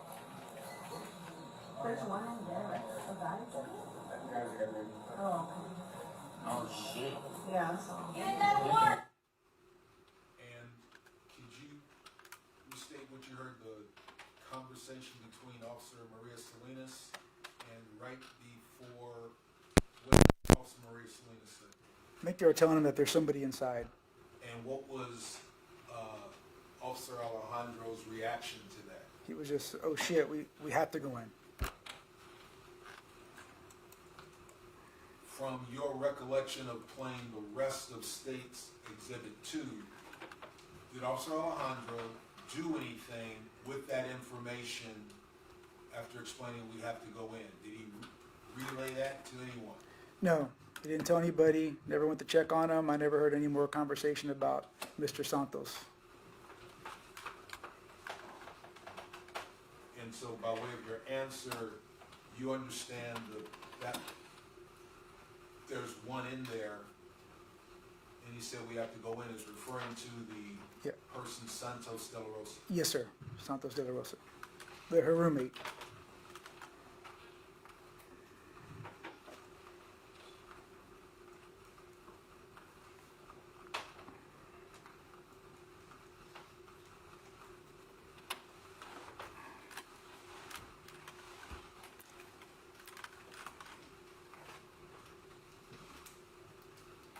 The state would move to publish what has been admitted into evidence as State's Exhibit 3.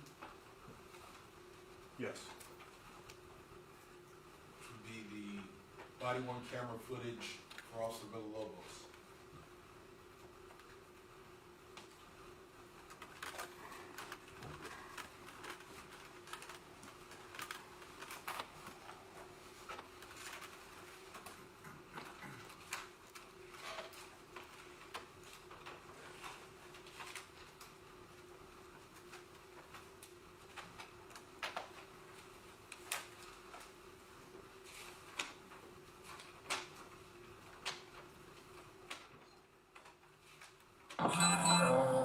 Oh, yeah. I think I see him. Security lights.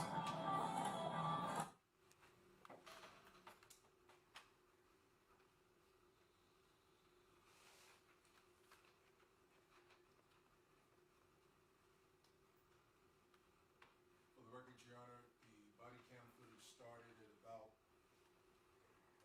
01:38:30, and I wish to advance it to approximately 01:42:25.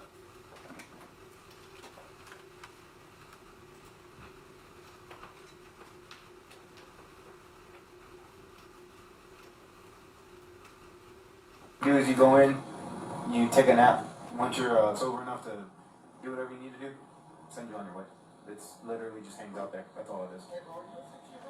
No, what's up? He's got one in Hilltone. He's not too far, and he just said somebody hit him with that. Hey, look, man, stay out of the street, okay? Okay. All right, get on, man. Let's go.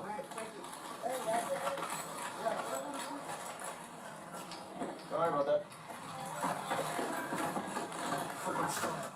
People, they're covered. Nice. Pearsall?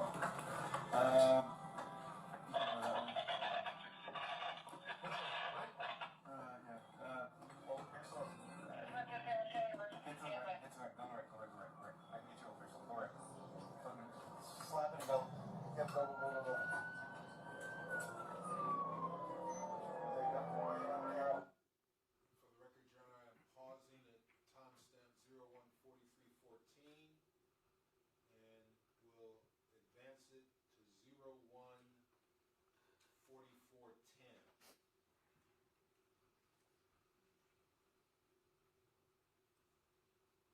It should be 340.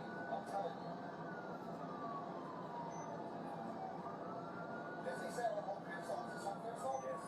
And is this where they're at? Yeah, I know. I know. 3040, slow down. Whoever he can, have an apartment. Yeah, all that is on there.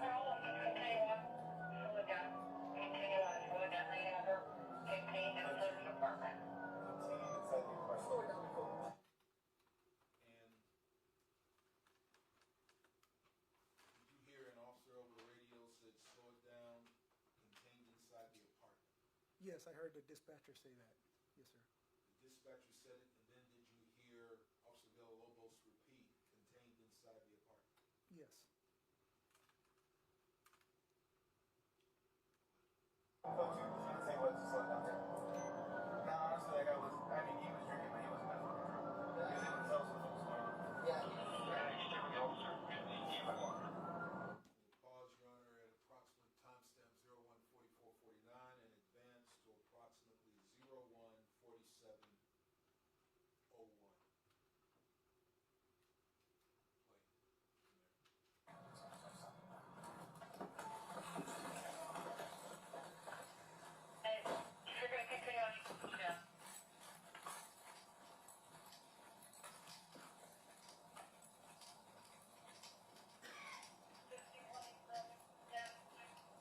Where he is?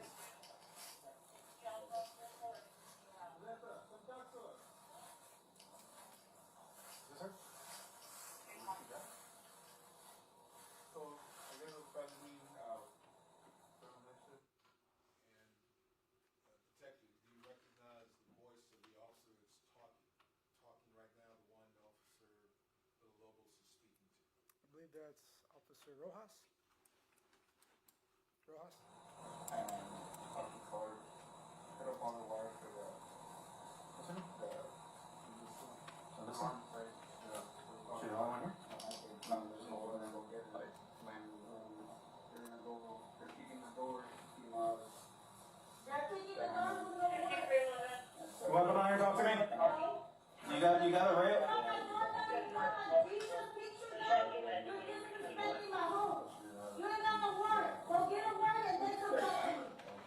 You can't just talk to me right here, what's going on? Why not? Who's it? So you're not gonna come talk to me? Why not? Why not? Why not?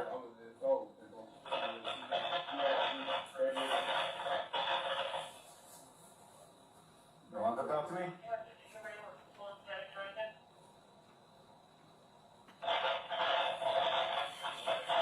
Come talk to me. Come outside. You can talk to me right here. I can't do nothing about it right here. Come talk to me. Everybody's watching you all of America. Melissa, come on here and talk to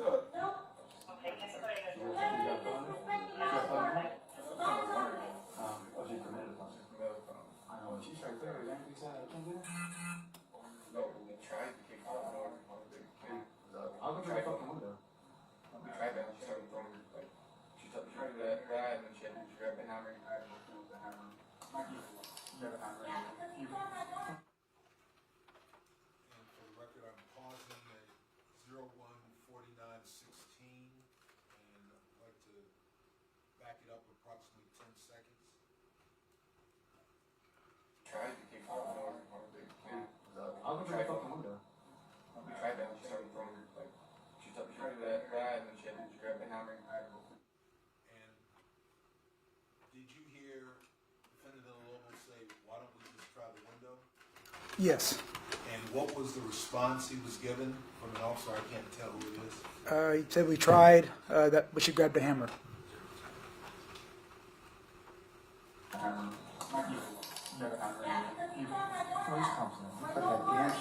You don't take somebody's door down without a warrant. That's protocol.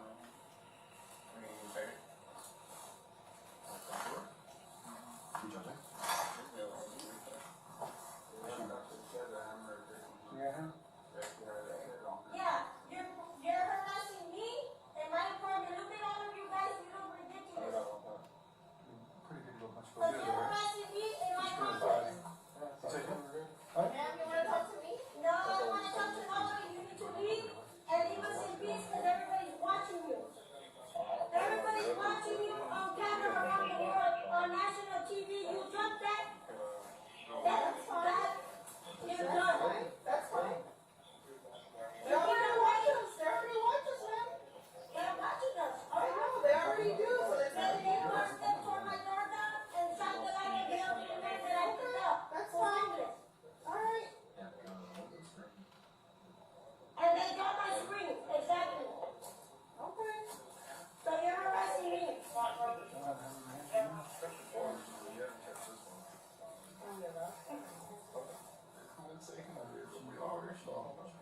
Wait, I'm trying to floor this, answer the police. Are you gonna make things more difficult, or are you just? No, I didn't make them difficult. Do you have a warrant, Sergeant Flores? Do you have a warrant? I'm asking you, are you gonna come out for us? Do you have a warrant? I'm ready to negotiate. No, do you have a warrant? No, we don't, and we don't Okay, support so it. you can't come in. You assaulted one of my officers? No, I didn't. They assaulted me. So, I'm gonna ask you one last time, are you They assaulted gonna make me. things more complicated? They assaulted Okay, me. that's my answer. They assaulted me. They assaulted me. They assaulted me.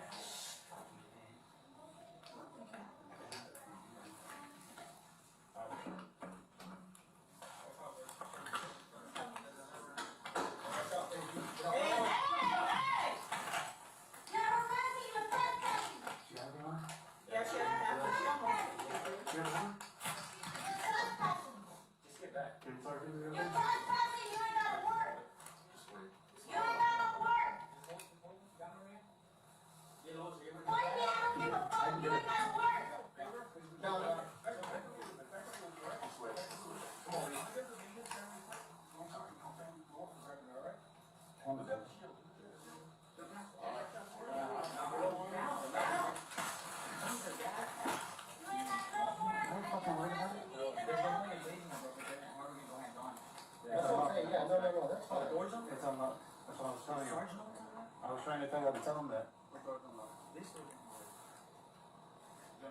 Yes, it's unlocked. You ain't got no warrant. You ain't got any proof. That's what I said. You're harassing me on your door. Door's unlocked, sir.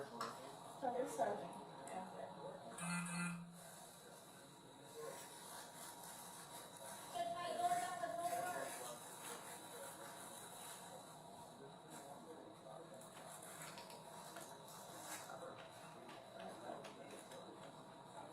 She almost drowned. No? God bless you, but you know what? You're very wrong. Let them like what you're doing before you get I know, that's all.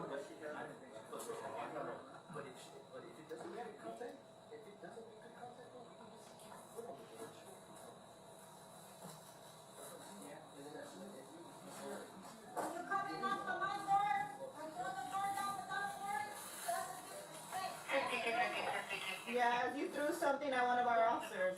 After he, after he. Yeah, that makes sense. It's crazy, bro. Yeah, she's. Clarify yourself, bro. You coming at somebody. You should do that for yourself, honey.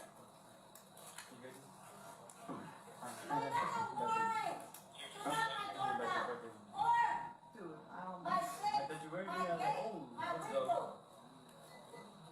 There's one in there, right? A guy's in there? Oh, okay. Oh, shit. Yeah. Hey, does anybody got good bag? Sorry, you got it.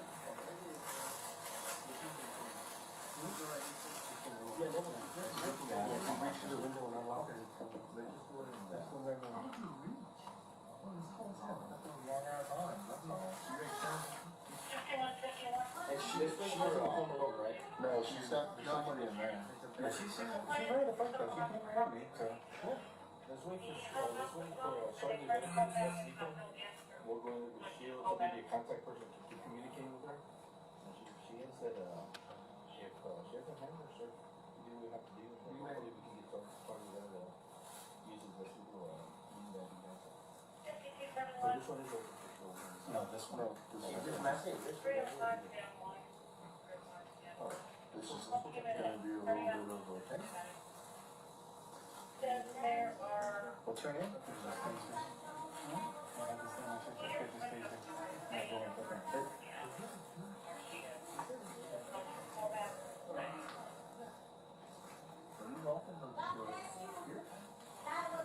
What's her name? Hey, what's your name? What's your name? I don't. I wasn't here, so what's your name? My name is Melissa Perez. My name's the one who's being harassed all across America. Miss Perez, you don't want to come on and talk to me? No, because I'm gonna get arrested because I already know the way it works. Okay, so you know that you're gonna get arrested. But no, they So- put my door down without no work. So how Put about, my window down without no how about work. you tell me why I'm here for right now? Can you tell me why? Because they're turning my door down and they're making accusations that aren't it. Okay, but what did we come here? Why did we come here in the first place? So why did they turn my door down in the first place? That's what I'm asking. Why are we here in the first place? Why did officers come to this location in the They first tore my place? door down. No. They tore the door down once they were already here, okay? I'm asking what happened before that made them come here. I was talking to the fire department Okay, on a alright, confidential conversation. okay, Two officers came to visit me face. okay, Like they done previously. okay, okay. And I'm not having that pre-arrest false accusation again. So let me talk to you about this, okay? No matter what happened, okay? Whether they kicked the door in or whatever happened, okay? No, but listen, I don't, but listen, okay? It doesn't negate the fact, okay? I heard what you had to say. Okay?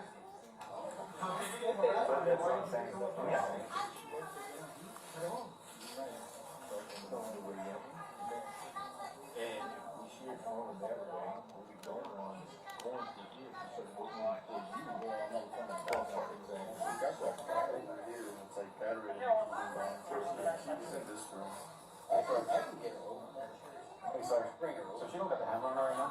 Yeah, right. If I hop over, if I bring she stays there without reaching for the hammer, the door's unlocked. Yeah, they just wait for them to get here with it. Okay, that's it. I was saying, because if that was the case, I could just open the door and grab her. If she doesn't go for the hammer right away, I can just go and tap her. It's on the couch. It's a good bit away from her. She won't have enough time to get it if she stays at the door. But whatever, I'm just saying I can get her from opening the door. And we knew that it's something because I unlocked her. Okay. Yeah. So I'm asking you to come out and I was talk able to reach in, I was able to unlock her. okay?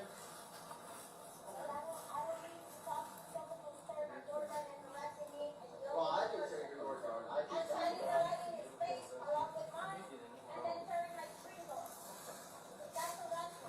So would you like to come out and talk to us?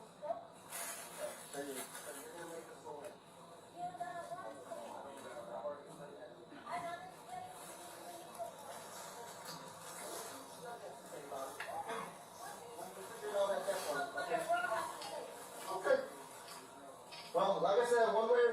what's gonna happen is gonna happen, okay?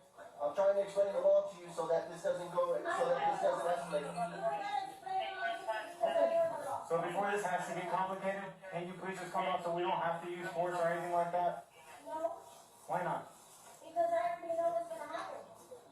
So if it's gonna happen regardless. What's gonna happen? What's gonna happen? Tell us what is gonna happen. Like previously I've been arrested on false accusations. Okay. I'm not having it anymore. This isn't false. You threw something and hit one of the officers. Accusations because you came and tore my door down. Okay. Okay.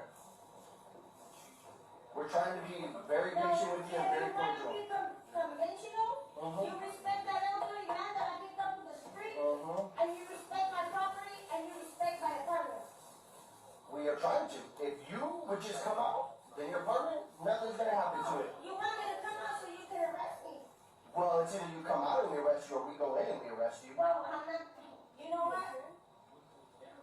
I'm not going that way. I'm not going 45 days again for false accusations because I've been there, done that 3 times. Okay. All right, well, like I said, we tried to do this very peacefully. You need a warrant. No, we You don't. ain't got no warrant. I promise you I don't. So if we had a warrant, you come out peacefully? If you had a warrant, You let come me out just give you a warrant.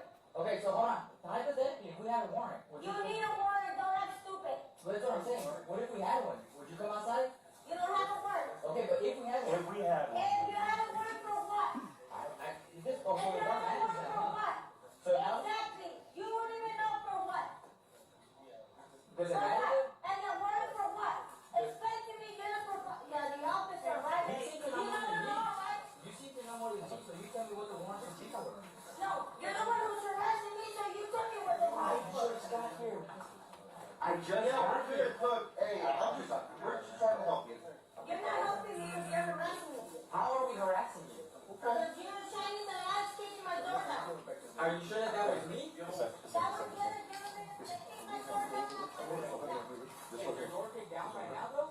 They kicked it down. They tore down pictures and they tore out for free. If it was kicked down, we'd be inside. That makes sense.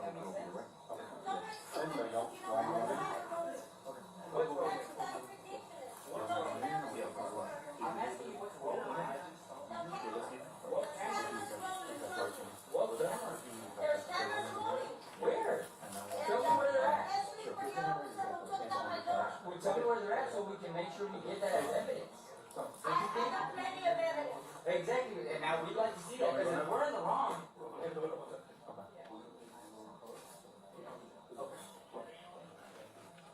Hey, so if we have all this evidence. You ain't got no warrant.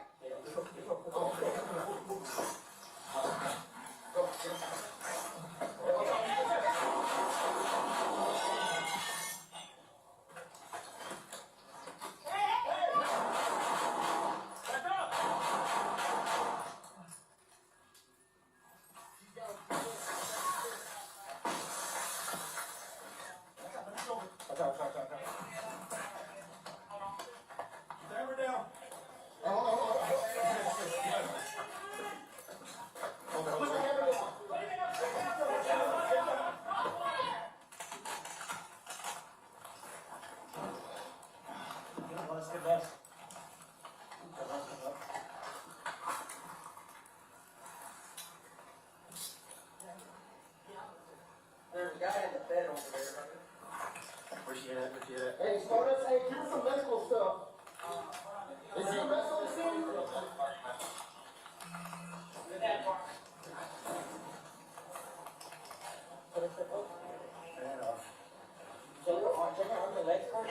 I know she's hitting the shoulder somewhere. I see an entry wound, looks like the top of the back.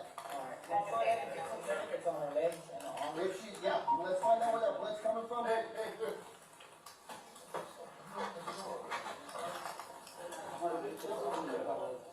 bro, just cut it off. Yeah, cut it off. Yeah, cut it off.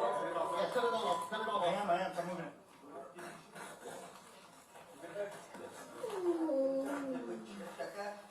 Are you good? You good? Yeah, I'm good. Just make sure her legs are clean. Yeah. Trying to find out where this blood is coming from. All over. Right here, I got a wound right here. top and back. I might have to get a chesty or something like that. Yeah. Hey, dude, you got scissors. Here.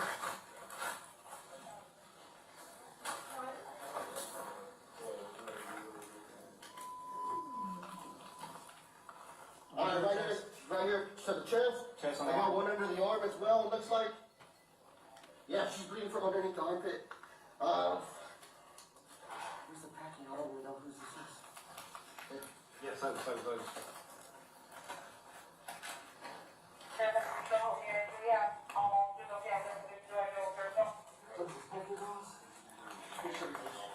Alright, bro, this is gonna go underneath her armpit. We'll see if we can pack it.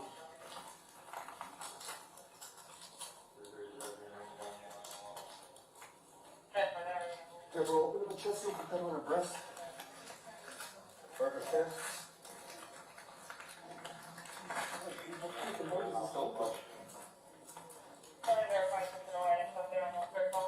Yeah.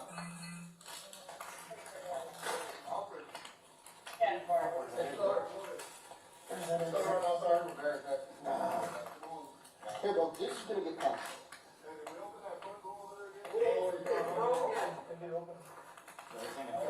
Bro, this is really packing dogs. Yeah, we're heavy packing dogs. Here, bro, chest still here? We gotta get the fucking seal off of it. Where? Somewhere. Chest still right here in the back, and then we're gonna put one on her front. Okay. Hold tight.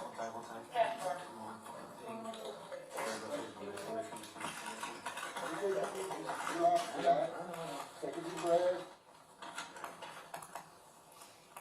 We have another one? So I know we got one under the armpit. We just put a chest on the one on the back, and then she's gonna have one. It looks like an exit through her breast, through her front breast. Looks like it's gonna be the exit to this one. Any weapons room?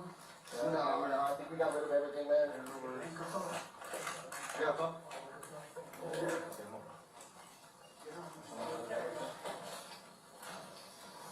Doors open.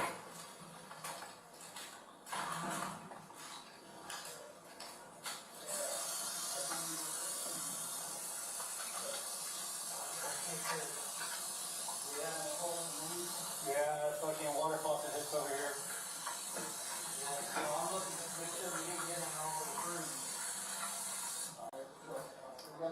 I don't think you did. No, over here. Is that a chest? I don't know, that's not what that is. What was you? Come on, right now. Come on.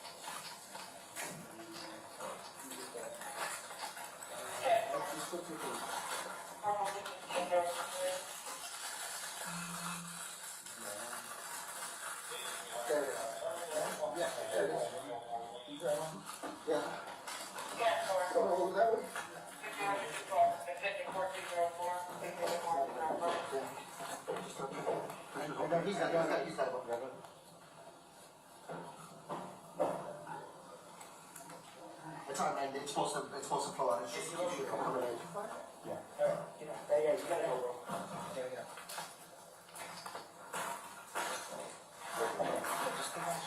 Yeah.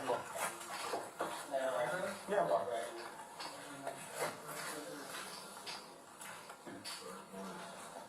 What's your name? He borrowed. I did too. Okay, three? Yes, sir. All right.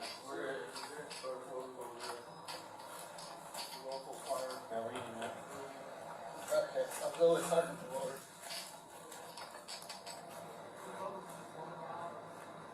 Right here. Younger. Yeah. Yes, sir. I got it, sir. Don't matter. I got you right here. Make sure you clear your front seat, let it sit up front. Yes, sir.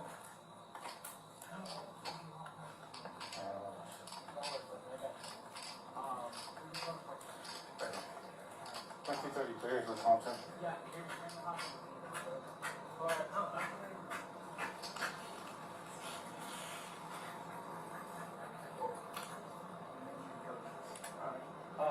Take a seat, bro.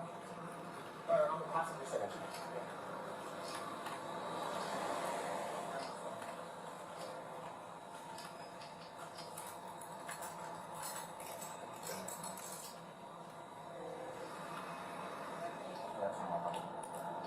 Yes, sir.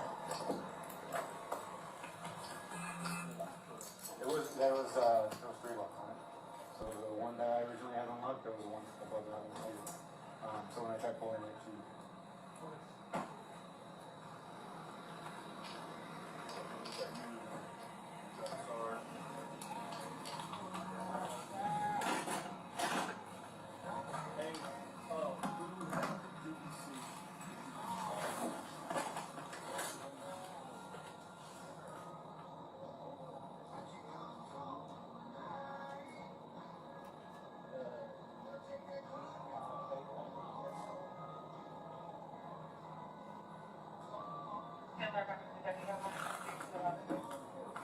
Yeah.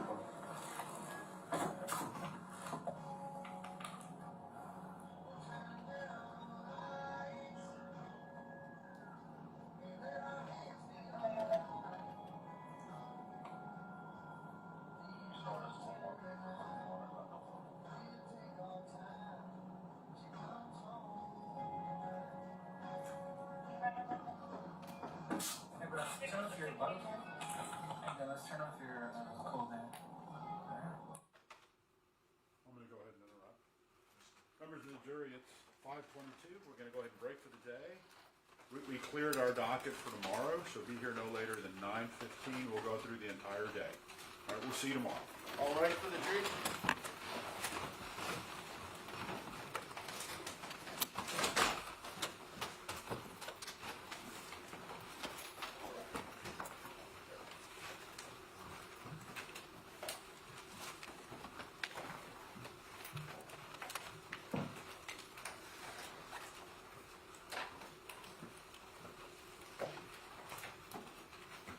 May be seated? I'll make sure Minnie has all the exhibits. Yes, sir.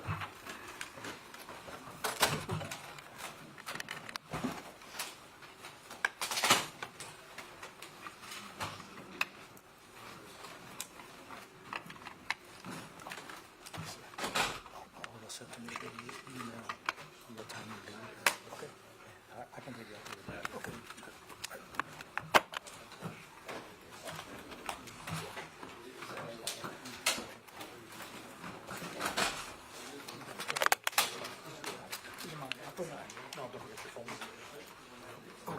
Oh, yeah, it is mine. I don't want to do that.